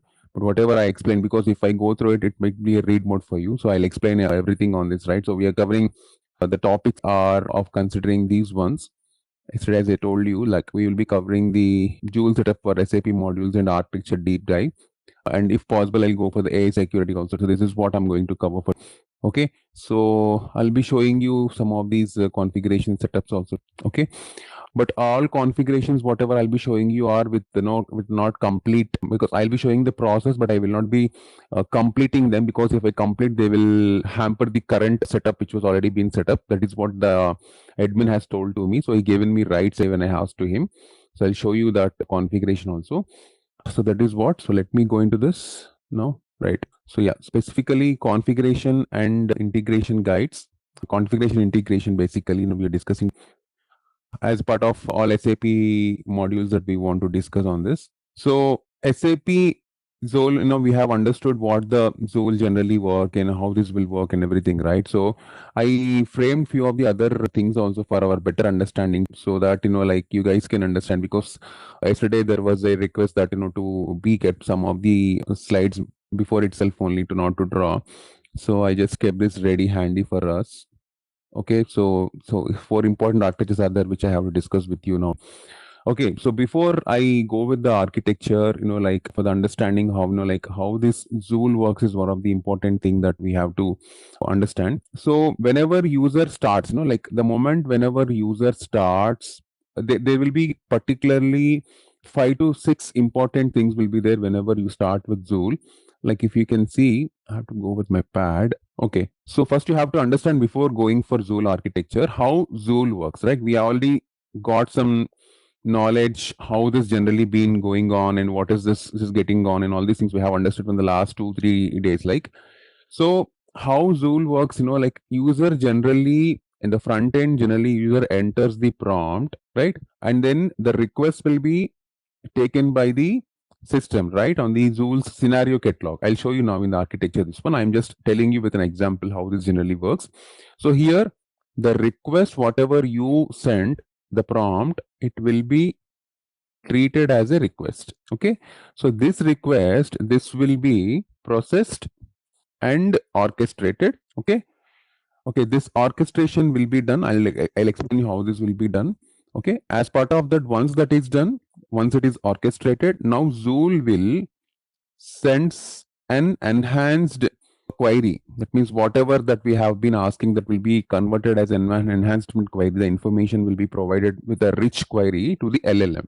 Okay, like it will be an enhanced query will send to LLM, and then LLM will start working in the back. Okay, so in the step 4, what happens? LLM will start working. Okay, and it will respond back to the Joule, whatever the question that we ask. Okay, now whenever it is responding back to the Joule, so here Joule leverages some functions to call the backend system, because it has to connect to backend system for certain calls. So Joule calls the functions for backend system. Okay, and it will deliver the response to user. So this is what generally, whenever the moment when you enter the request will be initially first, the request will be processed and orchestrated internally, and it will send to the LLM. LLM will work on it and it will back to give the response back to Joule. While that is happening, it will have take the functions and all the backend system calls there, and then it will deliver the response to the final user. Right? This is what I'm just explaining you in this scenario. Like so, user when starts with their queries, whatever the queries relevant to cloud, success factors, Ariba, whatever it might be, so they will start with the query. So here at this level, there is nothing that we can explore more. The more thing that we'll explore is when the request will be processed and orchestrated. Right? If you can see here, okay, fine, this is not getting, yeah, you can understand this one. Yeah. So this is your Joule. I said the moment when the prompt comes here, okay, so now it will goes to what? The Joule will goes to here. This is your orchestration. That means it will check. Processing and orchestration does what? Okay, it's nothing but it will check for the available scenarios. It will check for the functions. It will check for the skills across your cloud applications. When it will check for the way that question was posted, a lot of things it will internally do. Okay, that is what it generally do in the orchestration. Okay, so in the orchestration, basically 3 catalogs will come into picture. I already told about this, but I'm just reiterating. So scenario catalogs will be there, knowledge catalogs will be there, context catalogs will be there. Okay, so when Joule interacts, whenever a question comes, a prompt comes to Joule, so it will does what? It will check for on these catalogs. Okay, so on scenario catalog, on scenario based mode, that means the prompt will be analyzed for the relevant scenario, like it is for HR scenario. In HR scenario, if it is for payroll scenario, or it is for some other timestamp scenario like this, it will analyze that scenario for the catalog. Okay, then whenever that user interacts with the Joule, with their first input is analyzed for certain predefined scenarios or functionalities. So this process ensures that Joule can provide some accurate and contextually relevant responses. So to do that, this catalog will help you there. Okay, because further to the scenario, Joule also conducts some informational filtering. So based on the knowledge catalogs, what I told you initially in the architecture, when I told about the RAG, right? So it will let the LLM to generate certain answers which can attach contextually, that can relevant and precise for the response. So here in this repository, these 3 are like repositories only, you can understand. Okay, so in this repository, what happens? SAP's, what I can say, best practice documents, SAP's best practice proprietary knowledge, all like customer owned documents, all these grounding documents will be kept in this knowledge catalog. So from there, it will also, as an information filtering, it will do from there also. And again, there is one more thing which is called context. So here, whatever the information about the SAP cloud applications will be there with respect to the user, which whom is asking for additional things. That means, for example, if I am a power user, I'm not a power user, but I'm asking some report where I am not able to access. So that context will be filtered here. Okay, based on the history and role, it will filter here. So these 3 catalogs, that is called processing and orchestration, that will help, that will be happened through these 3 individual catalogs. Okay, once this information, whatever I ask, for example, I want HR, I want payslip of this current month, like a very simple thing, the prompt I have given. So Joule will check what is the payslip for what is the payslip, it comes under HR. So the scenario catalog is clear. Okay, it don't need any knowledge catalog. So from context, it will see whether I'm able to get that information or not. If I'm asking for mine, it will get. If I'm asking for some others, it will stop it. Okay, that is where the context. So because, as I said, Joule is always aware of users' role and permissions, and this means the user cannot access information or any adjacent business processes that he is unable to do. Okay, so this is where it will do. So once it is done, for example, the HR things are everything ready, so it will keep it ready for you. Okay, now Joule sends what? This information to the advanced LLM. No, this will the enhanced queries. Okay, fine, it will send, it will take all the details and it will send to the BTP LLM. Okay, in LLM, what it will be? This is the step 3. This is step 3, where your generative AI hub will be there. That means where your LLM will be there. So these LLMs, that means Joule takes all the information here and provides a enhanced query. This is what I told in the step 3. This is the step 3 I told. Joule sends an enhanced query to LLM. So this is the enhanced query to the LLM.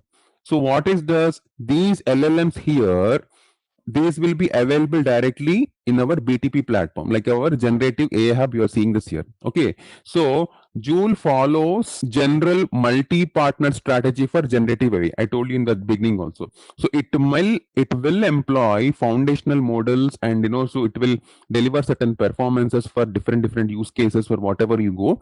So customers also get the most relevant information what they are getting. So here it will leverage this LLM for in generative AI hub block, wherein which all the AI foundation and BTP will be available in this block. So from this, it will take the help of the LLM and it will get the necessary information back to the Joule.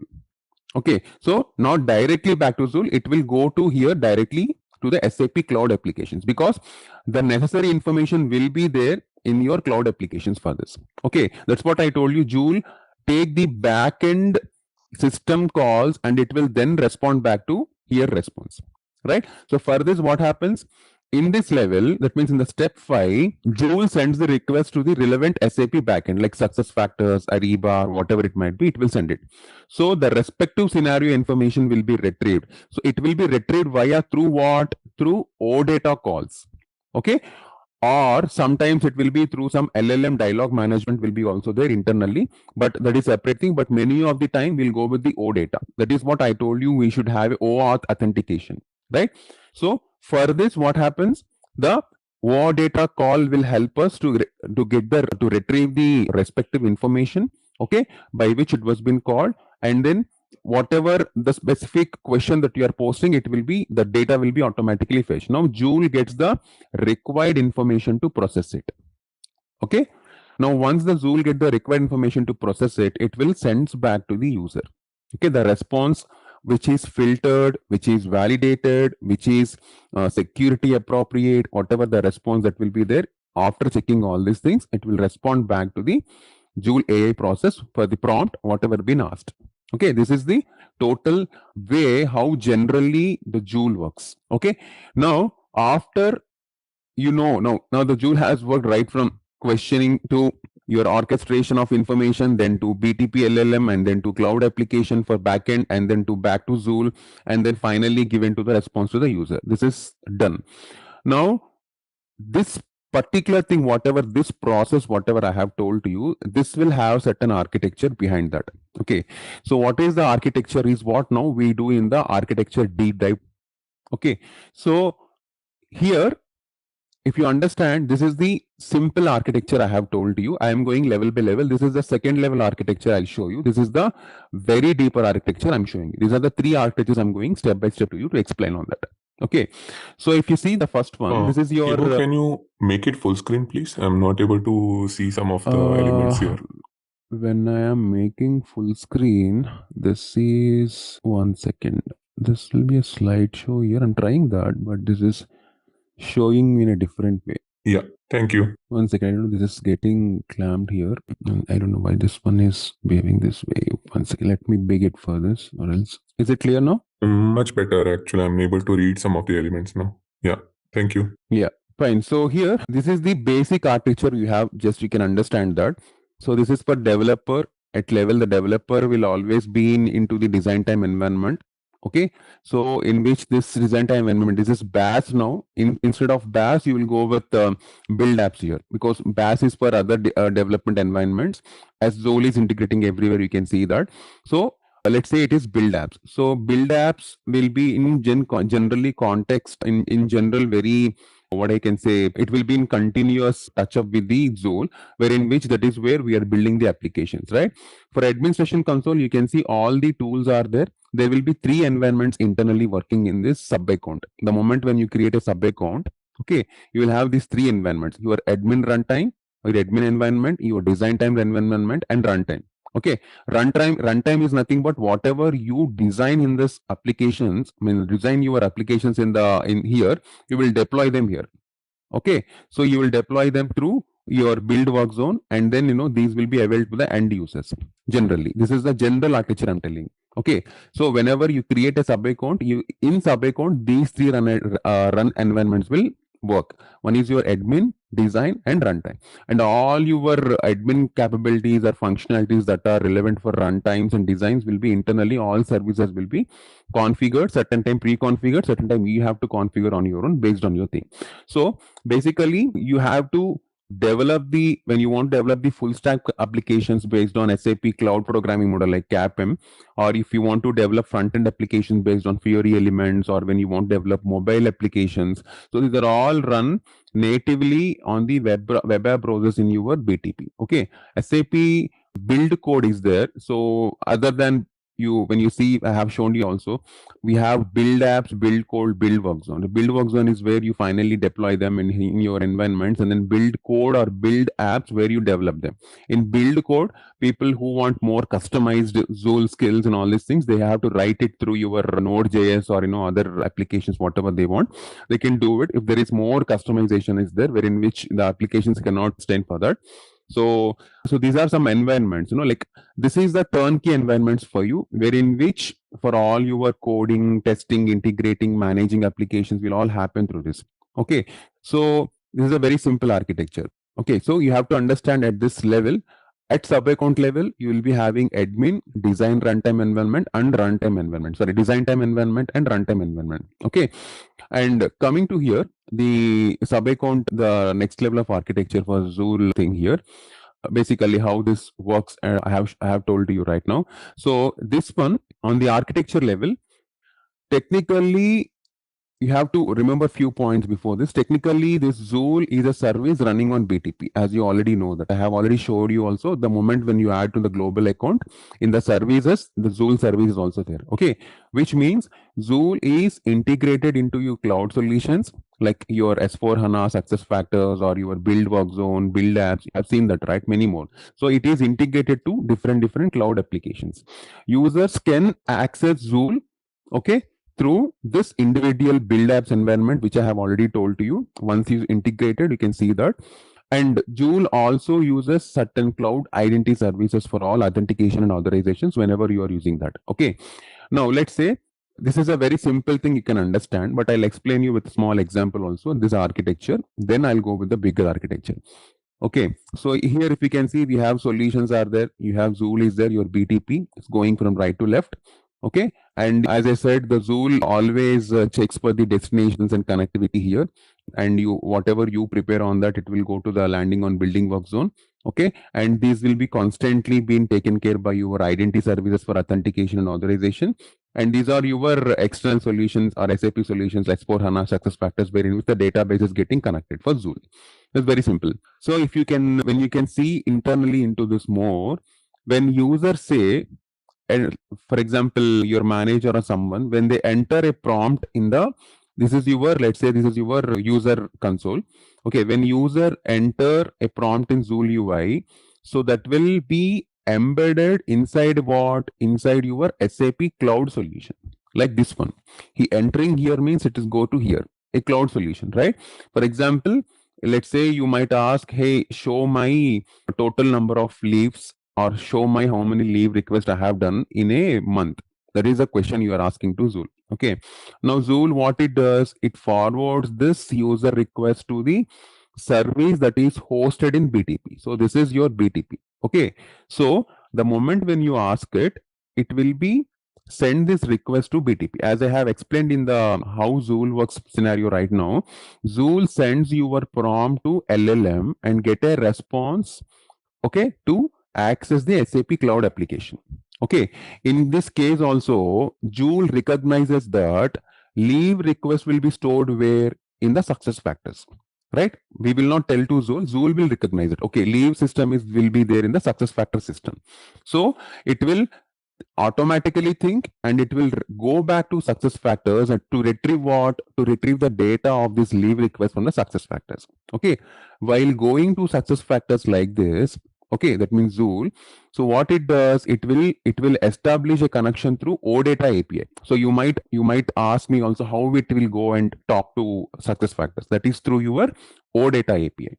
Okay, so then Joule uses your pre-configured destinations in BTP here to securely establish these connections. Okay, in this case, Joule calls the destination to access your success factors. Like this, if you can see here, the connectivity is passing through success factors from BTP. See in this?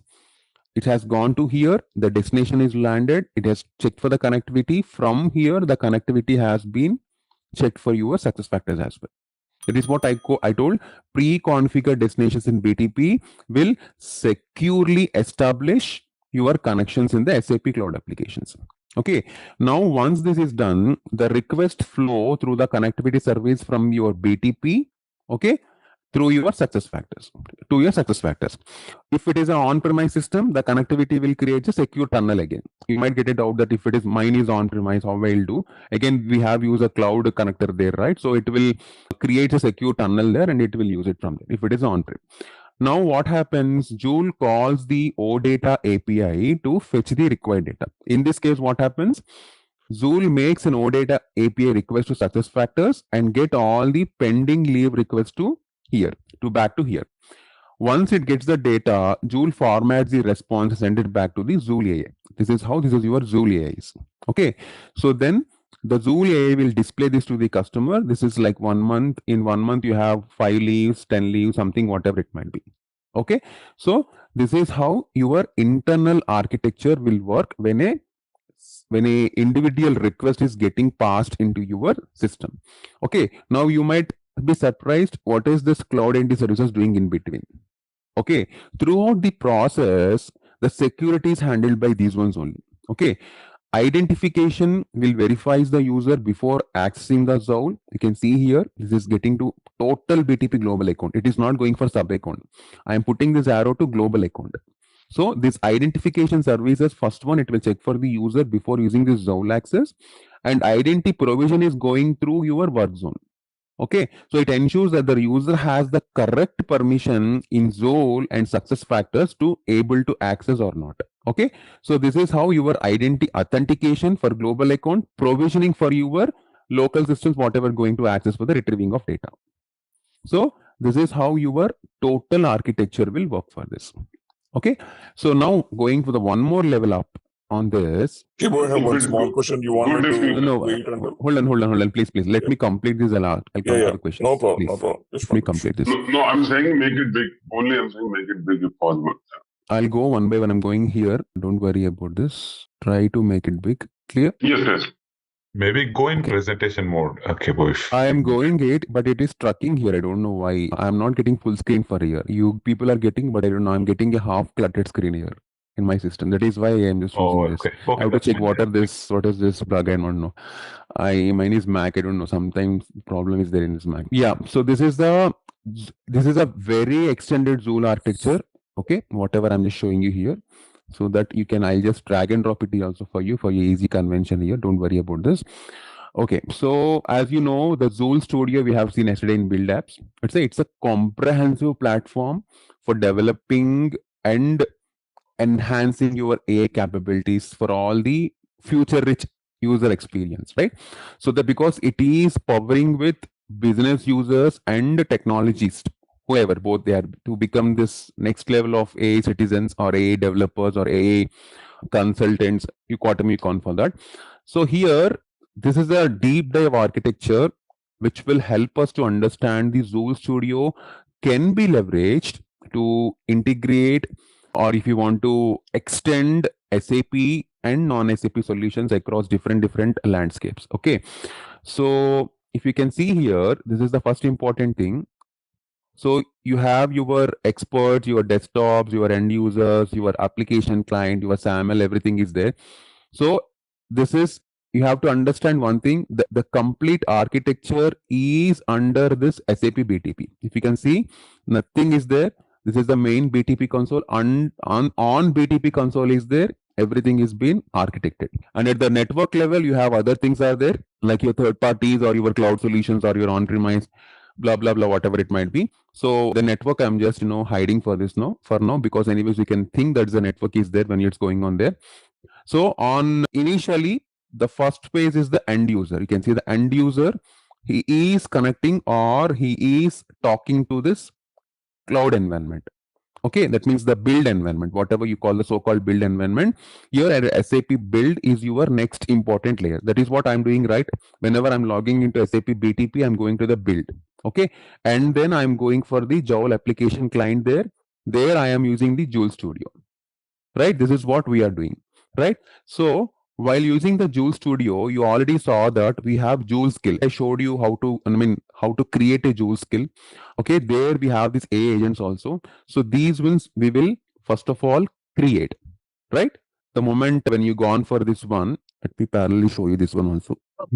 See, the moment when I landed here as a user, what I'm going for the build apps, right? And here what we are doing, we are creating a Joule skill, right? This is what I'm saying. When you create a Joule skill to correlate with the PPT, this is what, see, the Joule skill I'm creating. So when I create, I'll keep it like that. No, I will deploy them, right? Through build work zone or something, I'll deploy them, right? So this is called deploying. So that deployment will happen here. Okay, that means the deployment will happen here, but yes, it will take other direction. I'll tell you later point. Just understand that you will deploy it here, and here whatever the delivery and custom skills are there, that will be there in this deployment platform. Okay, and there is no link directly to here in the AA core. If you can see, and after deployment, it is here itself only. But there is a separate arrow that was integrated to your SAP AA core. That means if you want to, that means your Joule is not directly linked to AA core, but your studio is linked to AA core. That means your deployment platform is not linked. Your application platform, like your SAP build apps, is linked to your AA core. That is why you can, whenever you create AA agents, agentic AA, someone talked about that, whenever they want to make AA models or document grounding, then they have to use this AA core. This will not work then. Okay, so this is your step 4, this is your step 5. Okay, that means here the deployment will be the last part, but you have to understand, in case if you are using agentic AI, if you want to get the AI models, you will get that here. This is integrated here. So once you create that agentic AI or some other skills also, that will be integrated to where, here to your BPA, which is business process automation. Okay, nothing but your all this build apps, build code, build work zone, all these things comes under that only. Okay, so once that is done, then you will deploy this. Okay, so when you deploy this again, the deployment will take here, and then this will be again passed to your destination and connectivity, and it will reach us to your end service partners. That means, sorry, that will check the data for your end service partner for the connectivities. So you can see here the connectivity is multimodal here, for on-premise, for third-party, for cloud applications. Okay, multi connections are there, right? So these will check the connectivity parallelly on this. This is a more detailed architecture I'm telling you. See, the first important point is the central point for consuming this Joule skills and A agents will be created in the Joule only. Okay, this is available both in desktop and in mobile client also. This Joule Studio. Okay, so Joule Studio is what? It is nothing but your conversational interface. Okay, you will converse with it, right? You are getting something, you are talking to it. So it has some conversational interface patterns will be there. So which it will leverage from the SAP cloud applications. Okay, so wherein which whatever the out of box capabilities and custom Joule skills you want significantly enhance the key business process, you can do it still, because it is significantly interfaced there. Okay, and this is part of SAP build. This is completely build environment only. Whatever you're doing here, the BPA or everything, whatever, this is a part of build only, because build apps, whatever I showed you now here, this one in our architecture, this build apps. Okay, the moment when you go for Joule skill, you will see the prompt there. Then you will see the main menu there for the Joule. See, BPA, it is showing us BPA under build apps, right? This is what I'm telling. Build, SAP build is a main platform for you to include all your apps, build code, build work zone, build process automation, whatever you want to bring it. This is the main platform. Okay, so it leverages this builds user experience and lifecycle management capabilities. So even to provision this Joule Studio also, you can see here, this is a Joule Studio, wherein which this one also, it will be provided in your, that means this build should be in your target landscape along with your BPA and all these things. And that is the reason, if you can see, I have added all these applications here. Even though this is my major one, all these ones are internally work for build apps. The application studio, sorry, this BPA and build apps are common on the work zone. Again, this is separate, application separate. I'll show you that later. So like this, build is your main environment to access all these internal things. See now, the app has created Visual Studio, right? So once you have configured, once you have been, like into this environment, I mean, coming back to my PPT here. So Joule Studio will enable all your new capabilities that can be deployed alongside your capabilities that has been configured by SAP. Like what are the capabilities in this? Nothing but Joule call is your capability. I mean, Joule skill is your capability. AA agent is your capability. Like this, these capabilities will be automatically configured. So these will do what? These will automate your rule-based task using APIs, and you can start integrating into your SAP for productivity enhancements. Okay, Joule skills. Whereas AA agents, I told you, whenever you want to handle more complex things, more complex challenges with very advanced or complex planning, reasoning kind of things, where you have to integrate a kind of SAP, non-SAP kind of things are there. And then you have to go for agentic AI and all these things. Okay, both you can extend Joule by adding your automation optimization capabilities, which are already existing in your Joule Studio. Okay, now you might ask, hey, what this AA core is doing? So AA core here, it is, as I said, it will extend the Joule capabilities. It provides basically one second. Yeah, so going to here, yeah, this AA core here, whatever the LLMs that I have talked, that large language models, LLM means large language models, whatever the AA core, it will provide that LLMs, those can be leveraged to configure your AI agents here. This model will leveraged to configure your AI agent. That is why I am integrating this to here. Okay, not only that, customers can also provision their own document grounding. I told you the initial day about document grounding, right? So that document grounding capabilities will be also inherited in this AA core. Okay, so whatever the, for example, you are doing a banking operations or something, when you want, because you have your own set of banking documents, so whenever customer asks it, so they have to do a document grounding on that, right? So for that, customers can also provision their own document grounding, not only agentic models and all these things. So like this, AA core can leverage your RAG services. RAG means retrieval augmented generation, that we call RAG. Okay, so this will be leveraged, and this service, through this service, and then it can integrate them through this models into agents, and you can ground them whatever the specific data. That is why in the studio, if you have seen that I have shown you these ones. If you have, I'll just show you one more time. So the moment when you create a Joule skill here, I'm just putting something here. The moment when you get it, so even it's agentic AI also, this is now an app. Now here you can create agentic AI also. I'll show you that little later, I mean in our sessions. Now here, when you go here for the connection, you're asking, this is asking, right? Call action, run automation, okay, run process, send message. These are all. So to do in between only, you will add this, whatever the agentic AI things, whatever are there, you will add here only. That is where you do. The document grounding will be done that through. Okay, so this will integrate them and make the specific grounding will be happen on top of this. Okay, so specifically AA core use your BTP's runtime to execute your AI ML workloads.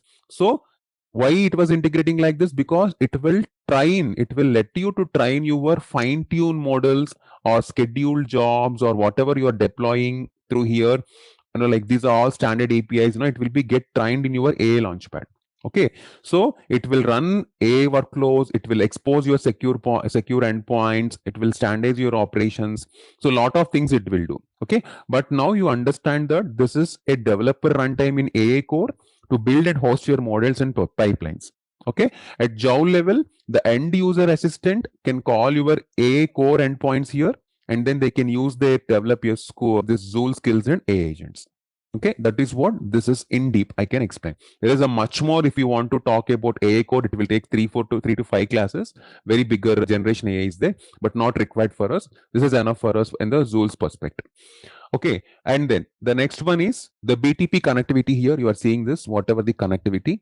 Okay, so it integrates all your existing workflows. As you can see here, either the AI agents or the automated execution for the SAP, non-SAP systems, network systems, you can see these are all being integrated to BTP's connection through destinations. Okay, different destinations I told you. So with this connectivity, what happens? You have a greater efficiency and you can leverage all the different connections in automation.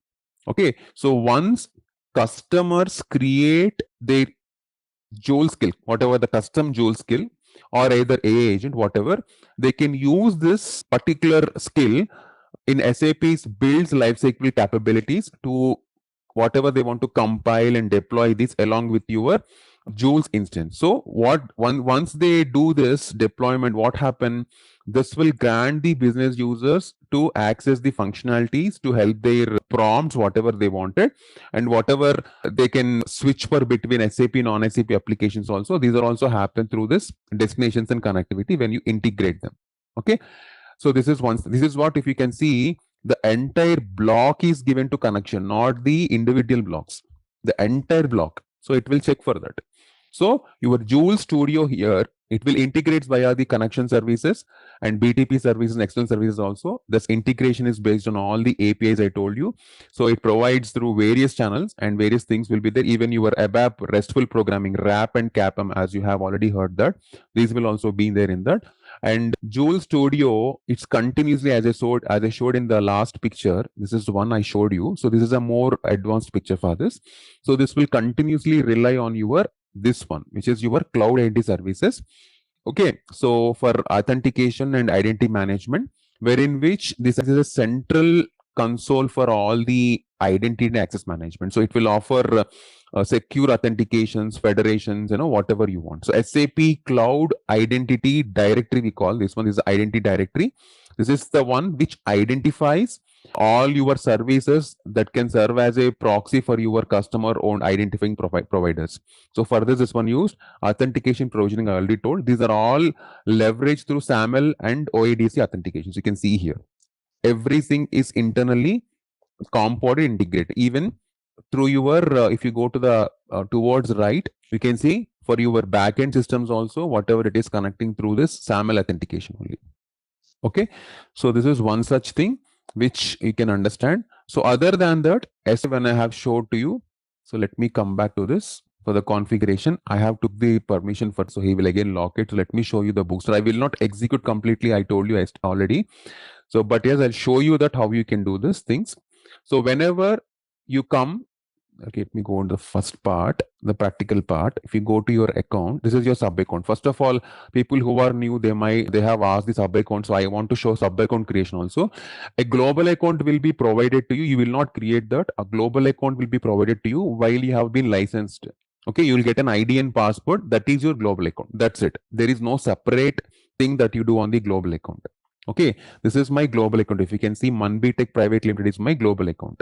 So in that, nothing will come. See here, the sub accounts, what are there? Only those will come. Now, what you have to do, you have to create a sub account initially whenever you are leveraging for your Joule skills. Okay, so these are all admin activities, but as people asked me to show the configuration setup and everything, I'm just showing you to you right now. So just understand that I will not execute complete task. This is my instruction from my admin. Okay, this is also, I'm just giving you a note point, but I'll show you this once. So now once you create a destination here, let me go show here. So if you create, see, this is a switch global account will be there. You can create a sub account from existing sub account directory. You can do like this. So if when you create a sub account, you have to put a name here. So let's say, for example, I'll give demo underscore AI Joule something. I'm creating like this. So you have to give the region. As I told you, there will be multiple cloud platforms will be there. You can see here SAP Neo is there, our cloud, and we have Microsoft Azure. We have our Google Cloud Platform, Amazon Web Services. All clouds are there in this. Okay. So what is the nearest one that you can choose? Okay, based on this choosing also, sometimes your rate parts might get changed. So be very careful when you're doing that. Let's say, for example, what is the nearest? Because I'm an Indian time zone, I'll select the nearest one is India, Mumbai. Okay, the region for I'm going for GCP. So the subdomain, it will be automatically configured and given to you. If you have any subdomains, you can also get that. Okay, this will be a part of URL for your accessing. It will automatically giving to you. So the parent one will be this one. If you have multiple global accounts, you can select that one also. But in general, there will not be any multiple global account. One global account wherein which you have to retrieve or you have to like go through it. So this is one such thing. There are some advanced options also there. This same sub account you can use for production also. What is this used for production?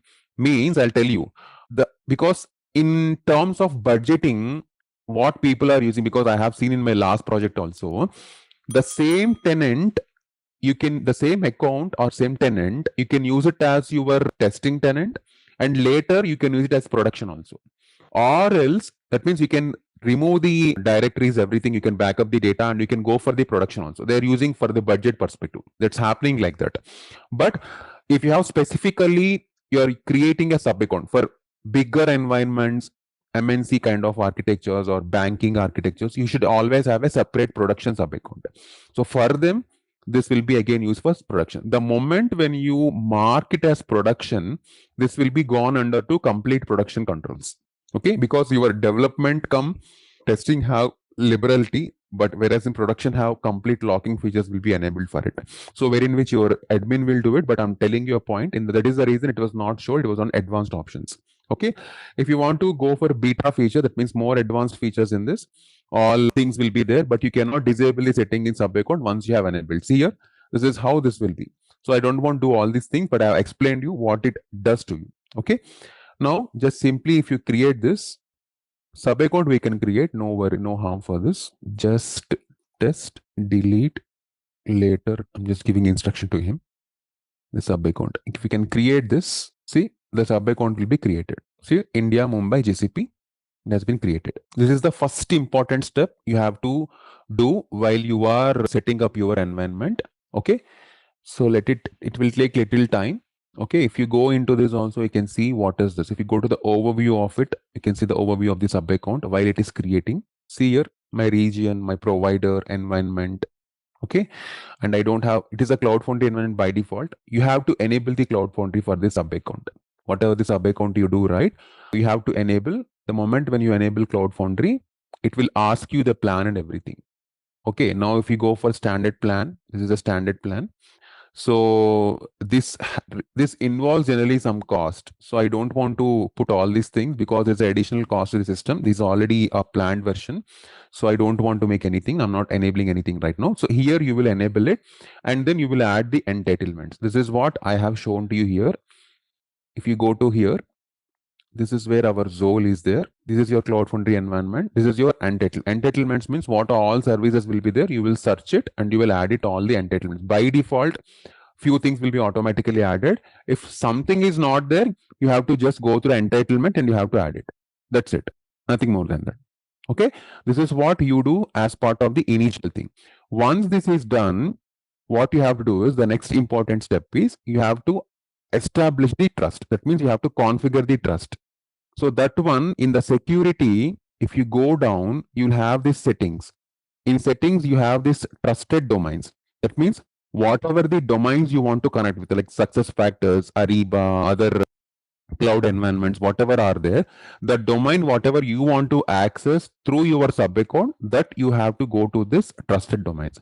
And then you have to add them. Whatever the domain specific link will be there, right? That you will add it here. Like we have added this one, on demand dot this one. So this domain will be added. So once this is done, you go to the trusted configuration and you will enable the trust for it. Okay, you can add all the identity provider. See this default, I told you just in the architecture, right? Default identity provider, this is by default added, and identity provider for custom applications. Both these are defaultly added, this is activated. So like this, if you want to download any metadata also, you can do it, but this is all admin activity. That's what I told you. But for your understanding, I'm telling you, this is how you will, there will be a thing called enable trust. The trust configuration will be enabled there and you will enable it. So once you enable it, that's it. You will get the connectivity and everything. and then your communication API enablement will be done in backend, and you can ready to start your Zool things. Okay, this is what a basic setup in BTP. You will do it. Okay, destinations you will create. I'll tell you that. But before that, let me show you on the boosters part. So if you go back to main account, so I request, it's a request from admin also, don't create sub accounts. Okay, because this will impact on the cost factor. Because I also have delete immediately after this. We Okay. don't even have an access for to creating a sub. Okay, okay, nice.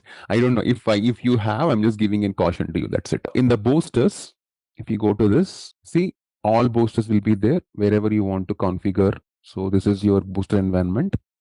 So you just simply search for Zool. Just don't go through the entire thing here. The setting up Zool will be there. Start it. Can you just give 1 or 2 minute, 1 minute explanation of what booster is, please? Sure, definitely. Yeah. So this boosters are in BTP basically whenever you are especially like this is a wizard kind of tool that will help us in the BTP to set up the sub account entitlements or services or configurations, whatever you want to do. Instead, you go manually. System has recently added that as a automatic service to you. That is called booster. You're boosting what? An automation, an initial setup of automation you are doing, like creating your relevant service sub account in this. Like Zool is one such thing which you are doing that, right? That is what the booster. It will configure services. It will guide you like this step by step what you have to do. It will ensure some consistency without going for manual errors kind of things. All these things will be there. Like if you can see Zool booster, it provides a sub account. It will entitles your work zone. It will see the trust certificates, trust configuration, and it will automatically subscribe the service because many of the BTP manual things were not working properly when people are going for manual because a lot of things are there and people confusing. So it was added as a booster. As a step by step, you can automatically drive it. That is booster. Okay, clear? Thank you. So now this is a booster for Zool. So it is taking prerequisites. You can see I'm not able to do this. Now you can see this authorizations are done. I can able to do that. My entitlements are done. My authentication of identity tenant is also done, which I'm able to do that. So this is what prerequisite it will set up for you. If you go to the next, you have to set up the sub account. Sub account means what? For your Zool services, whatever you want to do, you will do it. Okay. This is the basic service which system will automatically take it or it will configure it for you. So that entitlement will be automatically taken. Just you have to select your sub account, which one you want to do. Because the moment you create, the initially I told you this sub account we created. Now demo AI Zool is what I created, right? Which one we created? This is the demo one, right? Yeah, I know. So that sub account, whatever you created, activated that one, right? That will appear here. So whatever the Zool configuration that you want to make it available on the relevant sub account, that you will add here. Let's say, for example, demo AI Zool is there. This is my sub account. So automatically it will gather your org details, the space also. Space is nothing but is a development space. Okay, where your development you generally create for bash studies and everything that will be there. So this is that space. And then once you go to the next part, it will ask you for this production. Kibo, in the last screen, can you show me the plans as well once? The drop down for plans? I'll show you. In the sub account plans you're asking, right? No, in the previous screen only. Yeah, that one. Yeah, that one. Oh, yeah, this is foundation and standard only. Any standard we generally go for, but this is already application is on foundation by default, so I'm not changing that. Okay, so you can see the required quota also, how many quota is there, how many can use it based on the license. This is only one we have, so one is showing here. Thank you. Yeah. So now this products will be there. What products you want to add in your sub account?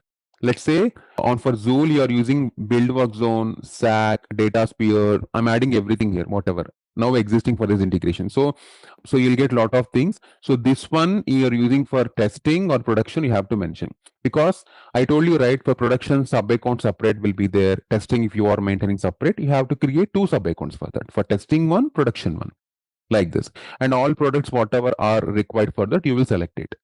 And then once you go for this, you will go for the capabilities. So in the capability package, you will see all these ones. Okay. You can add the automation. So you can see here, store conversion data submitted by users for the improvement of Zool. So as the data controller, customer maintains full access to their data and can request it retrieval or deletion whenever needed. That is a general node that will be given by system that it's a check for you. If you don't want to store the conversation data, you can uncheck it. But generally we want to store it, so this is by default checked it. But still it is enabled. If you don't want, you can uncheck it. Okay. So now if you go to the next one, you will set the integrations here. So in the integration, the formation name will be automatically taken by the thing. If you have specifically something, you can give it. There is no worry. It will not affect this only name. Like you can keep Zoll demo, for example, some banking customer. Okay. System is automatically included. Okay. Now you have to provide all the systems, whatever, because earlier you added some integration systems, right? If you remember all these integration systems I have added, the identity, SAC, build, all these things. Now for this, you have to inform which specific domain will be there. That domain systems you have to add it. So for identity, this is by default, on demand will be there. SAC already is configured. That means this domain should be configured in your BTP by your admin. Those ones you have to add it. Okay. Now this is your BPA. This is your build work zone. I'm just adding. And this is your data sphere. This is your success factors. So all this domain should be before on hand only have to be configured by your admins. Then you can configure all these things like this, whatever you want. Okay. So once you add all your include systems, whatever, and the relevant URLs also, and then you can say next, this will be reviewed completely. What you are going to configure, what do you integrate, what is your capabilities, what is the integrations, everything. If you say finish, it will create whatever the new sub account are created on the these capabilities will be launched in it. So from there, whatever I'm doing right now, you can go click it, do it. So whatever the development you do it, it will be configured on that particular sub account. Okay, I'm not finishing. This is what I told. I show the entire process, but I will not finish it. Okay, I'm just canceling it. This is a strict instruction for me. So this is how you have to configure your sub accounts, configure your Joule. Okay, clear everyone? Now ask your questions. Kebo, in your previous screen, right? So Sales Analytics Cloud was there. So is that the related domain? So what is the domain related to S4? That was my question. S4HANA is there, right? Which one is it actually? I did not. I mean, I was trying to see the S4HANA domain will be there. You can add that one also. It will be also there. It is a service basically. You can see in the systems here. See, okay. The moment when you go, there is a main service. You will not get that as a domain internally here. If you go here, this is the one which we added, right? Okay. So the last the moment when you go, you are trying to put in all the destinations. Is that what you're trying to do in the last step there? Right. Whatever. See, on you created BTP sub account. Now you want to access Joule. How you access Joule? You have to set up whatever I have shown to you. That is what you have to do. Got it. So I have one other question on the previous. You basically showed the integrations, right? If you can go back to the PPTs where you have integration. So one question there. So basically in this particular one, see what I understand is the build apps is a place where you build like mainly even a Joule skill or something, right? You want to build, you will first build it. And then you deploy it, it will go into the Joule workspace, the build workspace, right? That's what you call it, build workspace. Build work zone. Build work zone. Now that is the deployed one, meaning like that is really available for anyone to actually query and use, right? That's my understanding. So anyone means who is actually authenticated to do it. Yeah, the end user. So now the only question I have is, now if you see the end user here in this chart, they are not directly talking to the instance which we have deployed actually. They are actually talking to the build apps, Joule Studio. My question is like, why are they talking to the one which is in development? I thought that they should be talking to the Joule that is deployed in the build work zone, right? That's what, right? The end user is talking to Joule application client only here. If you can see here, this is application client. Yeah, but this application client is not directly linked to the one that is deployed, right? It is actually talking to the Joule Studio which is being built. No. That will internally talk, but it will not be shown to user, right? The moment you are asking something, it has to go to the Joule Studio from Studio only, right? This is a prompt for you. You have to assume this is a prompt for you. The prompt is going to here to the studio where your skill has been created. From there, all your story will begin again for your backend checking or process orchestration and all these things will come to. I mean, his point is saying Joule Studio, what we use is a design time artifact, right? So when an end user triggers a prompt using Joule's application client, right? So it should actually interact with the runtime artifact, not the design time artifact. So the Joule agent, Joule skills or Joule bot or AI agent are in Joule Studio. So which doesn't actually run when you execute or when you trigger a prompt. So basically it should interact with the runtime artifact, which is in Joule tenant. So that is this question. Joule build work zone. That is what I'm saying. Yeah. This is where this is integrated not through your build process automation, all these things. This is your work zone is also internally is there. Yeah, it is also interacting there also. Maybe This particular. Maybe if we can see an example, we will get a better idea, I think. Yeah, you will get it that. While I'm going for the practical part, you'll understand that when I'm doing that. Okay, I think that's a good point, because this particular box, what you have as SAP build, also has SAP build work zone. Yes. So yes. yeah, it has the instance which has actually been deployed. I was just confused by, if you see the right side, right next to it, Don't you confuse. see deploy. Don't confuse. Yeah, don't confuse. This is all once. These are all different purposes we use it. Dodo console. So you have to understand this is Joule Studio design time, runtime, where actual execution artifacts live and run. Your runtime in Joule runtime, whatever you are going for. Someone has asked me that, right? So that's it. Just don't confuse. When you are maturing your sessions, you'll understand more clearly those things. This is a standard SAP's like thing I'm just explaining to you. If you go into the practical, you'll understand more clearly. Any other questions? So could you please Someone is asking, right? Can you please show us how did you get into that when you're creating a Joule, like some Joule skill, right? From the sub account, how did you go to that screen? Which one? The Joule skill you created, like some XYZ or something like that. This is a build. This is a separate that we are when we have gone to your entitlements, right? In this one. Second. So when you go to this one, when you go to your sub account here, yeah. On the sub account you have your instances and subscriptions. When you go to there, sub accounts here, and instance and 1 second. Yes. Sorry, 1 second, please. Okay, can I go to subscriptions then after that? Yeah, subscriptions only. In the subscriptions only, all your skills will be added here. Here you will just click on your build apps. Okay. That's it. So this will open your build studio, and then you will create your Joule skill here. That's it. We don't have that any of the Joule skill in our system actually. Can you please share it if you can show me what is the issue? Okay. Just later on. Okay. In the meanwhile, you can just show it to me. Yeah, we don't have that basically option. Oh, interesting. I don't know. Everyone is allowed for this. You can do this. This is there for everyone. Yeah, because we don't have. We have a create from Git, clone from Git, and add from dev space. That's all. We don't have that fourth option. Whatever. No. 1 second. Can you please share your screen? I'll just show you that also. Okay. How can we share the screen? Okay. I'll stop the share and you can share it. Okay. This is what I asked everyone to please check your systems. If something is missing, I'll ask the admin to get it done. Can you see my screen now? Yeah, I can see. Tell me. Achha, oh, this is one. Can you please close this and add BPA? Okay, so here I'm here basically. So this is what. XYZ is what I created. Okay. Go for create. First of all, create. First one, create. I'm not seeing your screen. Only create I can see. Application. No, I'm not seeing your screen yet. Just please hold on. Yeah, now see there is a Joule skill on the third part. That one you have to click it. Then it will appear in your create automatically when you create first. Next. Yeah, now next. Yeah, now you do this thing for once and then it will be automatically appear in your system. Okay? Okay. That's it. Yeah, thanks. Any other questions, guys? So, hello. So regarding the document grounding you mentioned, right? Normally PDFs and all, you said like catalog, knowledge catalog will be there where we keep our documents. So suppose there is a wiki page or some other web page where we need to read those web pages and then do the document grounding and give the results to the user when he prompts something. So is that possible via Joule? I don't think so. What you can do is you can get that thing. I mean, whatever the page content will be, that means you're touching the document grounding.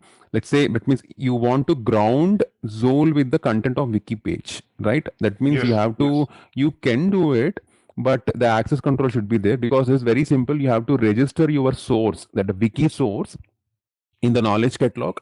Then when you index the content, the user prompted whatever the URL you are giving, then it will automatically get the grounding retrieval there and it will answer from your generation page. It will be done, but you should have all the access control to do the wiki documents that are authorized for. That is the only consideration you have to take. And because it is external pages, for public wiki pages, we usually don't write them. Not public. Suppose think like it's a enterprise pages, which is fine. Organization. You can export import content to control repository. That's what I'm saying. Yeah. That's what I'm saying. Listen, so you have to export this or either import this content to your control repository and you have to index it. Then this pages will be automatically accessed for your grounding retrievals. So web scraping is not possible? Directly not. Until unless if you have access control in it, it will be. It is possible. I'm not saying it is not possible, but it should have access controlling things for that. Whatever the web URLs that you want to access for that. Okay. So maybe in this training, maybe practical, I'm not sure whether you will cover or not, but I'll try to show it. Yeah, that is an interesting point. Let me try to show it. If I can do it, I'll just remember me, but I'll try to show it. Yeah. Or else any document or steps to follow, maybe we'll try on. Yeah, I will provide. I'll provide. Yeah. Yeah. Okay. I am also not getting that Joule skill option because if I go to build app, can you please share your screen? 1 minute. Come to build app, but it's showing only create. First create. Okay. So Joule skill. Now Joule skill. Next. Now create there. Give some name randomly. Review. Create. Okay. Yeah. Got it. Thank you. Okay, guys. So good. And now one question. When you configure the integration through Booster, right, and you mentioned the production testing, so is this something that we means anything we'll do in the testing, then we'll move to production, or we simultaneously develop both the thing together?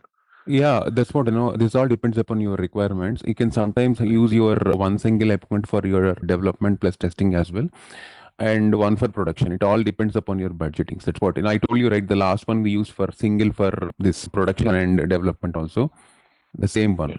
In a similar manner we have used it. Yeah, but SAP will help you on that if you have a limited budget scopes on this. But SAP will help you on this. Yeah. Right. So now we will create a destination. Let me show you, and we can wind this session for after creation of that. Let me share back my screen. One other question. So I think somebody asked the same question, right? It's very similar. So I am doing, normally the landscape is we have a development box, ITG, and then a production box, right? So we are doing any kind of like this deployment in manually on like development box. And then how do we migrate this to ITG and then to production boxes? In Joule, you're specifically asking? Yes. Okay. So it's a normal thing only because this... Because normally we will have like a TRs and all that, right? But in this case, how does it work? Yeah, whatever you are doing deployments in this dev box, right? This is a BTP plus Joule design time work. So this ends up with a lot of runtime artifacts will be there. So you have to understand that, there is a promotion strategy for the sub accounts will be there, because I told you, right, a sub account for dev, sub account for quality, sub account for production, you have to build it. And then we have a separate transport mechanism we call SAP BTP transport management service that we call TMS. Okay. Or else we have this CTS is also there for hybrid landscapes where you can use it. So here what happens, whatever the skills you do in the Joule, that skills you have to, that will be, but that skill or agent, agent, whatever it might be, you will export them from development to quality and then through this BTP transport management system. So there will be a kind of IDs will be generated internally for the skills, and that will be like in our ECC, how you generating the TR IDs, TR transport requests are there. Similarly, the IDs will be generated for here also when you're going for this internally, and those you will import in QA for the testing and everything, and then you will further transport them to your production. So here the thing is you don't migrate manually, but you use a system called transport management service system where you move your skills and agents from across the landscape with different destinations, and credentials will be there each type. They will pick it up automatically. Okay, you won't see something a dialogue, this is the TR, this is a TR. Okay, you will directly do the things and backend system will handle all these things. Clear? Okay. Will you be able to show, like, as part of your session, like in your sessions, like, will you be able to show at least some of these steps? I know you might not be able to push to another environment, but at least show us where to do it. Yeah, definitely. Yeah. This is not on content, but still I'll show you. Just remember this point also, as per someone has asked me. Yeah, I'll show that. Okay. Thank you. And then this one, let me show you destination, and then I'll conclude my training for my screen. Okay. So you come to your destinations. I told you, right, in the connectivity pattern, you'll have your destinations, destination certifications, destination trust, and all these things will be there, right? So as I already told you, what is destination in BTP? Okay, so these are different destinations you can leverage for your different purpose. See here, this is for Ariba, this is for cloud for customer, this is for field glass, Okay, so like this, you can do a kind of different things on top of this destinations creations. So destination in BTP is basically a configuration object that will store the connection details to where external system is going to connect. Like for example, you can see this for Ariba, this is connecting that Ariba connection. Okay, so what this contains, I'll show you. When you create this destination, it will ask you from scratch, from file, from service instance. Okay, so we'll go for from scratch. From file means if you have already all your technical parameters are inbuilding in one file where you can leverage that, you can directly go for the file. Or if you have already having a service instance from which you can create, you can do that as well. Okay, but this is a new destination. I'm going from scratch. I'm just creating it here for your understanding. So let's say this is the destination demo. Okay, so the authentication you have to give it. I told you, right, while creating your destination, you should have this OAuth 2 authentication should be there. Right? This is what OAuth 2 client credentials. Or if it is JWT bearer, you can go like this. You have so many OAuth 2 things are there. Your admin can correctly guide you on what you are going for this. But basically, whatever I know that we go for this one. Okay, if it is SAML assertions, we'll go for this one. That's it. So this is the one which you'll go with. The moment when you go it will ask you. Okay. And I already told you a number of times you have to put the destination type HTTP. This is what the type HTTP. Okay. So there are many other things are there, but HTTP is one such thing which we use it based on your architecture. If it does changes, you have to change this one. This is the client ID. So these are all will be given by your client only. So I don't know this client ID. What is this? I'm just giving something randomly for you. So this is client ID for what client is that one, Keba? Yeah, your development, whatever the source clients are going for this, right? So that is your client ID. In this example, we are trying to create a destination for SAP S/4HANA. Okay. So is that the client ID means like generally we enter in our system, which is like a 100 or 200, whatever it is, like SAP S/4HANA client ID. If that is the one. Sorry, what is that? I mean, in ECC, whatever you do, 1010. Yeah, something like that. That is the client ID here, or is something different? No. This is the client ID here. It is for your OAuth authentication. Here in BTP specifically, the client ID identifies the application with this number when it tries to request an access token from an authorized authentication server provider. So the client ID will identify that. It's like a certificate to this authentication you're giving. So in BTP destination, what we do, we often see this OAuth 2 authentication and all these things. So for this to identify the client ID, that means in which authorization server this authentication is triggering. So that server ID is nothing but client ID, not your ECC kind of ID here. Server of... That means it identifies your application to the OAuth 2 token service. That is what this ID will generally do with. This is what SAP BTP will tell. If, let me say, if it is connecting from, let's say, your BTP, let's say you're connecting to SAP BTP trust management service. Let's say you're going for trust management service. Now, for that, client ID will be generated when you create an instance of your trust management service and bind it. Okay, in that system. So that is nothing but a service key for your JSON in the trust management service. That is your client ID. Similarly, for cloud system also, when you register an authorization client in system, it will generate a key. That key is nothing but your client ID. Getting that? Okay. So instead of this one, can you just close this one and then you have some existing already destinations, right? I'll show. Is it possible to go and then display mode? I'll show. I'll come in that. I have to show the creation destination also, right? So that is the reason I'm showing you. So this is your thing. That is why here you have a checkbox, use your token retrieval. If you want to use your token retrieval services also for this client IDs, you can do it. And then if you have any client secret names or something, you can make it, or if you don't want, you can make it empty.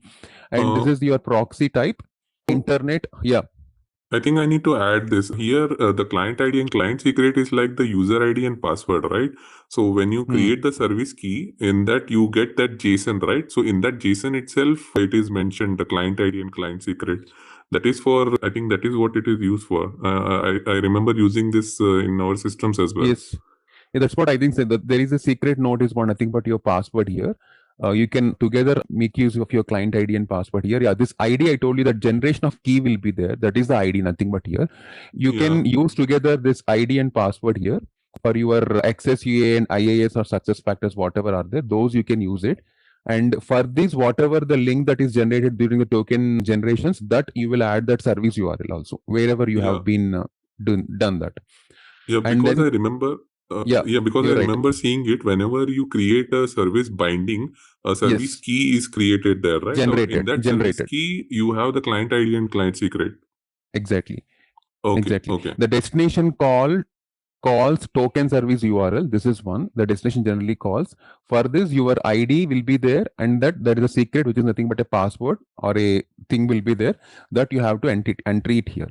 If you want to set empty, you don't have anything such thing, you can always keep it empty. Okay, because few things that don't have the passwords or secrets for that you can omit for that. Okay, so here basically why this is token service is there. This verifies your access tokens. That means whatever you're going to access, that is valid or not for the APIs to call or not to your S4 HANA as if your success factors Ariba, that will be commonly verified here. That is why your token service URL will be enabled here. Okay, clear everyone? So this will be your common dedicated, and then your URL for this, your proxy type, whatever you want to generate link on which this one. So this will be there. So if additional properties are there, like if you have any specific keys for your web IDs or HTMLs, everything, you can put that values. If you have any more authentication for that. So rest all, it will be normal like this. You can create it. Okay. So now existing one, I'll show you. Any one which is here, the Ariba one I'll show you. Yeah, the existing one you can see here. The authentication, same thing. You can see the token service URL here. Okay, which is dedicated for this only. This is not common, not shared across. Okay, and then you can see they use the basic credentials for token service. You won't see any client ID and client secrets here. Okay, this is additional properties here. These are all additional properties, what I told you, the provider types, queries, labels, everything they have kept it here. And these are all the SAML properties. They have gone for SAML assertion. So these are all by default came for it automatically. Okay, in case if you want to edit the existing one also, you can edit that. You can see here like this. You can see here, see, this has all been there. Okay, and here there is no such client ID properties are there. It was been already done, so you're not seeing that. So these are all externally added. If you want to add existing ones also, you can add the new properties also here. And yeah, these are all the SAML properties they kept it, so they're getting all these things. So this is how you can just configure. This is the existing one which is already done. Okay. So how can we test this connection? Like we created a connection, destination connection. Is it possible from here to test the connection with the? You can test the connection always. Yeah. Once you create a destination, you have to add the certificates for it, and then the destination trust also have to enable it, and then you can check it for this. This is what I'm saying. Once you create the destination certificates, you have to check it. If there is any certificates you want to create for this, you have to create that as well. Because some services need some certification service and all these things. So you have to put that service also certificate, which is optional again. So discard this one. I'm not showing this one. And then you can go for the destination trust for your management servicing here. Let me for this here. 1 second, it come here completely. So you can see here for now, this is your destination certificate, trust certificate, which has been generated there. So you can see the validities and everything here. Okay, once you generate, you can see the validity when it is being done and at what time till it is valid. You can renew, you can export the certificates also. And again, going back destination, if you go into this, any of these things here, you can check the connection from here directly. You said me, right? You asked me, how can I check the connection? If you can check the connection, it will tell you whether it is working or not. Like this is not working right now. Another type unknown host is coming here. So like this, you can just check for any other connections. You can check the connections for this. See, this is backend is reachable. Okay, this is how we check the connections. If any connections you want to duplicate, you can duplicate them. If you want to delete them, you can delete them. So all these parameters are already enabled for you. Okay, so this is how the destinations will be done. So once your destination is ready, everything is set for you to go and play with the environment. This is what you have to know in the BTP. Clear? Any questions? Guys, clear everyone? Yeah, so just one follow-up on this one. So you will be showing us. So now that we have like HANA and Ariba connections ready to go, you will be showing us like the data when we have a Joule skill, like when we are building an app or however we want to call it. So that app will be able to pull the data from this S4 HANA and Ariba, and we will be able to see that, right? Yeah, you will see that. Yeah, which is pre-configured kind of data. We can see that. Yeah, from S4 HANA. Yeah, so any kind of like a dummy data, like I'll show that. Yeah. Okay. Yeah. So one quick point. So previously you showed like, in the Joule, we saw some connections, right? Like for Aniba, success factors and all. And then here we are seeing destinations. So is there a difference between the connections we saw on the destinations here? 1 second, hold on. Let me... Screen is coming out. Yeah, no, sorry. I am actually in my... Yeah, you're asking something. Sorry, I have not concentrated on basically, that. you previously for the sub account wizard, right? There are different steps, and towards the end there was like some connections. Like you quickly selected some Ariba, success factors, and all of that. That is one thing you did over there in the sub account configuration. And then here you are actually configuring some of the destinations. So is there any difference between the connections and destinations? Yeah, connections, like the system you trust and register on S4 HANA tenant and all these tenants will be there. That is through connections.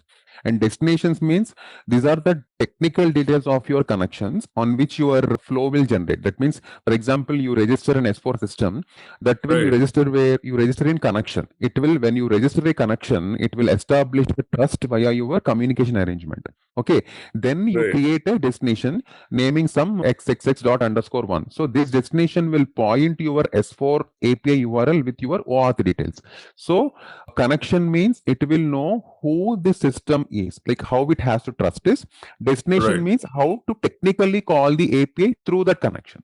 This is the internal. Okay, so basically it's more like the connection is like the face, and this whole destination has all the details behind it, so that the real call can go through correctly. Right? Exactly. Yes, connection is your trusting and registration of your backend system. Destination is nothing but using your configuration objects that you need to like use your API calls and everything for that particular connection to happen. That's it. Okay. So one will ask like, okay, if at all we have to connect to Wiki, right? That's a very good use case. Do you think like we have to create a destination for Wiki if that was what we want to do? So for document grounding, right? Using Wiki to actually do the grounding, I mean, should we actually have it like a destination? Only then we will be able to access the wikis, correct? Yes, because that is what I'm saying. You have to register the source first of all, but here the connections and all these things will not be too involved in it. Here you have to, in the BTP cockpit, the knowledge catalog, you have to add a connector there, wherein which you usually bring certain, because this is a web wiki pages, so you have to bring them through a web connector and you have to sync them to your document repository. That means where your document management services or your things will connect. Then you have to index your content. That means whatever the wiki page content will be chunked and indexed there. You have to, by using your SAP document grounding services, you have to chunk it and you have to like make a metadata or indexing kind of thing for preserving the titles, sections, URLs kind of things, whatever in the wiki pages you have to do it. That the user can prompt it easily, and then the retrieval can happen from the document grounding easily from that. So this is how this generally works. Yes, in BTP cockpit, you have to add a connector for this. That is the answer for you. Okay. So definitely there should be a destination. There will definitely be a connector. But apart from that, you're saying there's more to do in the knowledge catalog, right? We haven't gone there, but that is something you'll be going there, right? Knowledge catalog. Yes. Okay. Yes. Thank you. Awesome. I'm done for the day, guys. Thank you so much. So I have covered, as per the days, I covered all the setup, architectures. Okay, security, I have not covered completely. I'll do it in the later part. The connection testing, backend systems we have seen, and configuration security scenarios I also have shown to you on this hands-on. On the module 2 of your curriculum, if you see, we have seen the setup for SAP modules, and we have gone for the debrief of the architecture. We have seen the connection testings with backend systems, that hands-on also have shown you how you can configure, how you could do the security scenarios, all these things we have discussed. So this week we will be seeing, so slowly our things will start into this, but yes, a few of the things that we have started with, in this, the module 3 that I'm starting, which is business use cases with Zoll. So in this, we have to learn, first of all, the natural language transactions and prompt engineering for SAP tasks. And then you will be seeing the workflow automation with Zoll and some of the role-based journeys. So, okay. So these ones will be there. So in this, I will start parallelly with you, like showing you the Joule environment slowly. So in module 4, you'll get, complete maturity on that. When you end up the module 4, you'll get the build plus Joule app development as well. So that is what. So this module will be a basic for you for your module 4. Okay, like that. So the first important thing is the natural language transaction. So these are the important things that you have to know. Okay, so see, let's start this natural language transactions. Okay, so one of the other announcement I want to do, so there will be no class as there is a local holiday here in India. So again, our class will be on next on the Wednesday. Oh, sorry, on the Thursday. Okay, so this is just information I'm giving you. So yes, so when starting with, I'm starting with the natural language transactions here. So traditionally, when we work with SAP, we have to know some transaction codes. People who know on the SAP ECC or R3 kind of environment, there we have to know transaction codes. And on the public cloud, we have apps kind of things, but still you have to remember the app names or something. But if you still can directly type it, it is still you'll getting that help. So you don't need to do a lot of brain work there. So when you have to remember, so let's consider the ECC environment right now. So whatever I'm saying, the ECC environment, so that if you consider like that, so you have to remember what kind of different, for example, you are a finance guy, so then you have to remember what the FB50 transaction code majorly, the BL3N, the FPGL03. These are all the important T codes for refinance, right? So similarly for purchase orders, you have to go for ME23N. People, everyone of you know who are already into SAP, right? And like for deliveries, you have to go for VL02N, VA01 for sales orders, so on, whatever it might be, right? So which mean SAP was almost like a system only for experts. Okay, so the moment when you don't know the T code, you are lost, because I don't know where I have to go for delivery, where I have to create my sales order, where I have to like check for an error, if some error come in the delivery or something, where I will validate with my finance, what is the exact edit debits happen. These are all things happen, because this is all the T codes game in SAP. So see, we have went with, right? So that is why we have gone with the next level generation came with Fiori with all the apps, subsiding all these T codes now in the public cloud and all these things, right? So, but now with Joule, the barrier is completely gone. So natural language transaction, here we call it as NLT or NLP. NLP is your natural language processor. NLT is your natural language transaction. Okay, so this means we can simply say what you want in plain English. Okay, always when you're giving for prompt also you'll get it. Okay, or not only English, because Joule has whatever SAP is supporting the different languages. Joule also support all those languages. Okay, it might go in the near future every single language it will be covered. Okay, so any supported language, and SAP will understand, translate that into a technical action and deliver the result. So that is the end thing that you are going to do. Okay, for example, a finance user, he can type or say, hey, show me all open items for vendor 3000 in August. Like this, you have to clearly, this is called prompting. So a procurement user, he can ask what, hey, list purchase orders that are pending above 1 lakh rupees. A kind of thing. Okay, like this.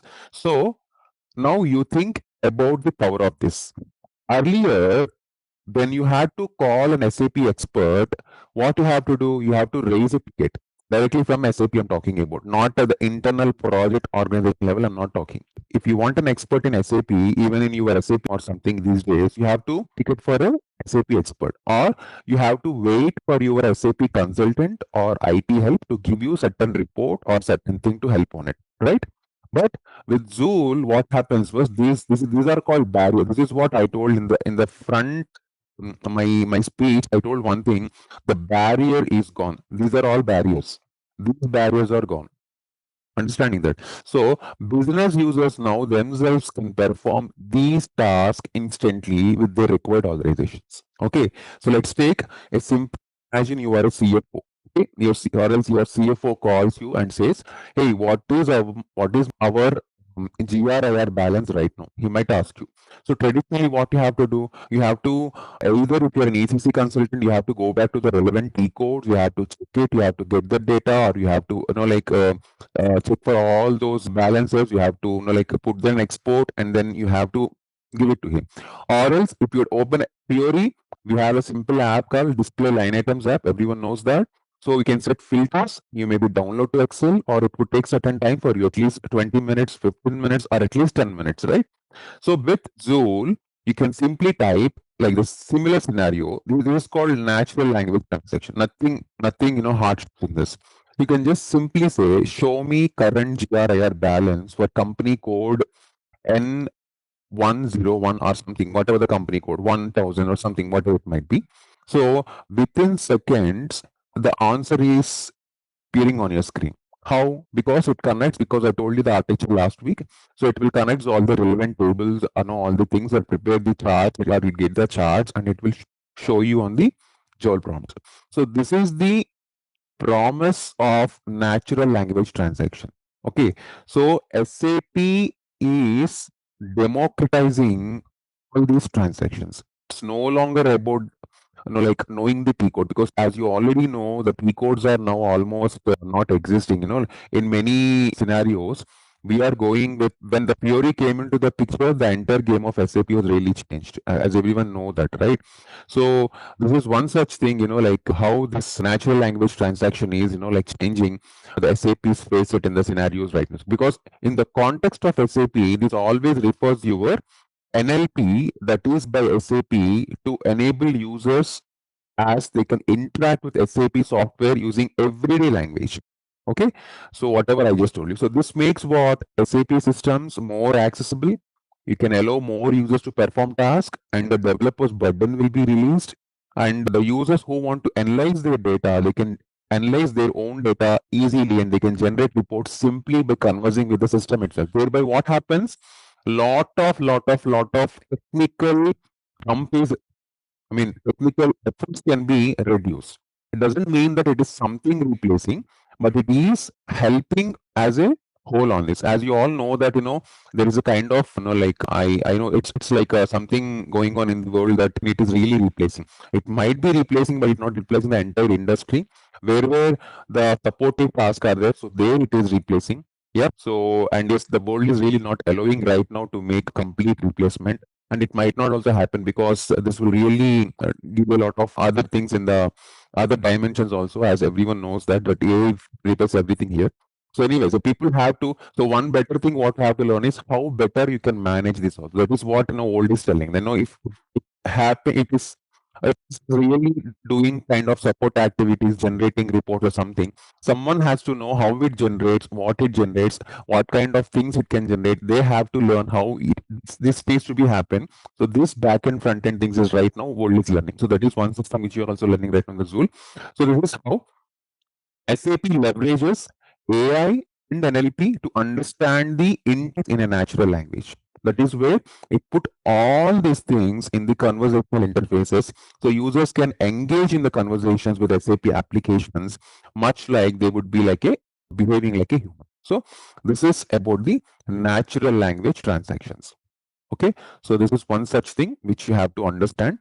And the second important thing in today's thing is prompt engineering for SAP tasks. I am not talking about prompt engineering for our other AI chatbots or something, as you all know what it is. So, but as I'm just specifically telling you what actually can be done as part of the prompt engineering in SAP task. Okay, so I've given you a brief SAP's NLT now. Okay, so now if natural language transactions are the foundation. Now we already understood that NLT is your foundation, right? For what? For all your basic Joule activities, right?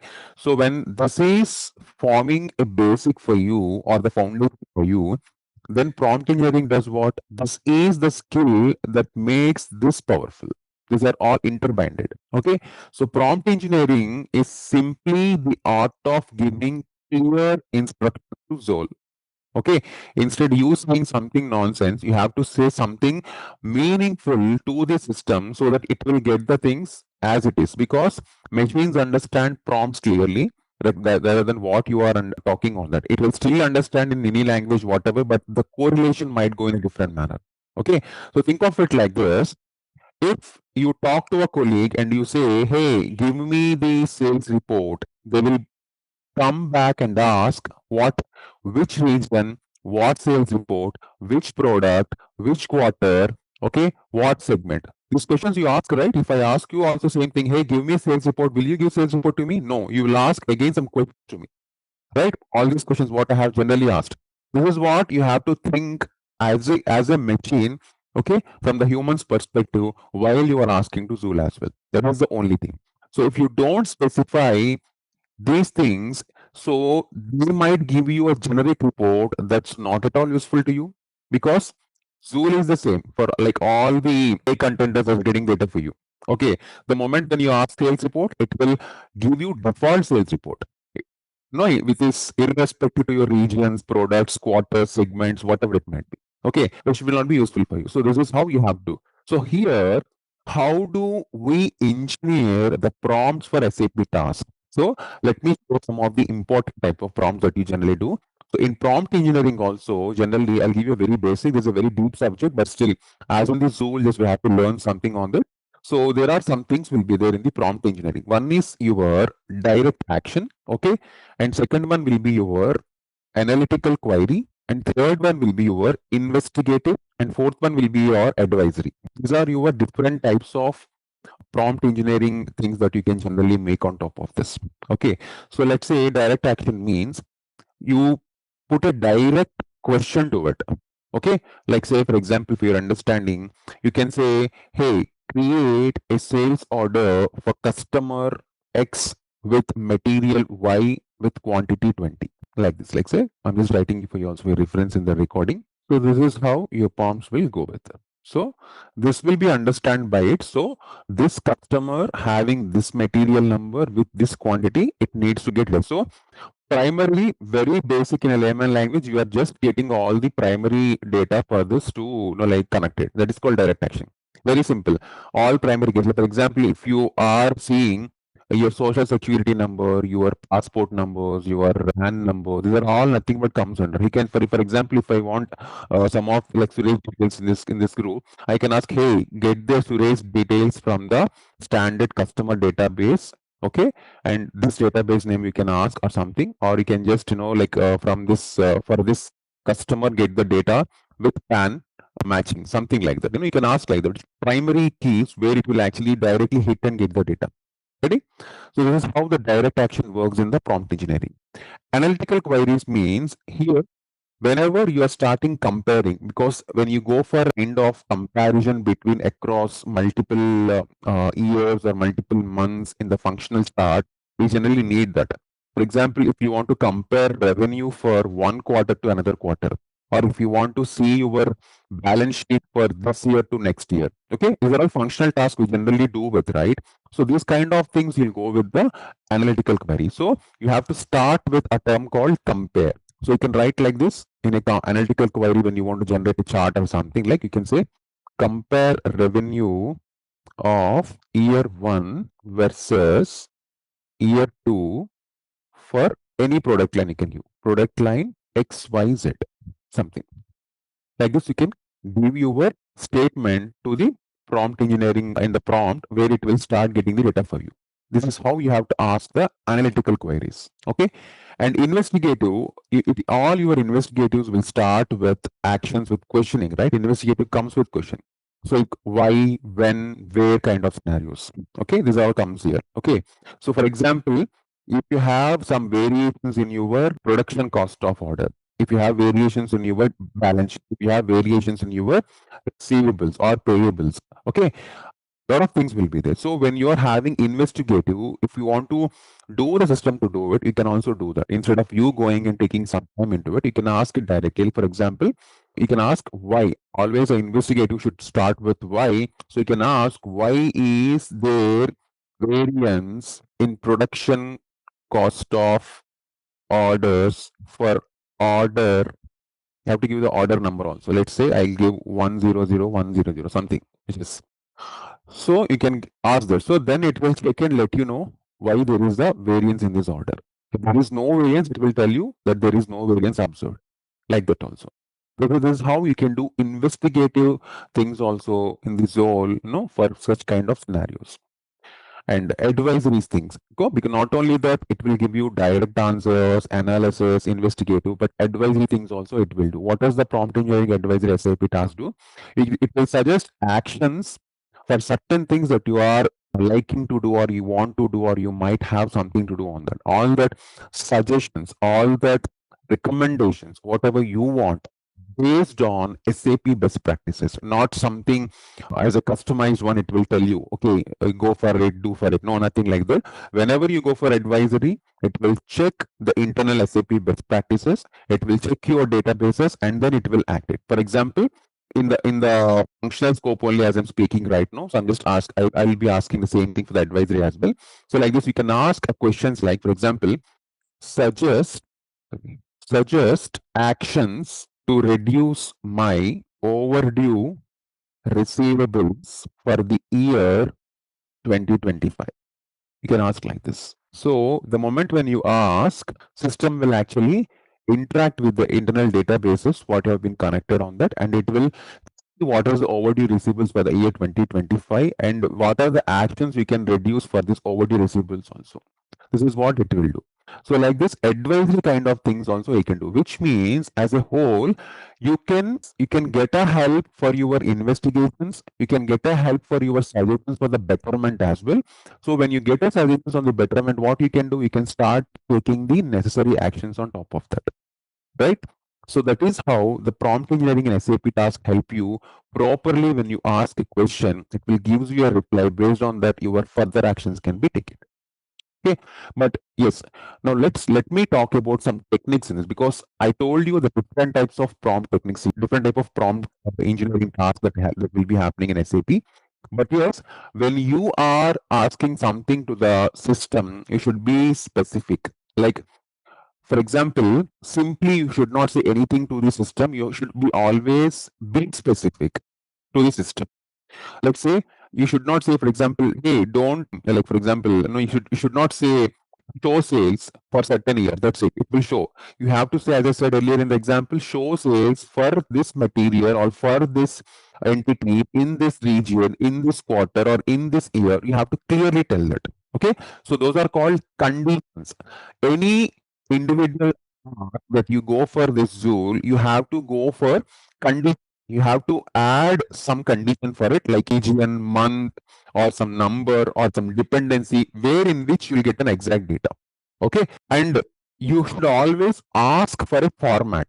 Format means what? Either in a table, or either in a chart, or either in a document kind of thing. When you're asking, you should tell it clearly. Sized chatbots or constrained dev platforms, it will not give you the complete things as well. So it will assume that it has to give something, it will give you some clamped or cluttered things only, where you will not get the full results. So while you are asking, show me in a table, or show me in a chart, or summarize in a bar chart, summarize in a pie chart. So you have to ask like that whenever it is giving details to you. So it will give you a neat charts also, where you can easily copy paste to your dashboards as well. Okay. And the beauty of Joule is you can refine it. Okay. First time you're asking something, you'll get something. Second time you can refine it. For example, first time I asked, hey, show top 10 customers by, for example, overdue receivables. Okay, it will show me something. Then I can ask, hey, this is okay, split by aging bucket. Then it will split it for you. Again, also you can ask it, because it will continue the same question again. You don't need to repeat that again for that if you're going for a conversation.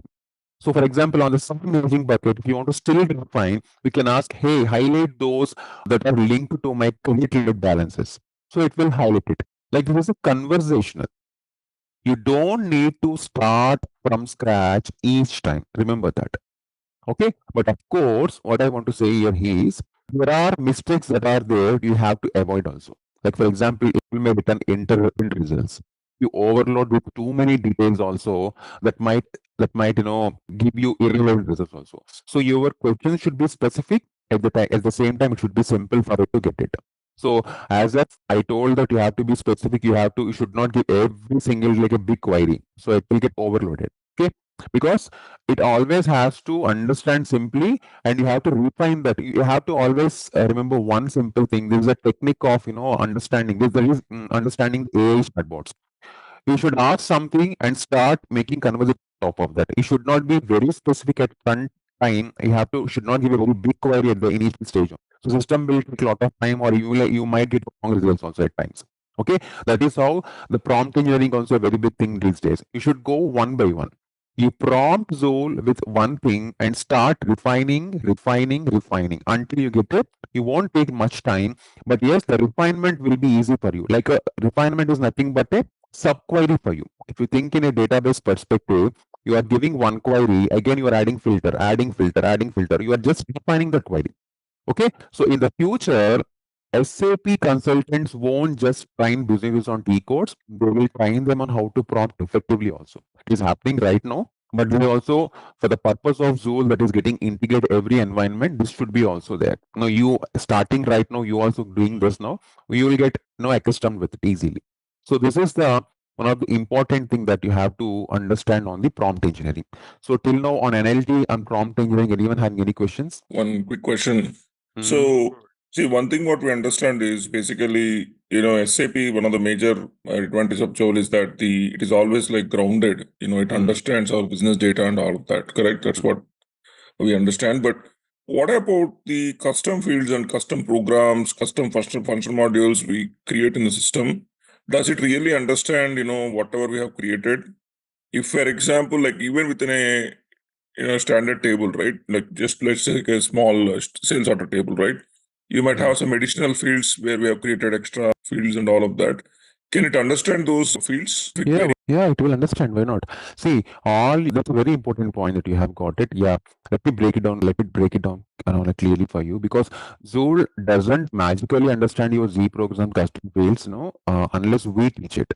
So Joule handles generally kind of way where your standard versus custom objects will be there. Okay, your custom fields are there, for example, in the AC Docker. Say you added some, as you said, some sales order or some regions as a custom field in your some table. So you have to expose them via some CDS views. You have to register that in your API Business Hub. And then in Joule Studio Prompt Engineering, you have to add a prompt. First of all, for all the custom fields, custom programs, custom views, whatever you do, you have to add prompts for it. System will not take directly. You have to add, for example, you added something like in AC Docker, like in certain plant or region. So you have to say, show me journal entries with plant region is equal to not. So this prompt should be internally there. You have to map intent for it, but to call your APIs what having your Z programs. Then Joule understands that field because that is a backend response included in it. If not, you are directly creating something, and if your system asks, no, it will get. This prompt should be already been there in the system for these programs. Then only system will give replies back to you. Clear? So, yeah, it's just not clear on one point. Look, let's just talk with a sales order example, right? So, sales order, there is a particular field. That's what I'm saying. Now, maybe normally it understands a lot of the fields, right? Like for this, how many sales are there and all of that. That's a very normal query. Now, if at all I ask based on that field, right, it may not understand. That is what you're telling me, right? Even though... Yeah, you have to expose it. See, Joule will not understand your custom fields or Z programs automatically. But if you expose them via your OData or API and map them, that is the reason I'm showing you skills, Joule skills. If you map them in skills with prompt engineering, Joule will treat them like any other business object, and it will start giving you the results. So this is what the mapping. I think once we get into the Joule skills, maybe we'll you will again understand revisit that. this point. Exactly. Okay, that makes sense. That makes sense. Yeah. And one other question, right? So you made a valuable point, like you're saying that go one query after another, right? You're not going to overload the system. Like it is like going one after another. Now, see, it's all about, now what we're hearing is it's all about cost also, right? Like queries, the number of queries you do and all. So doing one big query versus going query after query, like what should we tell to our business? Like, should we go query after query? Because again, each query will cost you some amount of money, right? Does it make sense to really go that route, or is it better to have only one big query because it's only one query where you try to get all the information? I'm talking more from a cost benefit point of view, because now every call will cost you money, correct? So that's my understanding. So you mean asking questions should be limited is what I'm understanding a question. So on the cost exactly. Because I keep hearing that everyone is like, getting charged more. I mean, like more than expected, because, if they ask like small questions, right? They keep on going, like to get some information. If they ask like 10 questions, is it really better they're doing like that way, or it should be one question to get the answer? Because this is how we have to set our business, right? Like we need to ask the business people to think in that direction. So what do you suggest is the best way? The best way is always, you have to use this prompt for interpretation plus orchestration basically. But where heavy logics are there, you have to push that heavy logic to backend scripts and APIs. That's where you can save the cost. Because if you are increasing for unnecessary things, because first time it will be okay, you might feel something playful and you will do it. So that might actually like increase your whatever you said is 100% true. I'll agree. Joule runs on these LLM prompts, cost is tied to tokens, like the moment of input plus output. So if users are asking long or open-ended questions, the cost will completely rise. So that's why I'm saying this prompt engineering and grounding becomes critical. Okay, this is what I'm telling. This subject is not that simple. Prompt engineering is very important. Each prompt, that means your business query that hits the LLM and Joule giving the response that consumes one single token. If input token is equal to your question plus system interaction or something, your output token is nothing but your Joule reply. So SAP charges based on your input plus output token. One token for one individual. That means they got one individual request or one individual or something will be there. So especially in the license Joule, the foundation meter has limits, but in the license zone, you might have additional tokens where you can use it. But the suggestion is always you have to use structured prompts.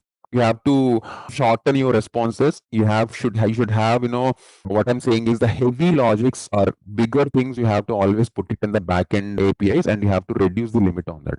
So unnecessary things will put you there. So this is the main solution from my side. Mainly what you're saying is instead of asking Joule to do all the operations, better have APIs which it can call and get the things done, correct? I mean, to get the answer that way. Exactly. Yeah. And is there like a limitation? Like, for example, you ask like a very big query. Yeah. Does it mean that it instead of taking one token, it can take 3 tokens? Can there be queries like that? Or that's what my main suggestion is going. So don't let Joule think too much on raw data. The moment when you are putting pressure on raw data, it has to work a lot. Then your tokens will be consumed. So give Joule for your language plus intent. And like all, as you said right now, the custom field Z program reports are there into the backend system. You have to push them into backend for wherever the relevant things are there. Then you have to get it. Okay, so that's how you have to use it at a higher level for now, and at the backend level, whenever necessary, then only you have to use it. But I'm not sure. Yeah, this is a confusion going in the market also right now, because if you keep Joule light, what is the use of? Many users are asking how. Then what is the purpose of using that? People are asking that, right? So you're giving a lot of big things are happening, but you're saying like keeping everything on the plate and you eat only few pieces doesn't make any sense. People want to use it heavily. That is a behind core for this. But yes, SAP has some like what I want to say, they're getting with some bigger license options also, where you can have unlimited things also on this. That is also there. I think so this I can come with you some costing based things also where it will fit for you. It's not that very limited as of I see right now, but yes, there is some cost rising factor also when you do that. Yeah, these two things are also there. Yeah. See, other than functional area, do we have any kind of administration or GRC related tasks we can do? Like when it comes to direct action, can we ask Joule that give me the list of the permissions that these users have from this module also? Like create a user with so and so permission? Yeah, why not? We can ask administration jobs, it will do, but because Joule sits in your BTP, so you have all these things can be done. But I'm not sure whether it will give you at initially all these things. As it is completely role based and security is inbuilt in it, it will give it to you because I never tried it. So yeah, that's what I can see. Okay, so we need to test it, you mean? Yes, we have to test it. Yeah, but I'm not sure. Yeah, on admin side, it is already completely controlled. But if you ask these many users, what users you have to give, whether you have I think so, it will give based on your Joule ID is allowed to see your details. It will give you. I think so. It will not restrict you, as of I can see. Yeah. Okay. Thank you. Any other questions on prompt engineering, guys? Everyone clear? Okay. Sorry. Okay. Please go ahead. Yeah, one question. So when the query cost, when it is computed, it's only in a production environment? It's applicable in the development or all environments, specifically not only production, because even though the data is getting from there, so it will go in both your prod environment and development, because on development you won't ask, right? Only this is something that you go on the development license. you might not see a bigger differences, I think so. But on production, they might cost you, because that is the reason the moment when I showed you the tenant creation, right? On the free tier, that means in the development, you'll go with the free tier generally. So the foundation will be there. Where will you have limit? You have a fixed limit of tokens per month will be there. So those, once you exhaust, it will be done. So you have to, like, good, that's more for your prototyping kind of things in the sandboxing, whatever you do. Your free quota will be there in the dev tier. But in this licensed, you will be, your cost is directly tied to your token consumption, as I said. So either it's a dev environment, either quality, either production, it will consume from your licensed quota. Okay, so because it is you will be, the moment when you take a license, it will have a bundle of tokens for your tenant. So if you start talking to it, the tenant will start consuming your tokens as well. That is called, we call it as a BTP metering. So usage is measured in tokens and your service consumption logs. Is there an option to say, I do not want one of my user, let's say in a month, to consume more than, like, maybe let's say 5 million tokens? Do we have that level of control and capability here? Because like, you don't want, okay. Yeah, you can set your tokens limit as well. No issues. In BTP, you can have per user. Per user. Per user also you can set it. Okay. You can set it. Yeah, we can limit your tokens. Could you also show how to do that in this training? I'll try to show it. I have to check my things, because last week my admin access was got after I have shown that. I'll ask the admin to give it. I can see that. Directly inside Studio, you cannot do it. In BTP, A core is there, right? There the governance will be there. There you can do it. But you can put it, as of I know, you can put a cap on the quotas perspective, on the block perspective. I'm not confirming, but I have to confirm. You cannot set per user hard token caps, I think so. Because when you use quota, you can restrict per environment. Okay. When you use prompt engineering also, it will get that per environment things only. But I'm not specifically, no, I don't have clear cut idea, but I have to check with SAP that we can control on user base or not on the usage. So yeah. Clear everyone? These ones? Well, probably that's something to. I think that would be one of the very important point as well. I'll write this point. I'll come back to you. So per user limit tokens cap, how much it is, it is available. Common problem, right? It's in general, like, there will be some users, like, they might over consume it, and there might be some users who will under consume it. We don't want the code maybe a couple of days and leave the rest of the remaining days. Right. I know. Since you have to control your consumption basically. So when you go for this role-based restrictions, you can only assign Joule designer and Joule user kind of roles to the right people. So you should prevent all the casual development users, because they will spam like anything, all these prompts if you give to them. So they will play with it. The moment when they're playing, they might not see that the cost is affecting on that. So that is the reason you have to prevent them. And in AI Launchpad also, you can see per user, per skill consumption. There is that particular thing is there. I'm sure about that. In AI Launchpad, you can see how much of consumption has happened per user. So you can set alerts if monthly token users crosses a threshold. You can say 50k tokens per this group or something like that. That is there in AI Launchpad. But specifically in this for Joule, I have to recheck on this, because the service plans will have certain fixed quotas will be there, some split quotas will be there, because a lot of plans inside in SAP are there. So even I also have to check with them on these responses and everything. Okay, I'll get back to you on this. Cable, there's also one more thing that we have to get back on. That's the grounding as well, right? So we just need to see at least a simple example, how to do the grounding, because that's the core.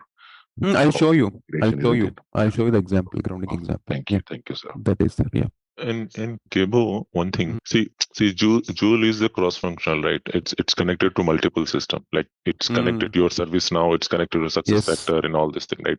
Suppose I'm getting an incident ticket, it'll pop up in the screen that okay, this is the incident, and it'll automatically reroute that how to resolve that incident, like whether there is a order block and all this thing happening, right? So in that way, it will be happen the multiple query, right? So do you think each query they will charge on this like that? Or it is a single query at the backend, what we built for that only they will charge? How it is? Like, so you get an incident, like suppose order get blocked, the user get an incident, why it is blocked? Okay, this is a shortage of stocks and all these thing has been.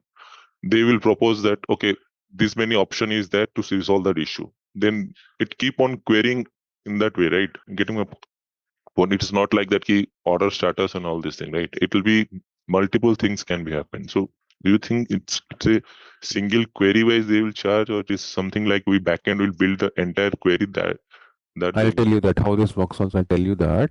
See, Zoll is positioned as an enterprise digital assistant, the first thing.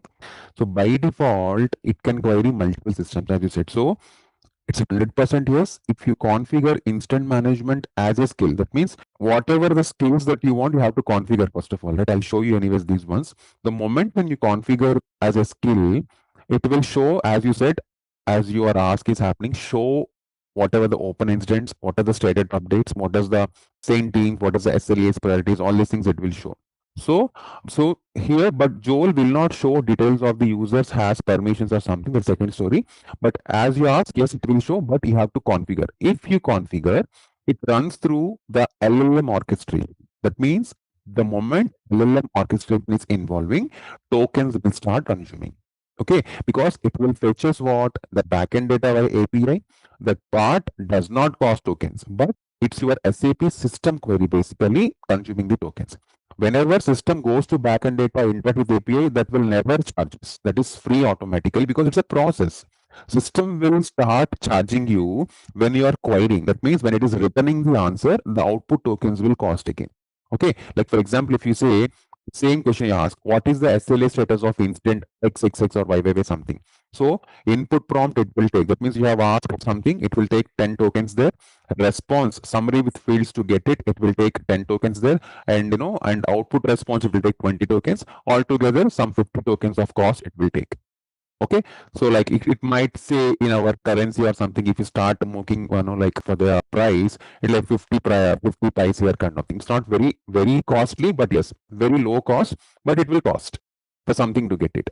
Okay, so this is the way it will generally generate. The moment you are putting, even though incident management, even though it has to give it while you configure, whenever it's starting responding to LLM, giving response, it will consume some tokens based on your queries and responses. So that's what I'm saying. Keep responses structured, use skill level filtering, use your permissions properly. This is very important. These three are clear. Who has asked me the question? Yeah, okay. Yeah. So this is what, guys. Okay, next one. Let me go into this. So all doubts clear, everyone? Okay, boy, is there like any good material what SAP is giving, like best practices sort of thing, like how I'll add it in the material section. You can see this.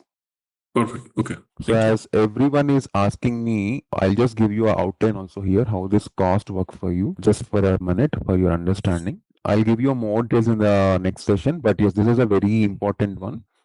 So we have actually 3 individual tiers are there, guys, which is foundation or pre-tier in Joule. Okay. So this is one tier, okay, wherein which this is for development use only, like kind of sandbox kind of thing use. So usually in the foundation, you has a fixed limit of tokens will be there. Tokens means these are per month. Every month you'll get some tokens. Okay. So example, whatever your request, everything will be there, or request will go like this in the tokens kind of thing. So this is best for prototyping. When you want to go for tier, whenever you're going for prototyping, this is the best for prototyping, especially in your sandbox kind of environment or to development also. So whenever your free quota is consumed, extra calls will not be get entitled and they will stop giving responding to you because it is a free type. That's it. And if you ask me how many tokens per month fixed limit means, I am not sure because it is getting changed as per your things. Okay, I have seen 200 to 2000 some tokens are there because it's a free tier. They kept a very less limit on it. Okay, just to understand. And in the licensed zone, whatever that we go for licensing, this as someone asked, this you have all the product environments and quality, everything can be enabled in this. Okay. And in this licensed environment, the costs are directly tied to your token consumption. Okay. That means prompt plus response. So it's not per user, as I said, environment based. Environment consumes from your licensed code. So you'll get 20,000 or 30,000. I think so 15,000 tokens I think so are there right now. I'm not sure completely from your licensed quota. So quota will be big, but if your costs are very big, it might go. Yeah, but and again, SAP will bundle tokens by tenant. Like, some customers get sub-account, buckets also as per the global account strategies. For them, they have the sub-account based token clusters also available for SAP. They can talk with the sales team of it. So this is your licensed quota. Other than that, as I told, there is one more thing called BTP metering. Okay, so whatever you start using, the A core service consumption logs are there. Based on that, the cost will be there. So this is in separate Yes, to the Joule. yes. Oh, Admins can see your parameter is also who is triggering bombs, how many tokens concerned, which skills they have used, why, for what they have used, when they have used. All these kind of things will be there. Only admins will see these logs. So BTP metering will be there on top of that as well. So these are the basic things in Zool which will work. There are still more plans and everything are also there, but I'll try to show you that one. And you can leverage it. I'll put a document for you today. So support team will add that to you in the details folder. You can just grab it from there. Okay. Can you also please add those 3 best practices you mentioned, like use the skills. Yes, I'll add much as possible. Yeah, so I'll add it. I think that's very important. Not the best practices. Yeah. Yes. Yeah. Okay. So going back to my content here, guys. Okay. Now the next part for our content goes with the third important part is workflow automation with Zool. Okay. So this will be there. But before that, so if you see here, whatever I just told, the moment when you go into this is my sub account. Once again, system is strict from me. So if you go to the entitlements basically, so you will see your quota here. Basically, all quotas can be seen here. You can see here, see, if you come to A core, it's free unlimited. So see here, what is the plan it is mentioned? Pay as we go for SAP BTP for cloud TTD. That means you have some, even though it's kept unlimited, that means we can use unlimited. Unlimited means whatever you use, nothing, not like that. Whatever you go for pay as you go is always means whatever you pay, whatever you use, you have to pay. You always check one thing. Here in the commercial type, it is free fire, you can use it. No worries. You have to always check it in the commercial tire. It is consumption. Then it will give billing to you. Very simple thing. Either consumption or subscription. Both should not be there. If it is always free, you are able to use all these things. Now, this is a free tire. I can use it with that because even though they have some limits internally set in it. So you can use that. You come to here for Zool also, you can see here subscription. So it will cost me the moment when I start using it. See, is already Joel embedded entire description. There is a subscription based. So based on my subscription, whatever I have, only those benefits I'll get it. Okay. If you go to the build apps also, this is where you start working on it, right? Here also see here it is consumption. The moment when you are consuming, few things on this is again pay as you go for BTP cloud. Okay. So these plans and everything before you start, like adding them to the entitlements, you have to check it and you have to do it accordingly. Okay. Whatever always free are there, you are always open to use it. There is no restriction on it. Even though it's a licensed version, I'm telling you few things because the license they will give you some as part of give you few things as free, few things as consumption, few things as subscription. Okay. So services. What I'm saying about services, right? So like you can see in this one also, it's a launchpad also free. Right? So again, Bash Studio consumption. Okay. So like this, these things will be there, which will work, and even this one also consumption. So build works on where we generally deploy these things. Okay. So your Joule prompts also, when you see here, as I said, yesterday, you go to the sub account once. So if you go to the work zone standard edition, here is where you will land everything. So whatever you do in the build apps, right? Because we integrate build apps, build work zone with Zool, everything, they will come and sit originally in this one, in this environment. The moment when you open this default work zone landscape, you will see whatever you get. This is where this symbol, whenever you integrate it, I'm just showing you as an outline here now. Anyways, in the next classes, you will understand all these things one by one. You will see this diamond icon. This is what I told. The moment when you start, the Zool will start working for you. So all your work zone is integrated here. So whatever you do here, specifically in the build apps, build apps, when you go to the build apps, so this is your Zool that will start integrated there. So this will work for you whatever the way you want it, for example. So simple things I'm just asking you here in the build work zone. So I just asked use opcode. So it was not, see how it is behaving for this. So just giving this is not, I have not given any queries, nothing is there, but this is how we use it for the next purposes. So this is the main one, build and build works. Joule, when I go open the build work zone, So whatever this the left side, right side, you're getting like a view job code request, right? So that and also we don't see that the diamond picture on the top also actually. So you go to the directory, you'll get this default. There in the default, you have to go to this. This is your project. This is environment created by admin. You have to go to this, then only. This is a site basically where you land all your developments. Okay, so there you will get it directly. So this is how you have to get it. You don't need to worry about this. This I have already told them, they will take care of it. Just have to go for the icon here, then it has to work it. Then you have to check it. That's okay. Something. I'm just showing you how this is working or not for you. See, this is what. So if you have any system like things are the system will tell you, see, I'm not access to your sales order or job codes. Please check your system or contact for admin access for assistance. So if there is any integration issues are there, you will get all these kind of issues. Okay. Anyways, I'll show you here. Yeah, now going back to here to the automation of flows. So everyone clear where you have to check your instances, where you have to check your entitlements here, whether it is free or not, everything. Okay, you can see if you go to the instance also, you can see your credentials here, which will be created here. Okay, and also your organization's environment, which was being created. This one also you can be in look into it more clearly for this. Okay, majorly whenever you want to see your cost and everything, you have to go to the entitlement. This is where you will see your cost factors. Okay. In the Cloud Foundry environment, the moment when you create a sub account only, it will ask you what entitlements you want and what you have to add it also. Based on that only, it will add it. Okay, that's it. So next one. Okay, one question on this one. So whatever we are seeing on the entitlements, like whether it's a subscription or whatever it is. So you are saying again between dev and production, dev can always mean that it is free until certain tokens, correct? Even prod also, if the service is free, doesn't mean that the moment when I told you right, the other day I showed you how to create a prod. By checking the prod, a few things will be on free. This is a complete environment setup. In the environment, you create that account.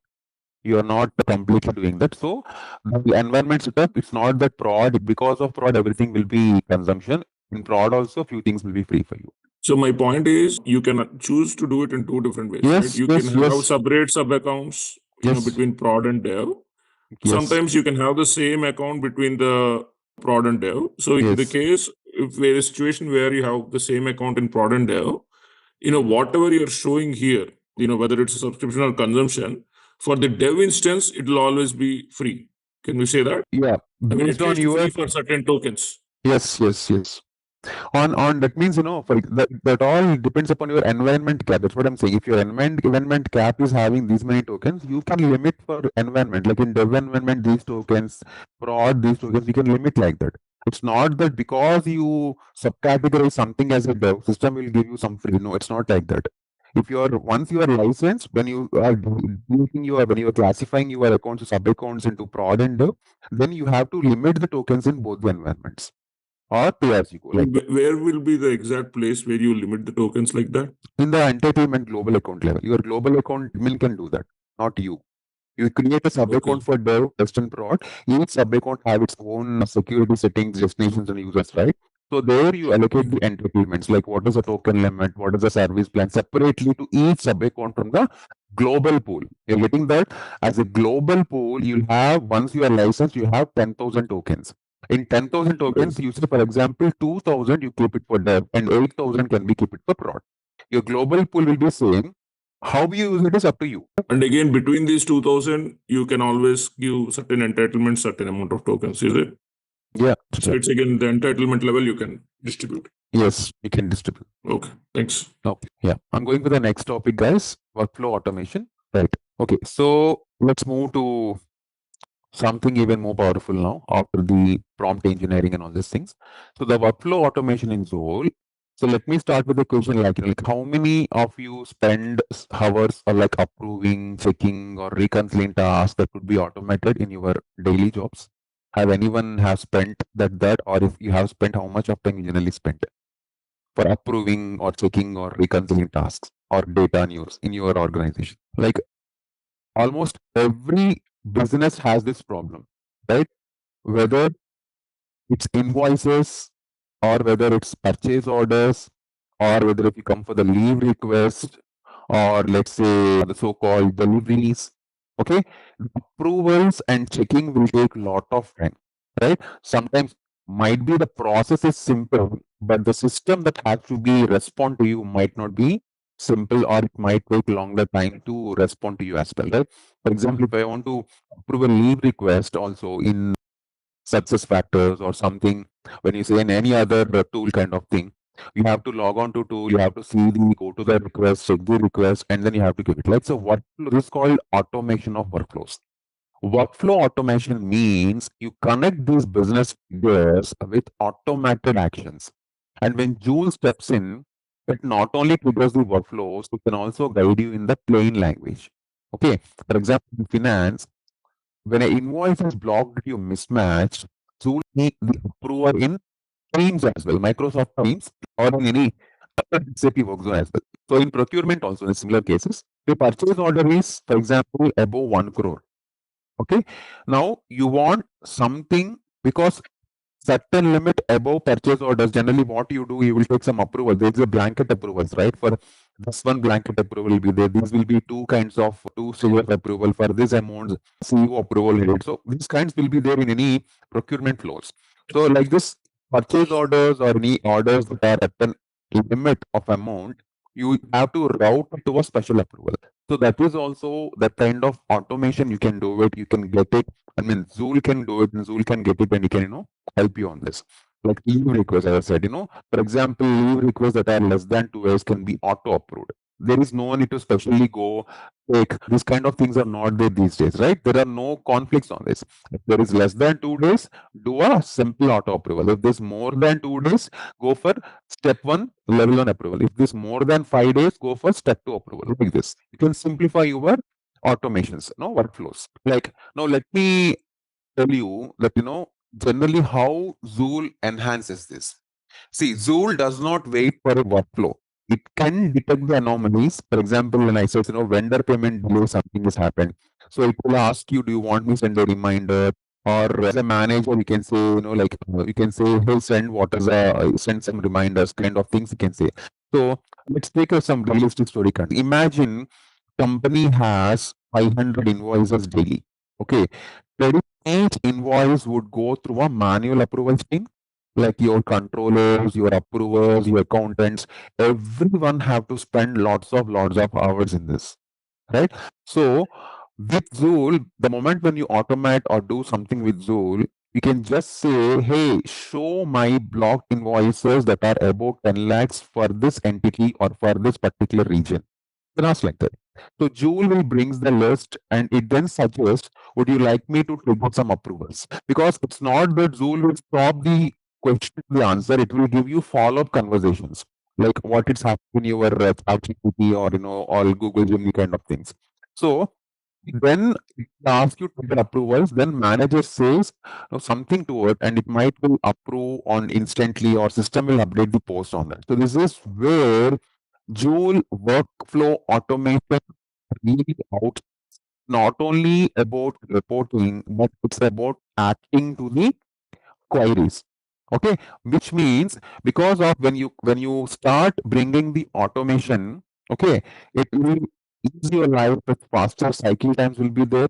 Manual efforts will be very, very low, and most importantly, it is a data generating by system, so it will get the data in the system. So manual errors will be very much reduced when you compare to the regular way of traditional working strategy. Okay, and most importantly, it will free people from repetitive, so that they can focus on other value-add activities. What they can do it, like workflow automation in Zoll, it will gives you what I can say, a productivity plus saving the time for doing the other activities, a kind of thing it will do. Like the moment ask, it will start acting. This is how in the workflow automation it will do. Be very careful while you are also doing all these things, because doing that will not cost you, but after doing, when you asking, that will cost you. So doing for that.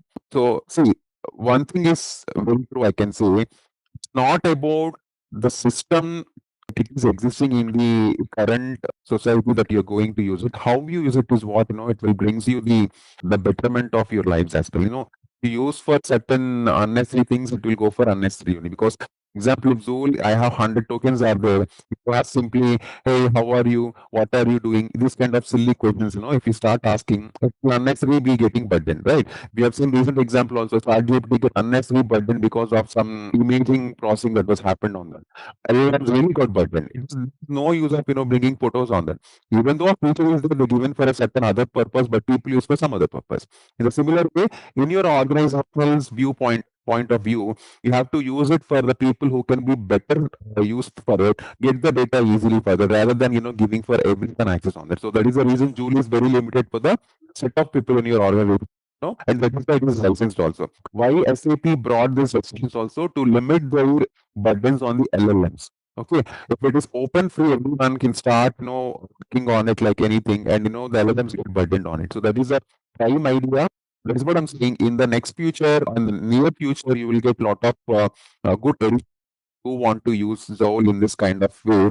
So you will get out of this cost factor also. That is also going to happen. As of I have seen some sort of roadmaps with SAP, which I have seen internally. This is happening there. This is one such thing that you can get advantage while you automate with the Zoll and all your functional workflows. Okay, and not only that, when you're talking about workflow automation, a lot of your things, right? So that is called role based learning. So every role in the enterprise sees SAP differently. HR has different needs, finance has different needs, supply chain, etc., whatever you call it for the different purposes, different needs will be there. So Joule brings a tailored conversational journey for every of these segment and for each person. Okay, if I start with HR manager can ask always, hey, show me all employees whose probation is ending this month. You can ask that. So Joule can easily respond with the list and it suggests, would you like me to trigger some confirmation? Because who are online 6 months.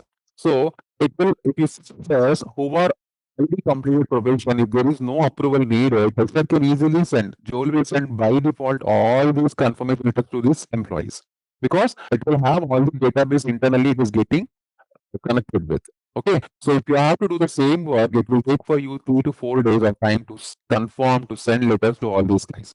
So HR not only saves the date but can also act on it instantly here. This saves a lot of time and improve the employee experience. This is what I said. To whom it is much useful, you can implement and make the things proactive on that.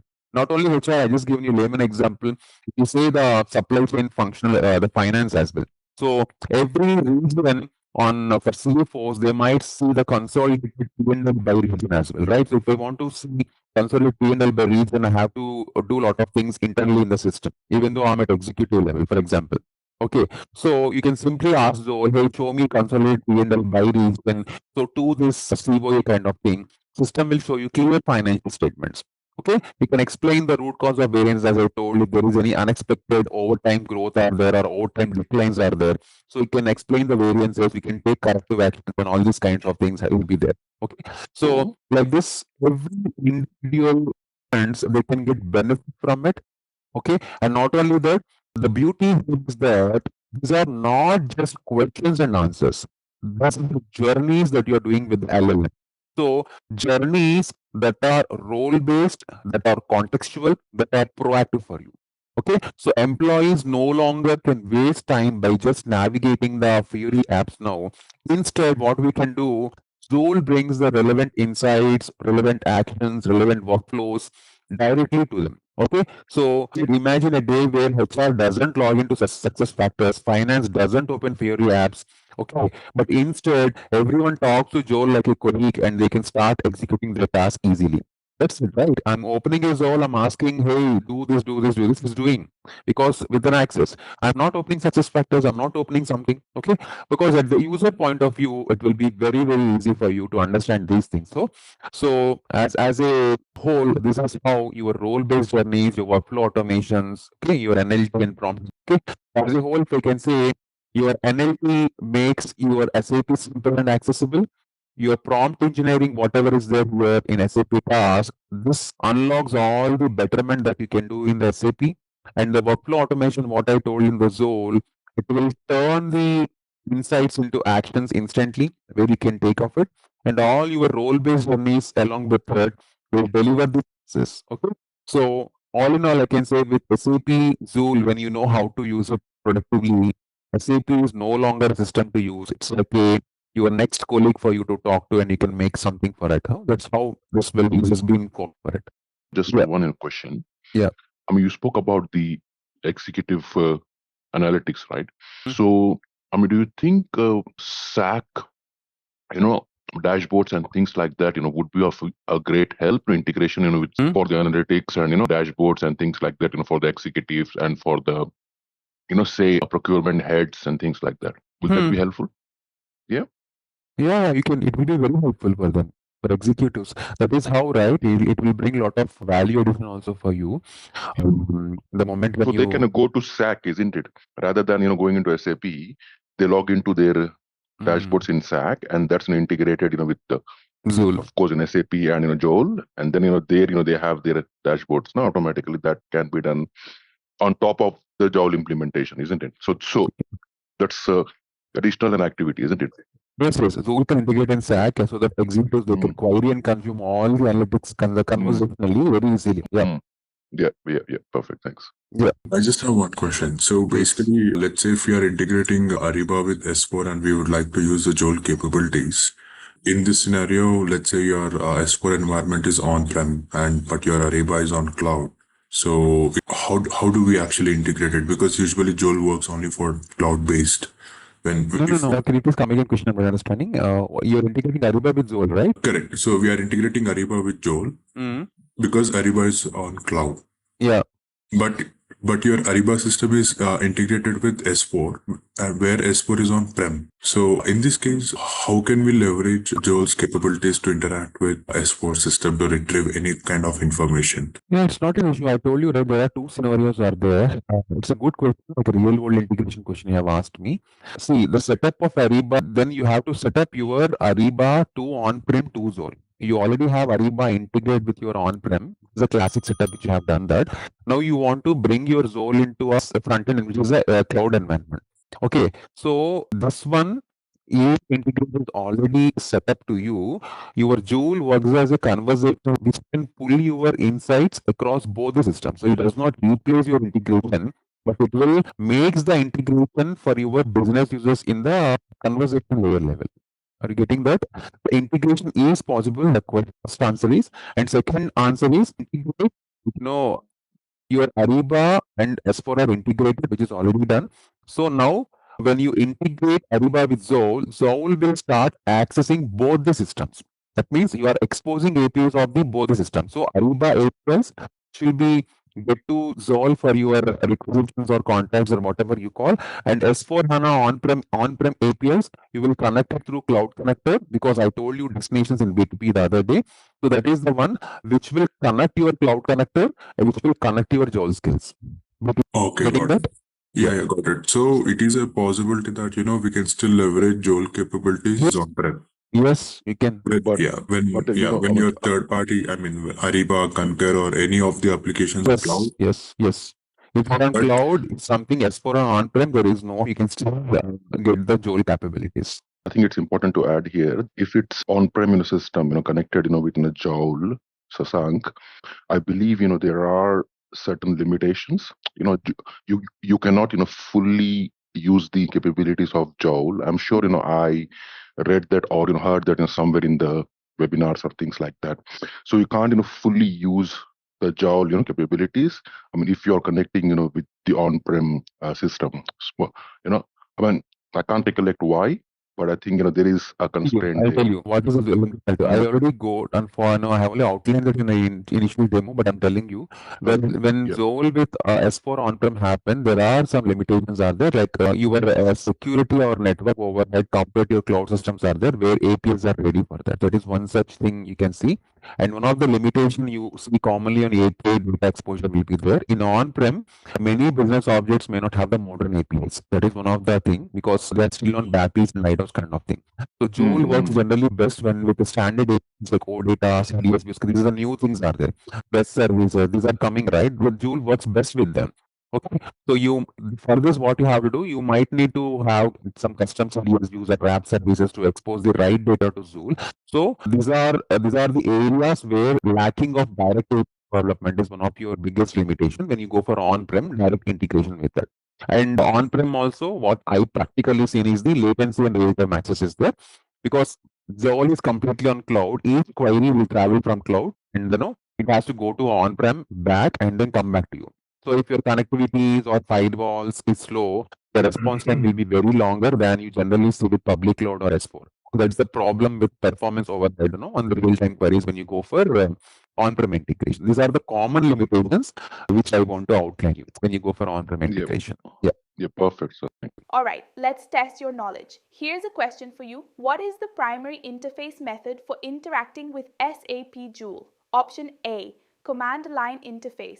Option B, natural language conversations. Option C, complex coding requirements. Option D, traditional menu navigation. Take a moment to think, and when you're ready, choose the correct option.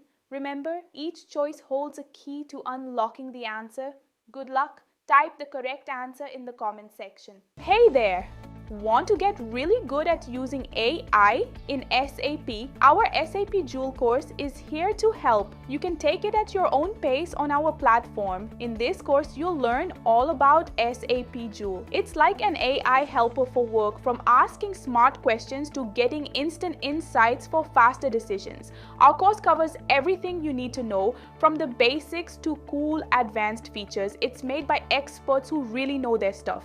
Your teachers are pros who've worked with SAP tools for years. They're here to guide you and answer all the questions you have, and don't just take our word for it. Our students love the course too. People just like you have found this training super useful. Best part, it won't cost too much. This awesome chance to learn is really affordable. Ready to become a SAP Joule Pro? Sign up on our page now. And for more info, check out ZaranTech's website. Yeah, so coming to session, yes, we are going to discuss about SAP Build Apps, into which we will be seeing, as you are seeing my screen already here.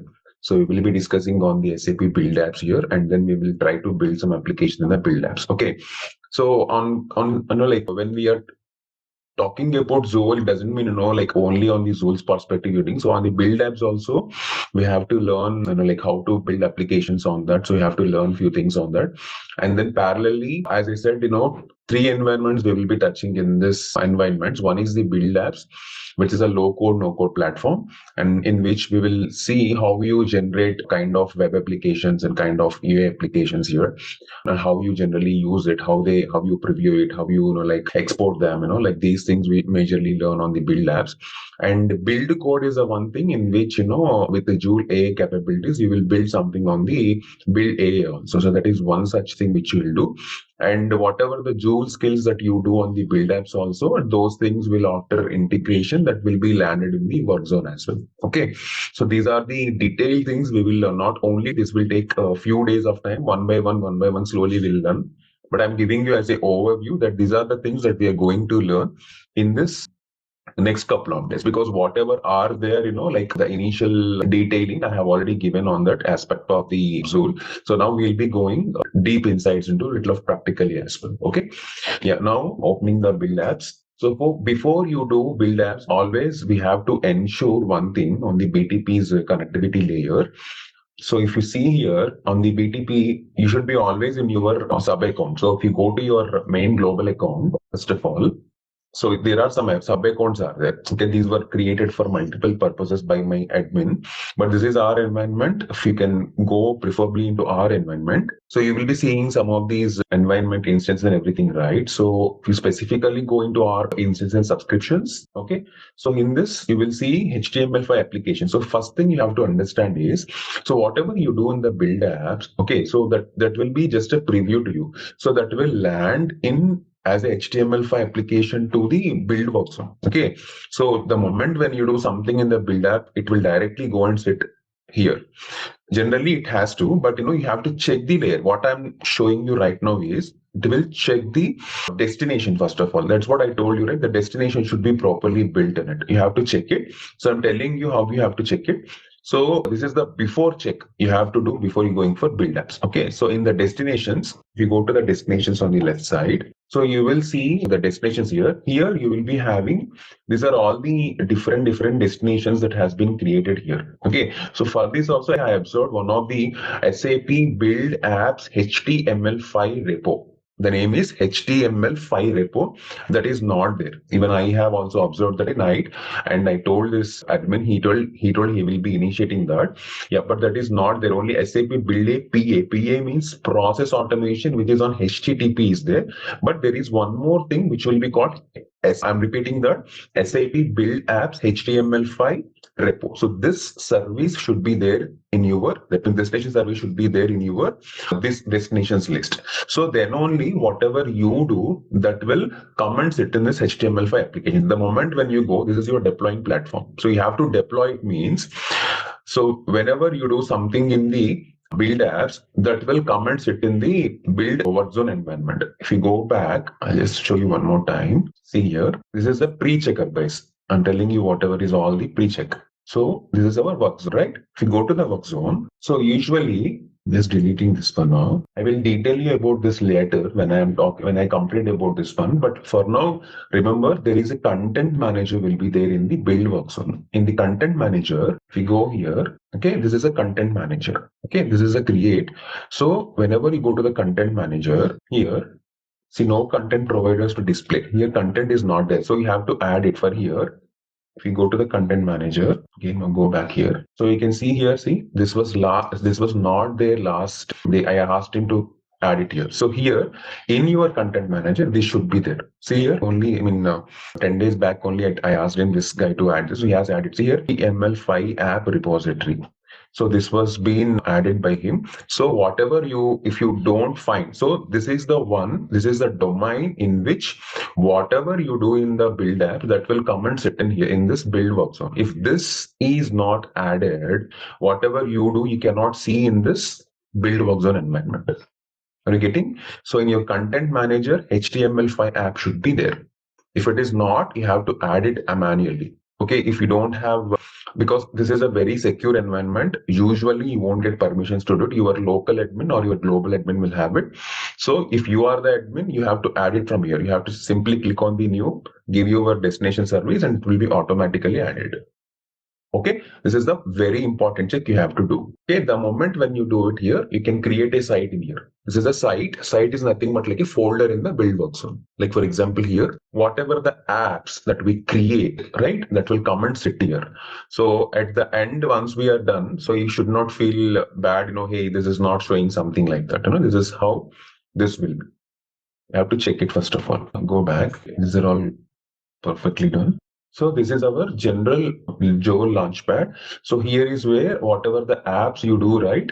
Whatever you do here, that if you check it here, for example, I do something PO, something like that. If I search it, it will automatically come here. See, this is the landing platform. So here you will see it, you will add it to the build workzone platform. So this link, whatever you're seeing, this link is your main URL, wherein which all your apps get landed once you deploy in the build platform. Okay, so 3 checks. First check in destinations, whether you are getting this in the destination folder here. First important check, what you have to do in the destination folder, you should have this one. Which service I told you? SAP build apps HTML5. That is not there. I asked him to add it here. Okay. And second one, if you come to your build work zone here, in the build work zone, you should have in the content manager, your repository should be there. Okay. If in the content explorer, you can go that, you can check that there. This one should be there. And second one, if you go into this also, here also, you should have to add it. Okay, that is also is not added. So this is also should be there. So these two he will add anyways, don't worry. That will not block any of our demos or sessions here or your practice as well. But yes, this is how this one will be, is one such thing. You have to check it. So these two things you have to check it. And parallelly, the connections, what you are saying, right? If you go to this on the site directory, while you create, that site should be created and your app should be done. Someone is practicing, please don't do that while I'm doing that, okay? What's wrong in that one? I cannot understand. No, if you're practically, like doing, when I'm doing this, you will not concentrate what I'm telling, right? No, I understand that because I wanted to see that what is there, right? So you are restricting everything actually. What that No, means? not restricting. You have to understand that, Suresh. I'm not restricting. I'm telling that, any session is happening, people will watch the session. You can do it. This is recording, right? You can do it later on. So I don't have any issues if you're doing like that. So then I cannot understand because you went through multiple places. So I wanted to see that everything is there, whether I'm able to understand or not, right? So okay, this is something which is really no. I can understand, but the way you are something really not good. This is how any training will go, Suresh. Let me tell you that, please. Yeah, you can tell me. You can tell me privately, okay? But I'm okay with that one, Kebo. Okay, I can stop it.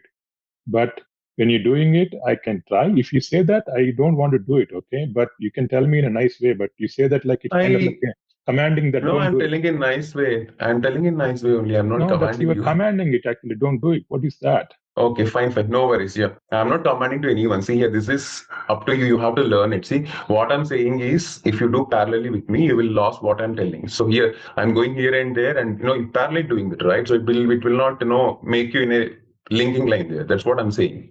That's it. It's up to you, Suresh, Fine. No. See, we are all mature individuals only, so I don't have anything. So I don't want to command anyone. So I'm just giving you the right content, the right time here. That's it. If you miss something, you will ask again the questions to me. I'm not commanding you. You have to understand that any session trainer is going on, people will watch it. That's what I'm saying. If you still want to practice, you can practice. No issues. Because it will actually sometimes, it will, like what I want to say, give you kind of block here because some things will not open. One is opening, another type of things will not open for you. So again, you might think something is not working. I had a question. Yeah, please. Regarding this one, you said 3 different checks, right? The destination and even the configuration of site directory. So do we have any official SAP documentation for it? Can you list that as well? Yes, I can list it as well. Yeah, 1 second. All right, so I'll give you those links, whoever asked this question to me, and then you can go through it, okay? I mean, is there a central place you are putting those links? Yes. Not links. I'll be directly putting documents there. So today, in the LMS. Yes, LMS folder, as everyone has showed to you. So there is a folder called trainer documents. So in that, whatever I give, these guys will go and keep it there. Yeah. One very quick question, just the basic understanding, right? What is the difference between build apps and build work zone? Like, is just that whatever we deploy will come to build work zone, or what is the major difference? Yeah, that's what, build apps basically, like you generally develop a kind of all new applications like that, it's a digital workplace for us, like whatever you want to create, organize, do something on the front end. So you will do everything on the build app kind of thing. Build work zone, you will consume those apps in the unified workplace. It's a common platform for us where we generally use it. Okay, a kind of thing. So in this build apps, whatever you do, it's like all drag and drop kind of things will be there. So because a lot of visual logic and backend integrations will happen in this.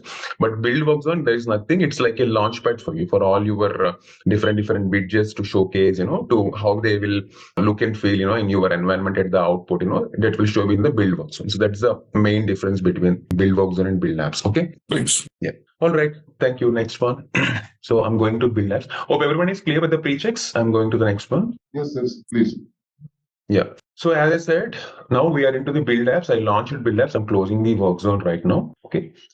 So on the build apps, as everyone know, now let us go one by one to the build apps clearly now. This is complete a low code, no code kind of application. So whenever someone is quoting low code, no code is nothing but build apps only. That is the only environment in BTP. You develop all these low code, no code kind of development. Okay. So what is this? This is a kind of environment which will enable basically developers or users or a kind of mid-level people who are few kind of coding kind of things will be there. Like the rapidly build enterprise grade web and mobile apps will be there, like without needing any deep coding knowledge, because so many people, I mean 70% people doesn't like coding, like they just want to use it as it is, they want to go over certain kind of functionalities on that, a kind of things going on there.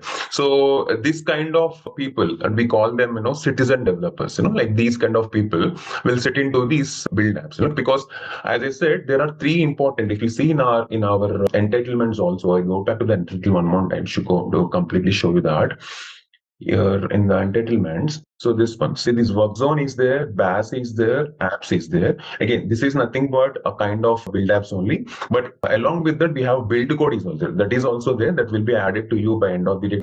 So build code is the one environment where you will do complete end-to-end coding. But there is also you have to learn few things will be there where you will add this, like apps to the Joule as well, like through coding. Okay, but there also certain kind of coding will be generated backend, and you can also use it. I'll show you that anyways. But yes, so these are the three important ones: build apps, build code, build work zone. For Joule specifically, build apps, build work zone, build code.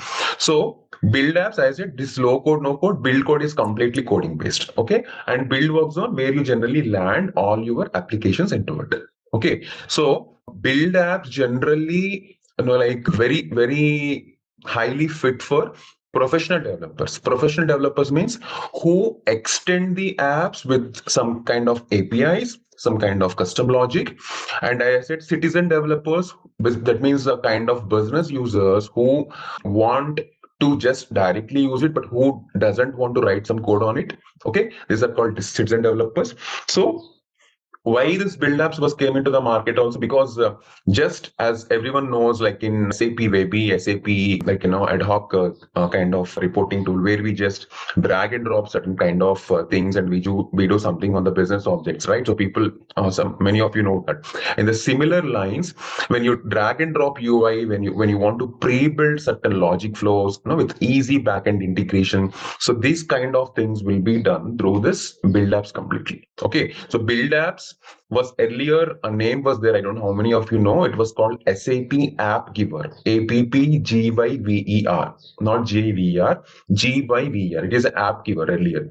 It's completely a visual development tool on the BTP stack. Okay, so build apps generally, I can say it will democratize your app development instead of waiting for long months for an IT person to deliver a new app. Instead, business teams like you or someone like you can create a kind of prototyping for a full solutions in just weeks. Okay, so not only that, at the same time, what happens in this also, IT teams can, they can easily govern, they can easily secure and extend those apps to the enterprise standards as well. So this is very important, and wherein which you have to understand this one. So this is how build apps will help you. Okay, so in build apps we have, you can see this, I'll just explain every single thing in this.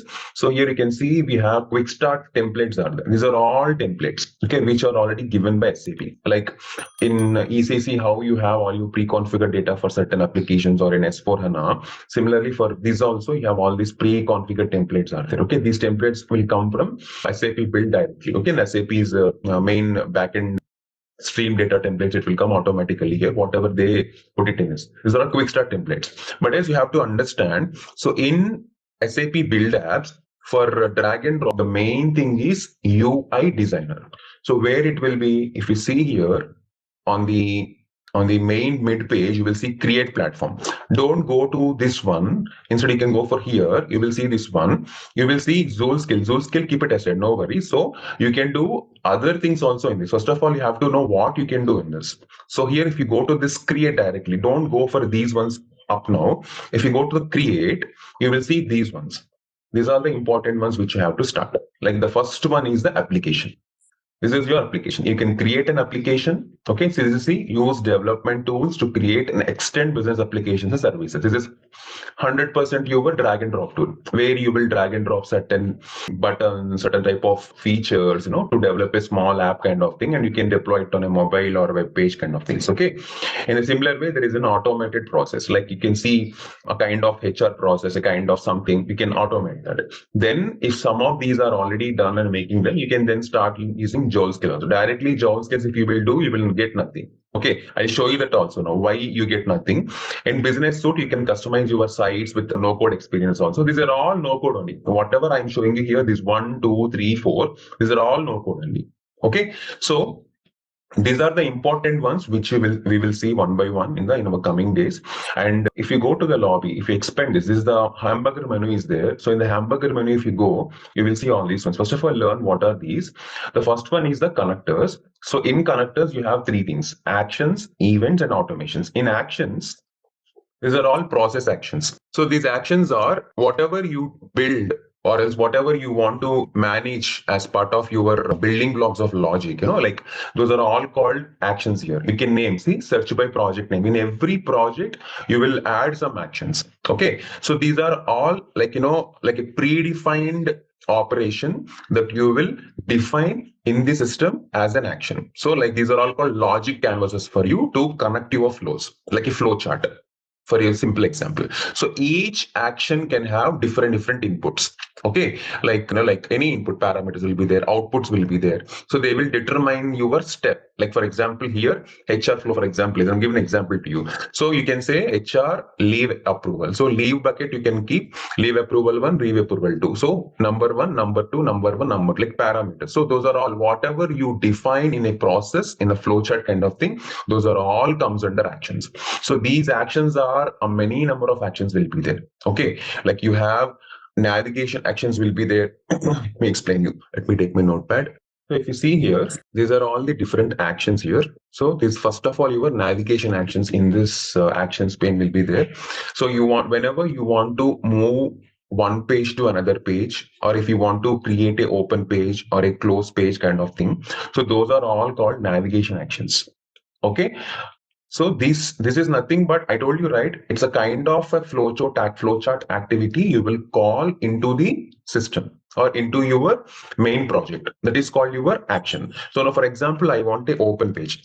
But after you log in, that means after login, you will get some success page, right? A kind of thing. So that one is nothing but your second open page. A kind of pages whenever you want to create, you can do it. I'm giving an example. Like that, you can do a lot of things also. The navigation action is one such page. Okay, like I'm giving example here also here. It's like open pages, close pages. These are all called your navigation actions. Okay, and then you have the very important thing is data action. So in data actions, you will do all your CRUD operations. Okay, create, okay, update, delete, these things will be there. So these are on the back end for logical data, or I can say local data as well, whatever it might be. Okay, you can create a record, you can get allocation, you can update a record when you want to delete a record. Okay, for example, the main action, you on the expense in Ariba kind of examples, if you want to submit an expense, okay, then data action will come. If you give a submit button or something, this data action, the one which you create in the data action, will be called into the main system. Okay, so this is a data actions, like submit, okay, a kind of things that you do on top of this. Okay, and then one of the other important actions that you can create is user interface actions. Okay, whenever you want to display some components, okay, or you want to set some variables, okay, and for example, once you logged into something or once something is opened, if it's successful or not. Okay, for example, if your expense is approved, or if your leave is approved, or if your purchase order is approved, so these kind of approval small dialog boxes will be opened, right? So those ones you will take it as a user interface actions, UIA. Okay, so these will help you to create such type of things, like kind of alerts and pop-ups. Okay, and then we have one more action called device action. So device action, what is that? We'll get it. Like whenever you want to access mobile features like cameras, GPS, bar scan corners, barcode scanners, like, and then any uploading of files, these type of things will be there on the devices whenever you are performing on the device as an output. So those things you will do it on the device action. For example, if you have to capture a photo during your field inspection, okay, if you, for a simple example, for any kind of, let's say, banking processes, you have to take a photo of someone, or else if you are doing some sort of KYC, like know your customers kind of thing. So these types of things also you need some device actions, right? So all these things you will do it through this action. Okay, like simply while it is happening to make some additions, or I can say some inputs on the device. So this one you will do it. And the next one is with your flow control actions. So these actions are very important again. So when you want to write some condition, when you want to make some loop, or when you want to write some formula, okay, very simple example I want to add, like if you add our very common statement, if else, if this is the condition, go with this, else this is the condition, make this, or if something is not matched, make the data empty, or something is done, erase this one, a kind of things in which you will do a kind of conditional thing. Those ones will define your flow, when to go, what to go, because the flow will change from there only, right? If the condition is meeting one type of scenario, condition is not meeting another type of scenario. So these ones will be gone through flow control actions. Okay, I'm not writing because the name itself indicates what is the flow can be done. So here next one is your integration action.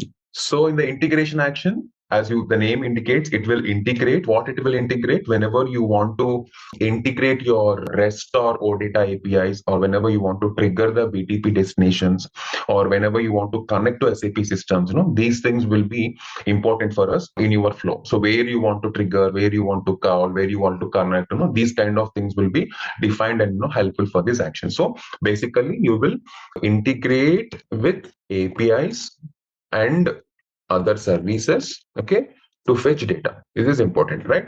So these are the 6 kinds of actions which will help us, like to validate inputs, to create records, to show alerts, to navigate pages, kind of things will be there in this. Okay, everyone clear with these actions? And then events. Quick question here. So what do you mean by open page and close page, and what is the difference between the two? Same only. Open page, close page.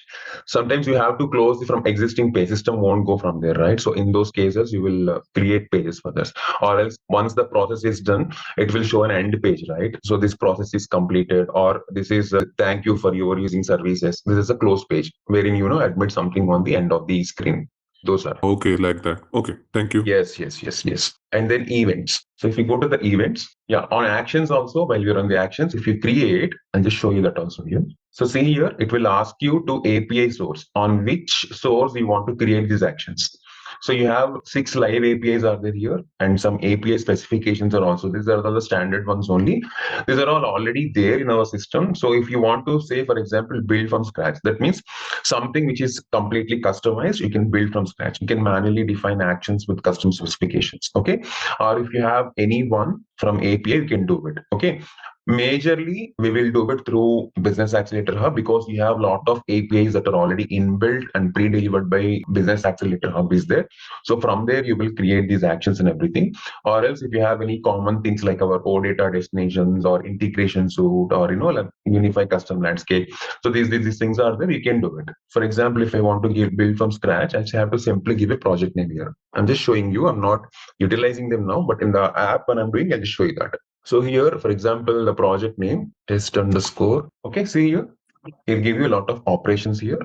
So like crude operations, basically, it is giving you whatever I told you, because by like based on the actions that you define. So on the manual action, it is going for this type of actions.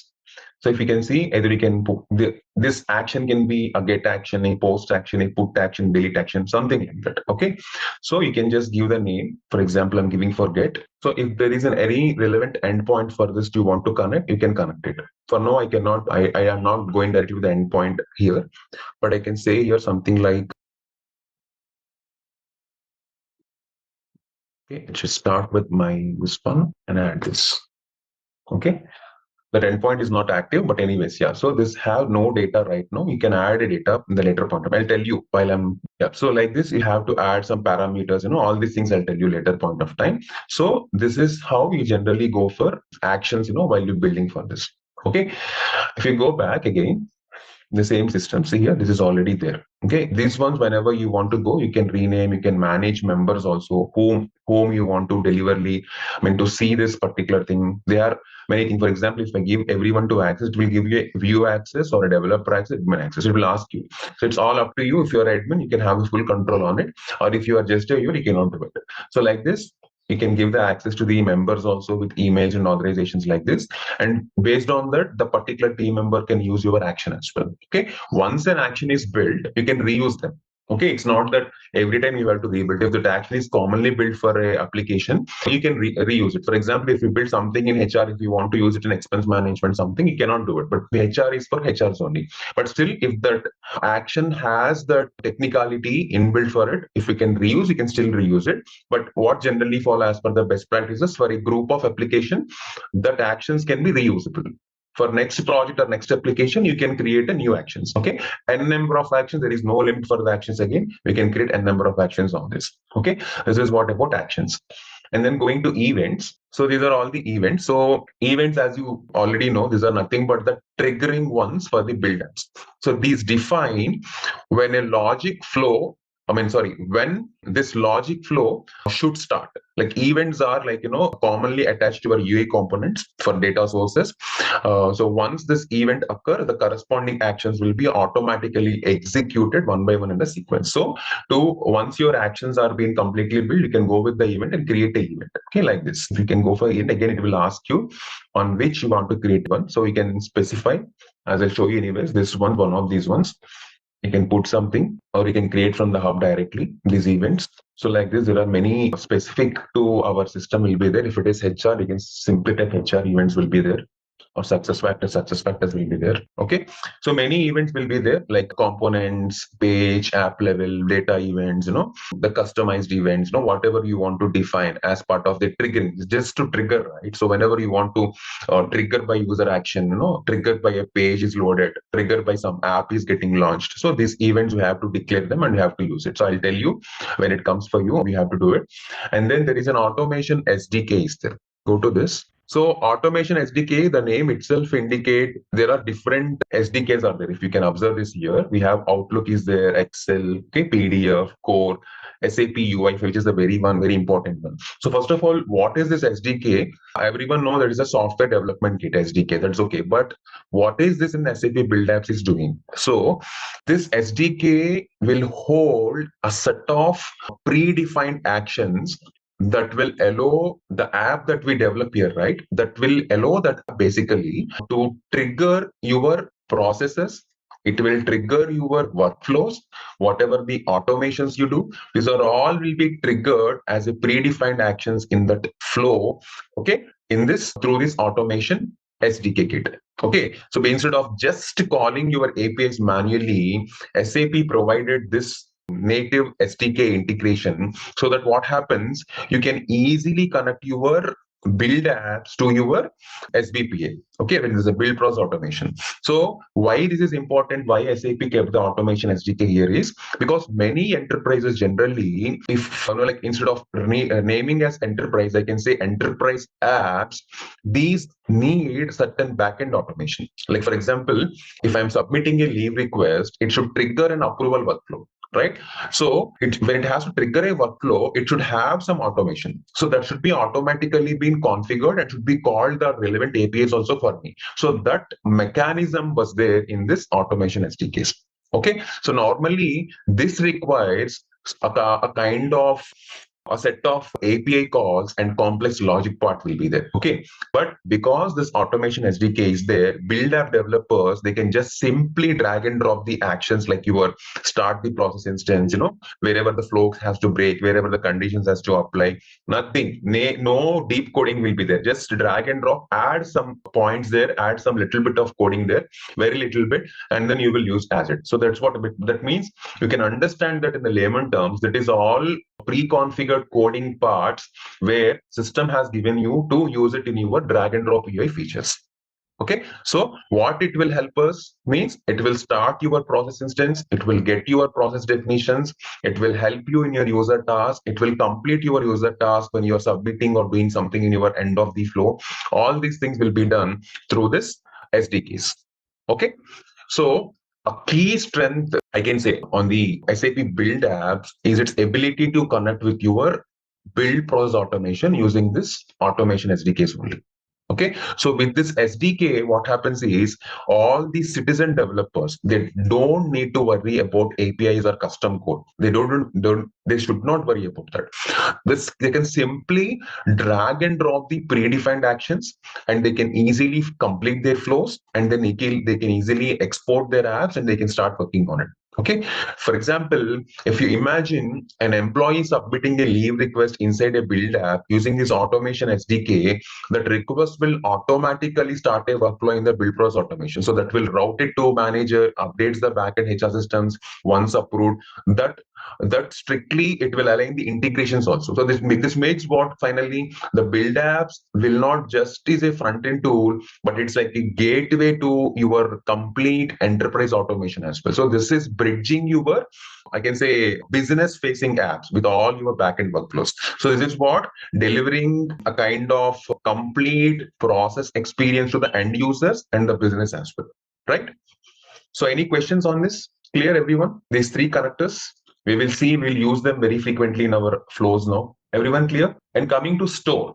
So store level, you will be seeing this is a kind of, I can say, marketplace of thing where you will have all these SDKs, different types of things will be there. Whatever is useful for your build apps, you can go for them. But in this, few will be paid. See, whatever are paid, you will see this one called paid, because the publishers are from different service entities will be there who are business partners with SAP will be there. So if they create something, see for example, unlock transaction, if you want to use it, instead you create, if you want to use it, you have to pay for it. Okay, so few things are there. Wherever paid is not there, you can see all them add and open. Open means already added. Add means you will add them directly. You can see here, few things are open, which is are already added. Few are not added, you can add them. So if you are paid, as I said, you have to check properly while you're using them. Okay, you'll have a number of, I can say hundreds of store SDKs are there.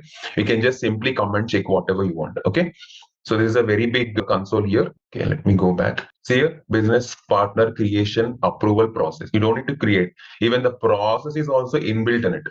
What I'm saying is, till now what I said, you have to create something from the scratch. You can create it, but still something similar like is already there. You can create from template also. You just want to tweak wherever your business adjustments are needed.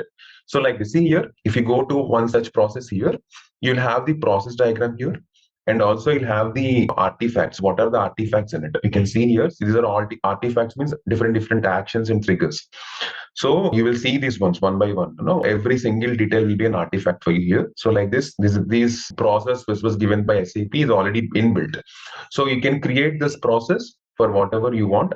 And there are some dependencies also that you have to check for this. For create action restart process, they enable certain data management based API calls will be there. This you have to save it. Okay, and one of the other important thing is this version. So whenever any change is there, they will capture in different versions.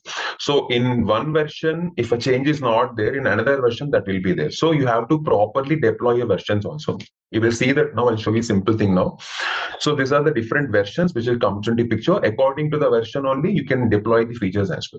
Okay, so for example, I'll come to that now. Yeah, so I'm coming to the monitoring. These are all different instances, whatever you want to monitor. You can see this process workflows and monitoring. So you can see here, what does this monitoring in build apps will do specifically is for you.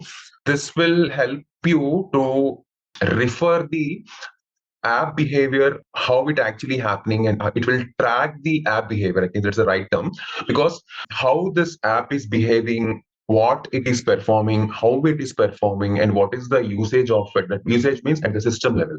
So these kind of things, whenever you want to monitor, you can go for this monitoring. So there are a lot of things in the monitoring, because this particularly covers your runtime monitoring, your analytical monitoring, and your error handling and debugging as well. During the development, some errors might happen. So you can come to the monitoring, you can see the monitoring pane, if there is any error that is happening in your screen or kind of things you can observe in this monitoring screen. Okay. So basically it will help you to, like if logic, something you're writing or if you're calling an API, it is getting failed. So build app will show you some red indicators will be there. So those we can see on the screen itself. If you want detail, you can come to the monitoring pane like this. You will see here in the monitoring pane all these ones. See automation jobs, how many are running. You can see here, see how many failed, how many errors, what is the health of it. You can see all these things here itself. Okay, it will show you a kind of thing, and you can manage all the business rules also. If there are any custom business rules or pre-configured business rules are there, when you're deploying or after deploying, because after deploying you will integrate with monitoring with different backend systems will be there. As I said, the automation SDK monitoring is also important. So these are all comes into picture when you start working on it. So these are all you can just check and monitor in this one. And the next important thing is your control tower. So control tower, you can see here, this is one such important activity in the build app. So whatever the tenants or your backends or your agents or your other APIs, whatever you call, those are all can be comes under this control. Okay, control tower, the name itself indicates it's a part of your complete process automation. So I can say this is your central monitoring and management hub. Okay, like your, I can say, a global admin for your build apps kind of thing. Okay, what it will do, it will track all your running processes and automations, all the defined user tasks, like your approvals, your reassignments, okay, your like renamings, kind of things. You can do everything from this control tower. And not only that, this control tower will also monitor your errors, your performances, even your SLA compliance. A lot of things it will do as part of this here. Okay, because you might be surprising, hey, why, how it generally relates my build apps. Okay, build apps, it doesn't have any control tower of itself, because when a build app use the automation SDK, that moment control tower will automatically comes into picture. Because the moment you are starting the workflow, kind of approval, request, ticket, or something, so the execution and monitoring of those workflows will be done in this control tower. Okay, which means in simple terms, your front end UI is your build app. Okay, where user submits some request. Your backend is your build process automation. But your monitoring and governance, whatever I told in the initial part of session now, that is your control tower. Okay, so this will completely process your instance tracking. It will take care of your task management. It will help you if a workflow triggered from build app fails. It will the admins have to see in the control tower only where it fails and what happened for failing for that. Okay, or your business KPIs getting some, for example, if we can say your business KPIs will be there, they are getting timed out. The moment when they're executing, they're getting timed out. You set some time, you have to rework that time to some other, you extend that time. So those kind of tweaking of times, approval times, request completion times, those all can be set here itself. Okay, even your agent configuration. Okay, all these things, agents, agent groups, agent attributes, everything you have to do it here only.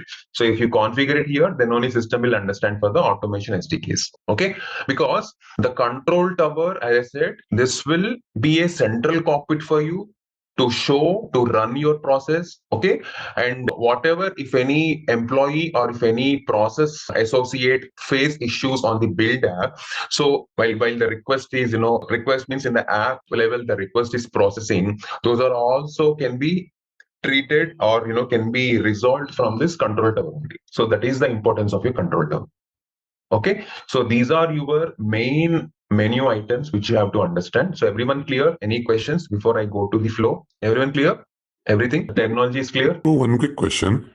Yeah, please. So when you go to the store, so which all Joule related templates do we have available? Can you quickly glance through it? No. There is no separately Joule related thing, Girish. These are all you can use it in the Joule. Whatever. This is all a process you have to set it. It's not about Joule will have only dedicated ones.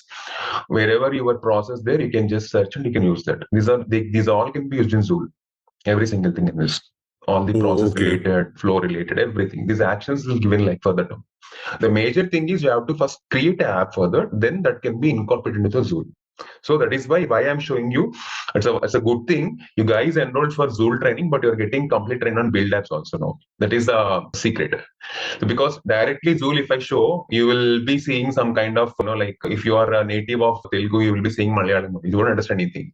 A kind of other kind of language movie only. Because you have to understand all these basics. For specifically Joule, you have to know build apps completely. That is why I'm showing you everything in the build apps. So once you understand build apps, Joule is nothing. It's very simple to create. Because Joule also, see, that's what I told you. The moment when you go and create Joule skill here, it will ask you all the build app things only. See, for example, if I'm doing this, so this is also, I'm just copy pasting the same thing. See, scenario has to call. So the moment when you do, you have to call action. Whatever I just told you, right? You have to call action. You have to run an automation. You have to launch a skill which was pre-delivered. You have to define a process. If these are not there, you cannot launch any Joule skill there. You cannot create a skill. So it will be like a empty space there. See, for example, if I ask go for action, see, there are no actions. because there were nothing in the build app someone has developed on it. Okay, these ones we have to develop. Then only you have to get things into the Joule Studio. Then you can start using that. This is why I told, first of all, you have to get complete knowledge on the build apps. Then you create your skills. Then you can deploy them in your studio, and then it will be possible scenarios for you to see on that. Okay, so the basic 80% of part you will do in the build apps only. That is why you are learning build apps completely in this. So then once you create the build apps level, all the apps and every actions and events, everything, it's easy for you to incorporate in the Joule skill, and you can simply put a process there. It will be automatically done. That's it in the build apps. Okay, but in build code, again, that's a process different. You will learn anyways in the coming days, but build apps, this is what the environment is about. Clear? So you are saying we will create our custom actions and events, whatever we need, and then we will leverage. Let me complete. So we will leverage this one LLM capabilities and then combine all of them together. So something of that sort, right? Right. In the process, you should have all these things, right? So there you will leverage all this thing, and then your Joule skill will be created. So that Joule skill, you will use it further wherever you want it. And not only that, see, every time, so please come out of that mindset, like every time it's not a chatbot kind of thing you're doing. Joule skills means it will help you, like if, for example, in the build code, you will create an app. There, Joule will be helpful. Joule will be help for you to create an app for certain processes. So how Joule will help you? It won't come like as I showed in the earlier, it won't come like a chatbot to you there, but it will help you. Joule skills will help you. How Joule will help you means it will have some automated processes. The moment when you go to the build code, it will help you to trigger certain processes and add that container contents into it, and you can simply build some more applications using that kind of scenarios. It's not always a diamond icon will come, and from the diamond icon a chatbot. Chatbot is your whatever I'm saying, this kind of app-based process only. Other than that, there are some other specific purposes also when you're going for build code kind of activity. So you will see that a complete back-end front-end environment, how it connected, how Joule will help there. So those scenarios you will see in the module 4. Okay, but here in build apps, first of all, you have to understand these apps. Then only you can create some Joule skills that can help for you other process. So to create that, you should have all the internal binding processes like these actions or events and whatever you want. So those are the basic data we are building right now. Clear? Yeah. Thank you. Everyone clear? Okay. Now let me go into this. So we build on the build apps, right? Then we use whatever we have built on the build apps in the Joule skills, and then we use those Joule skills container into our business processes and things like that, as actions or whatever, and then finally we monitor manage all of that we have built and deployed through the control tower. Is that correct? Right. So this deployment also will go to the public. If you see here, see something supplier is there. I'm just randomly clicking that there. See here, this is a complete, someone has built it. Okay. So in this one, if you go to the version, this is already deployed. So the moment you deploy it, it will ask you to wait. See, you're deploying it to public. So in the public, what are environments are there, which are connected in the public environment are there. All that environments can access this app. That means this app related information. So in the studio or in your other environments, wherever you just named, all those environments, you are ready to use it. You are going to directly deploying in the public. Okay, so here at this level only, it will be a difference for you. Sometimes you will go with your restricted environments where you deploy only to few environments where you can see that app or something, or else if you're directly moving to public, it will be accessed by all users, all environments in this step. Clear? So this app, can we see in the control tower? No, you cannot see app outputs in control. You can just govern it to control tower. That's it. You cannot see any outputs there. Can we go to the control tower and have a look? What are the options there? Sorry, I missed that section because I think that's quite important. I heard a lot about it. Governance, environments. Okay, so is it a kind of an admin section? That's what I told, right? I told. Have you missed my section in control tower? Yes. Okay. I missed that in cable. So yeah. Okay. Please refer that recording. I thank you. No worries. Okay. Perfect. Thanks. Okay, guys. Fine. So everyone is clear with these options. So this is how you deploy it once you create this one. So that's where your deployment will go. But now you have some idea, some mock-up idea how this will go, where it will sit, how this will happen. Everyone clear? Now let me go into this. So as I said, first of all, while you're creating, you have to create an application, right?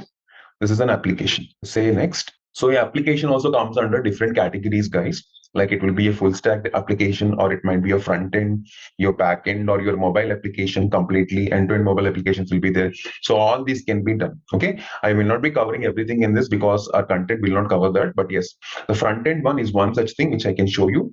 Basically here, if you go to the front end one, so here you have this one. The front end also, three important things will be there. There is one more thing which was recently been not added by deleted by SAP. It was web and mobile, both are there. Now they have segregated to mobile completely. Okay, now this is a web application, you can directly do it. Or if you have a Fiori front end where you want to make it only in Fiori, you can do it. Fiori cards are the new one, which you have like a card components for business application purpose they created, but it will have some access and restrictions are there. So you have to check with your admin for that. Okay, not here in your original admins. The main will go with the web application. This is a complete Visual Studio for you. So if you go to the web application, give the project name. Like I'll give here AB underscore application underscore test. So you guys also, while you're practicing, you can just go with your first two surname, first name, last name, WA web application test. So you follow this naming conventions, so it's easy for you to retrieve your applications whenever you want. Okay. And then just review this. You can see application, front end, web application, project, everything. Okay. Then create. It will take little time. Well, first time when it is, getting boarded, because build apps project, whatever I did is created now.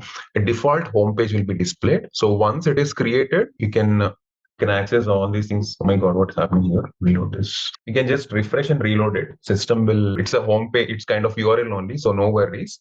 So there is no harm that if you go back, something will collapse or something will harm that. Nothing like that. Let it be loaded completely, still loading. So once your project is created, you can access that any number of times from the build lobby. That means our build lobby will be there, right? From there, you can access it directly. See here. This is your user interface. I told you build. I told you first one statement. What is that? Drag and drop, right? This is your user interface, guys. Everything is drag and drop. Like whatever the fields you want, input fields, the list selections, the essential things. Okay. This is your home page. If you want to have different pages, you can show all pages. If you want to create a new page also, parallelly, you can create new page on this. For example, I want page 2. I want to create this one. I can create a page 2 also in this. Okay. So like this, you can create pages and you can do this also. Now let me show you a simple application also here. So here, if you can see, these are all your, this is the page section. This is the main home page. You can just create a number of pages. I told you, right? This is one such thing. And the left side, I don't need to explain. All these different menu options are there. Whatever you want to drag and drop. This is your design body, where you will drag and drop those things. Okay, this is in some other language. I don't know. So I don't know. This is just German might be. By default, I added that.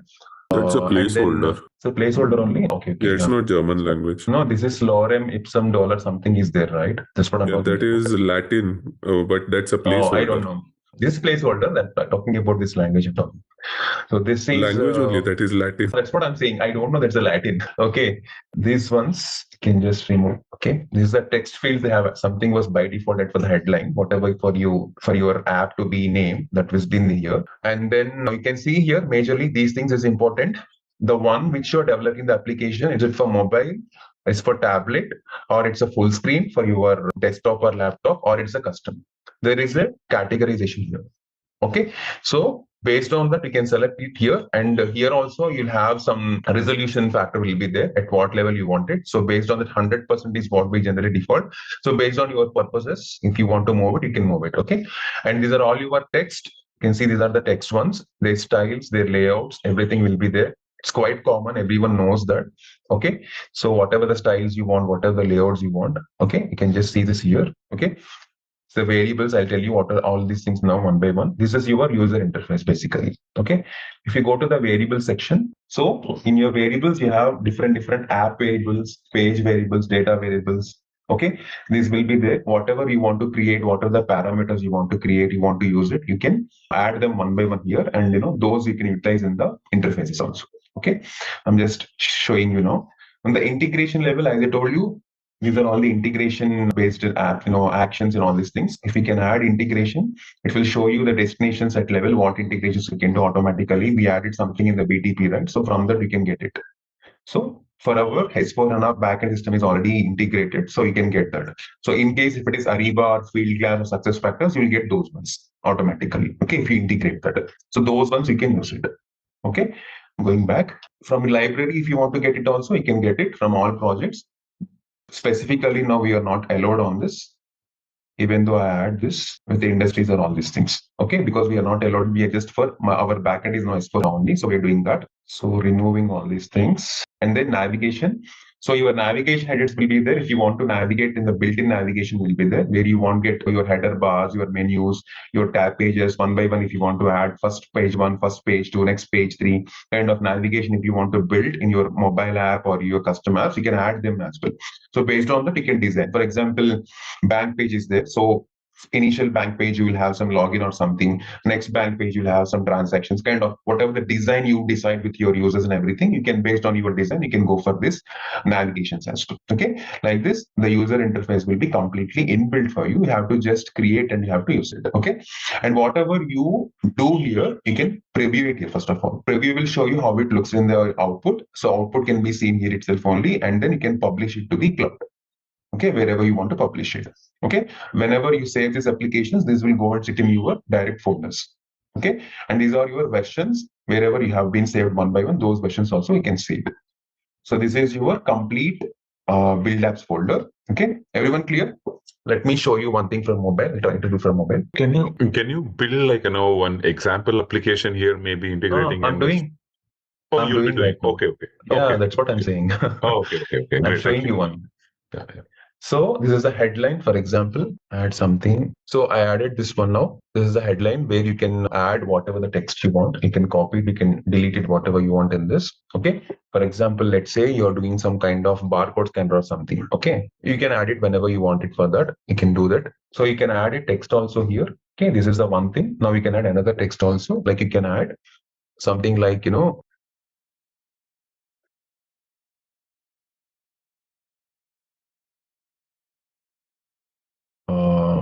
add this one and let's store, because in bank you won't do any barcode thing, right? So in food items we'll do something. So I'm just trying to do this.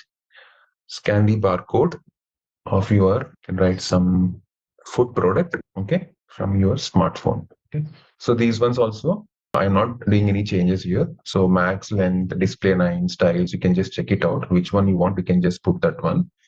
Layout is also up to you, how you want to put it. Okay, if you want text alignment or width adjust, height adjust, all these things you can do. These are all features you can do R&D on this. Nothing to tell, is own just a properties only. So I'm just showing you how you can build the app on this. Okay, so there's a barcode scanner kind of application we are doing right now. So if you can see here, okay, we don't have the scanner here. You can see button here. I'll just put the button here. So this is a scan. I'll take like this button, write this button, because we have to scan something on the button, right? Just write simply here, scan. Okay, this is doing something. Just so you can keep like this. This is absolute button.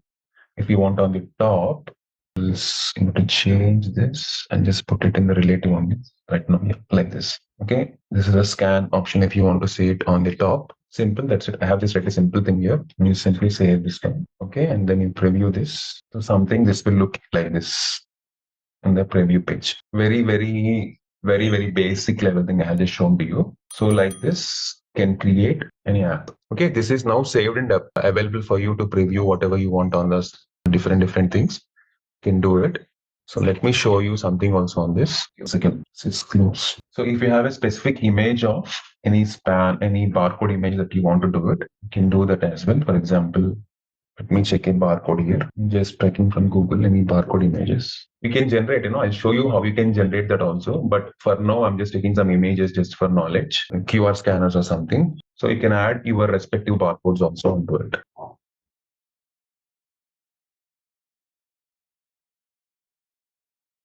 You can add this one. Maybe in properties you need to. I'm doing 1 second. Yeah. It's a static image only. So these dynamic images for generations, there will be a process for this. If you see here, there is a data and variables formulas are also there for certain type of imaging things. If you want to do it, we'll do those scenarios also. Understand that. For now, let me take static image. It's not covering. Drag in this one. This one can be like this. Can use this image. That's it. Now just save this and then you can preview it. So this is how basically based on your sections, it will show you how this, oh my God, it's too bad, showing too bad. So on the mobile level, it will show you the preview like this. Yeah, but yeah, let me show you this. If you want to do it on tablet or on full screen, it will be too bad. I think so. I have to just check out this one. This is what I'm saying. This image properties, you have to, like check it out, the style and everything. So that should, fit into your environments properly. That's where you have to keep it, the scaling and everything. So the adjust and height grows to full width. It can get, this we have to put this one. Okay. Yeah, these pixels, I can make it 4, 2, and spacing also, we can just check this out like this. Okay. And all these custom groups are there.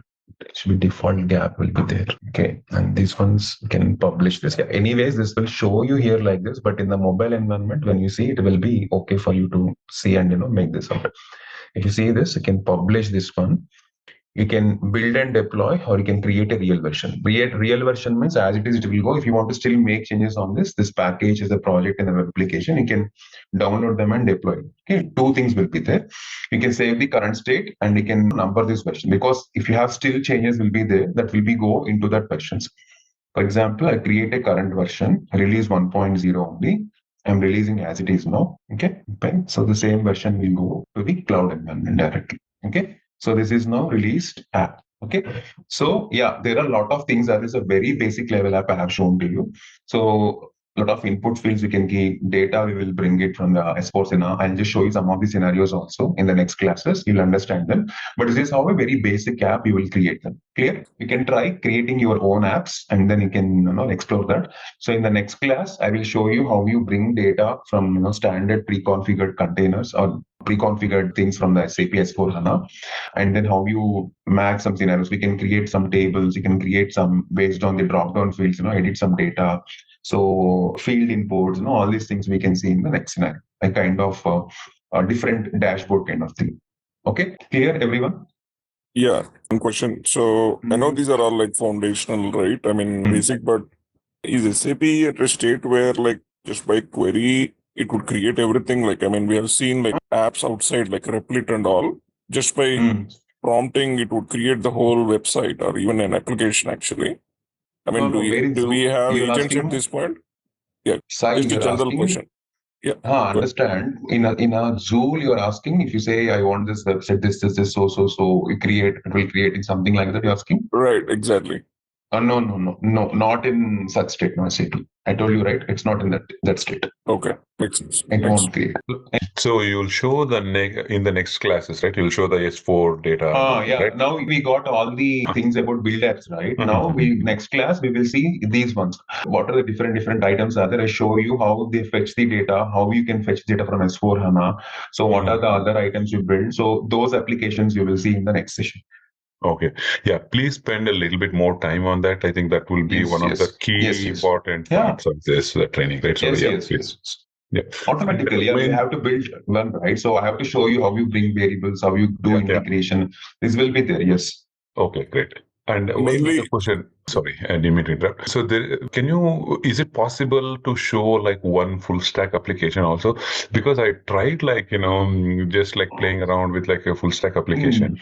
But no. In build code, I'm showing you that one only. In our syllabus also, that is the module 4, a full stack application is there. That's what I'm going to show you there also. In build code. You will show the full stack application there. Yes. You'll get it. Okay, thank you. Is there any application where you can see, okay, this is the front end, how it will be there? It will be clear the imagination, because I'm very new and I'm not able to see. Okay, if you're saying, you will see that we have a lot of inbuilt applications are there. I told you, right, in the SAP build itself only. If you go there, you have templates are there. From there, you can see all these things. Yeah, I'm about to kind of close the session of time here, because these are all the templates, whatever I'm saying. So from these, we can create them. And you can get them as well. There are a lot of templates out there. You can just simply go, for example, invoice process is there. You can just go into that and create from template. and deploy them, and you can use it directly. That's it. Just a little feedback, Kemo. The full stack application, right? Like Joule skill is not working fully. So I don't know, maybe there is something that you might have to talk to that. Yes. I already had a conversation also. The build code itself is not there, first of all. I asked the free type to involve in it. So then only, even this HTML file also was not there. I talked to Edwin last night only. He generally works in the night time of India. So I will speak with him after 1 o'clock, and I'll let know, because I need a screen share with him. So I have to show him what is what. Then only build code is there, then we can be done. See, I can directly go to build code, and so you won't get anything on that. It will be a zero knowledge for you. If you understand build apps, you do some apps on this, you'll get some confidence. In build code, you will understand that application. Is that you're covering, it's really good. So yes, so the background is really good, and then you're going to the actual practicals of it. That's really good. Yeah. So yeah, that is okay. Okay. Yeah. Thank you. So that's it. So someone asked me, right? So this is a templates, guys. So you can just, this is all already done. You don't need to do anything. You have to just tweak it whatever you want. You can just, release this and deploy this in applications, and you can see that outputs as well. That's it. This is how you generally make work with updates. You can just deploy this to the public. So this is deployed in environments. You can see this is a public environment. You can see that as well. So you can see these are all the environments. These are all the projects which are already successfully deployed in this environment. So these are all your triggers, all these things will be there. So your output environment, you will see in the build work zone for this ones, what I showed you, but that is not integrated. So that's what I told. I will just check with the admin. I'll show it, because these ones are not getting, incorporated into the build work zone directly. So whatever you do here, in the UI space, those only you can do it. So for that also, I have to incorporate some templates. So that has to be there. So if you see here, Sai, you're the one who asked me. This one, who asked this question to me? Me, Abhijit. Yeah, Abhijit. Okay. This is how this is not coming, even in the BTP stack also. So whatever I just deployed that, right, Abhijit? So whatever I deployed that, right, you generally see in this one. Whatever has been deployed in the HTML5 applications, they will comment it. What has happened? There are difficulties in loading global account. Whatever, everything you want to see the preview output something, you have to come to BTP cockpit in HTML5 applications. You will see that they will be listed here automatically, because we are on the BTP platform only. So these are all comes under HTML5 only. So you have to come and see here. If work zone is also, because there are a number of ways to preview it. So one is this one. Yeah, one way is this one. Second way is build work zone. You refresh this page. Something problem is there in this now. Yeah, this is not, I'm showing, but this is not getting that one. Yeah, I will talk to the admin. It has to approve here, but it's not showing me. I'll talk to him and I'll get this done, okay? All right, let's test your knowledge. Here's a question for you. Which of these is a primary benefit of SAP Joule for end users? Option A, increased system complexity. Option B, reduced need for training. Option C, more manual data entry. Option D, longer processing times. Take a moment to think, and when you're ready, choose the correct option. Remember, each choice holds a key to unlocking the answer. Good luck. Type the correct answer in the comment section. Hey there! Want to get really good at using AI in SAP? Our SAP Joule course is here to help. You can take it at your own pace on our platform. In this course, you'll learn all about SAP Joule. It's like an AI helper for work, from asking smart questions to getting instant insights for faster decisions. Our course covers everything you need to know, from the basics to cool advanced features. It's made by experts who really know their stuff. Your teachers are pros who've worked with SAP tools for years. They're here to guide you and answer all the questions you have, and don't just take our word for it. Our students love the course too. People just like you have found this training super useful. Best part, it won't cost too much. This awesome chance to learn is really affordable. Ready to become a SAP Joule Pro? Sign up on our page now. And for more info, check out ZaranTech's website.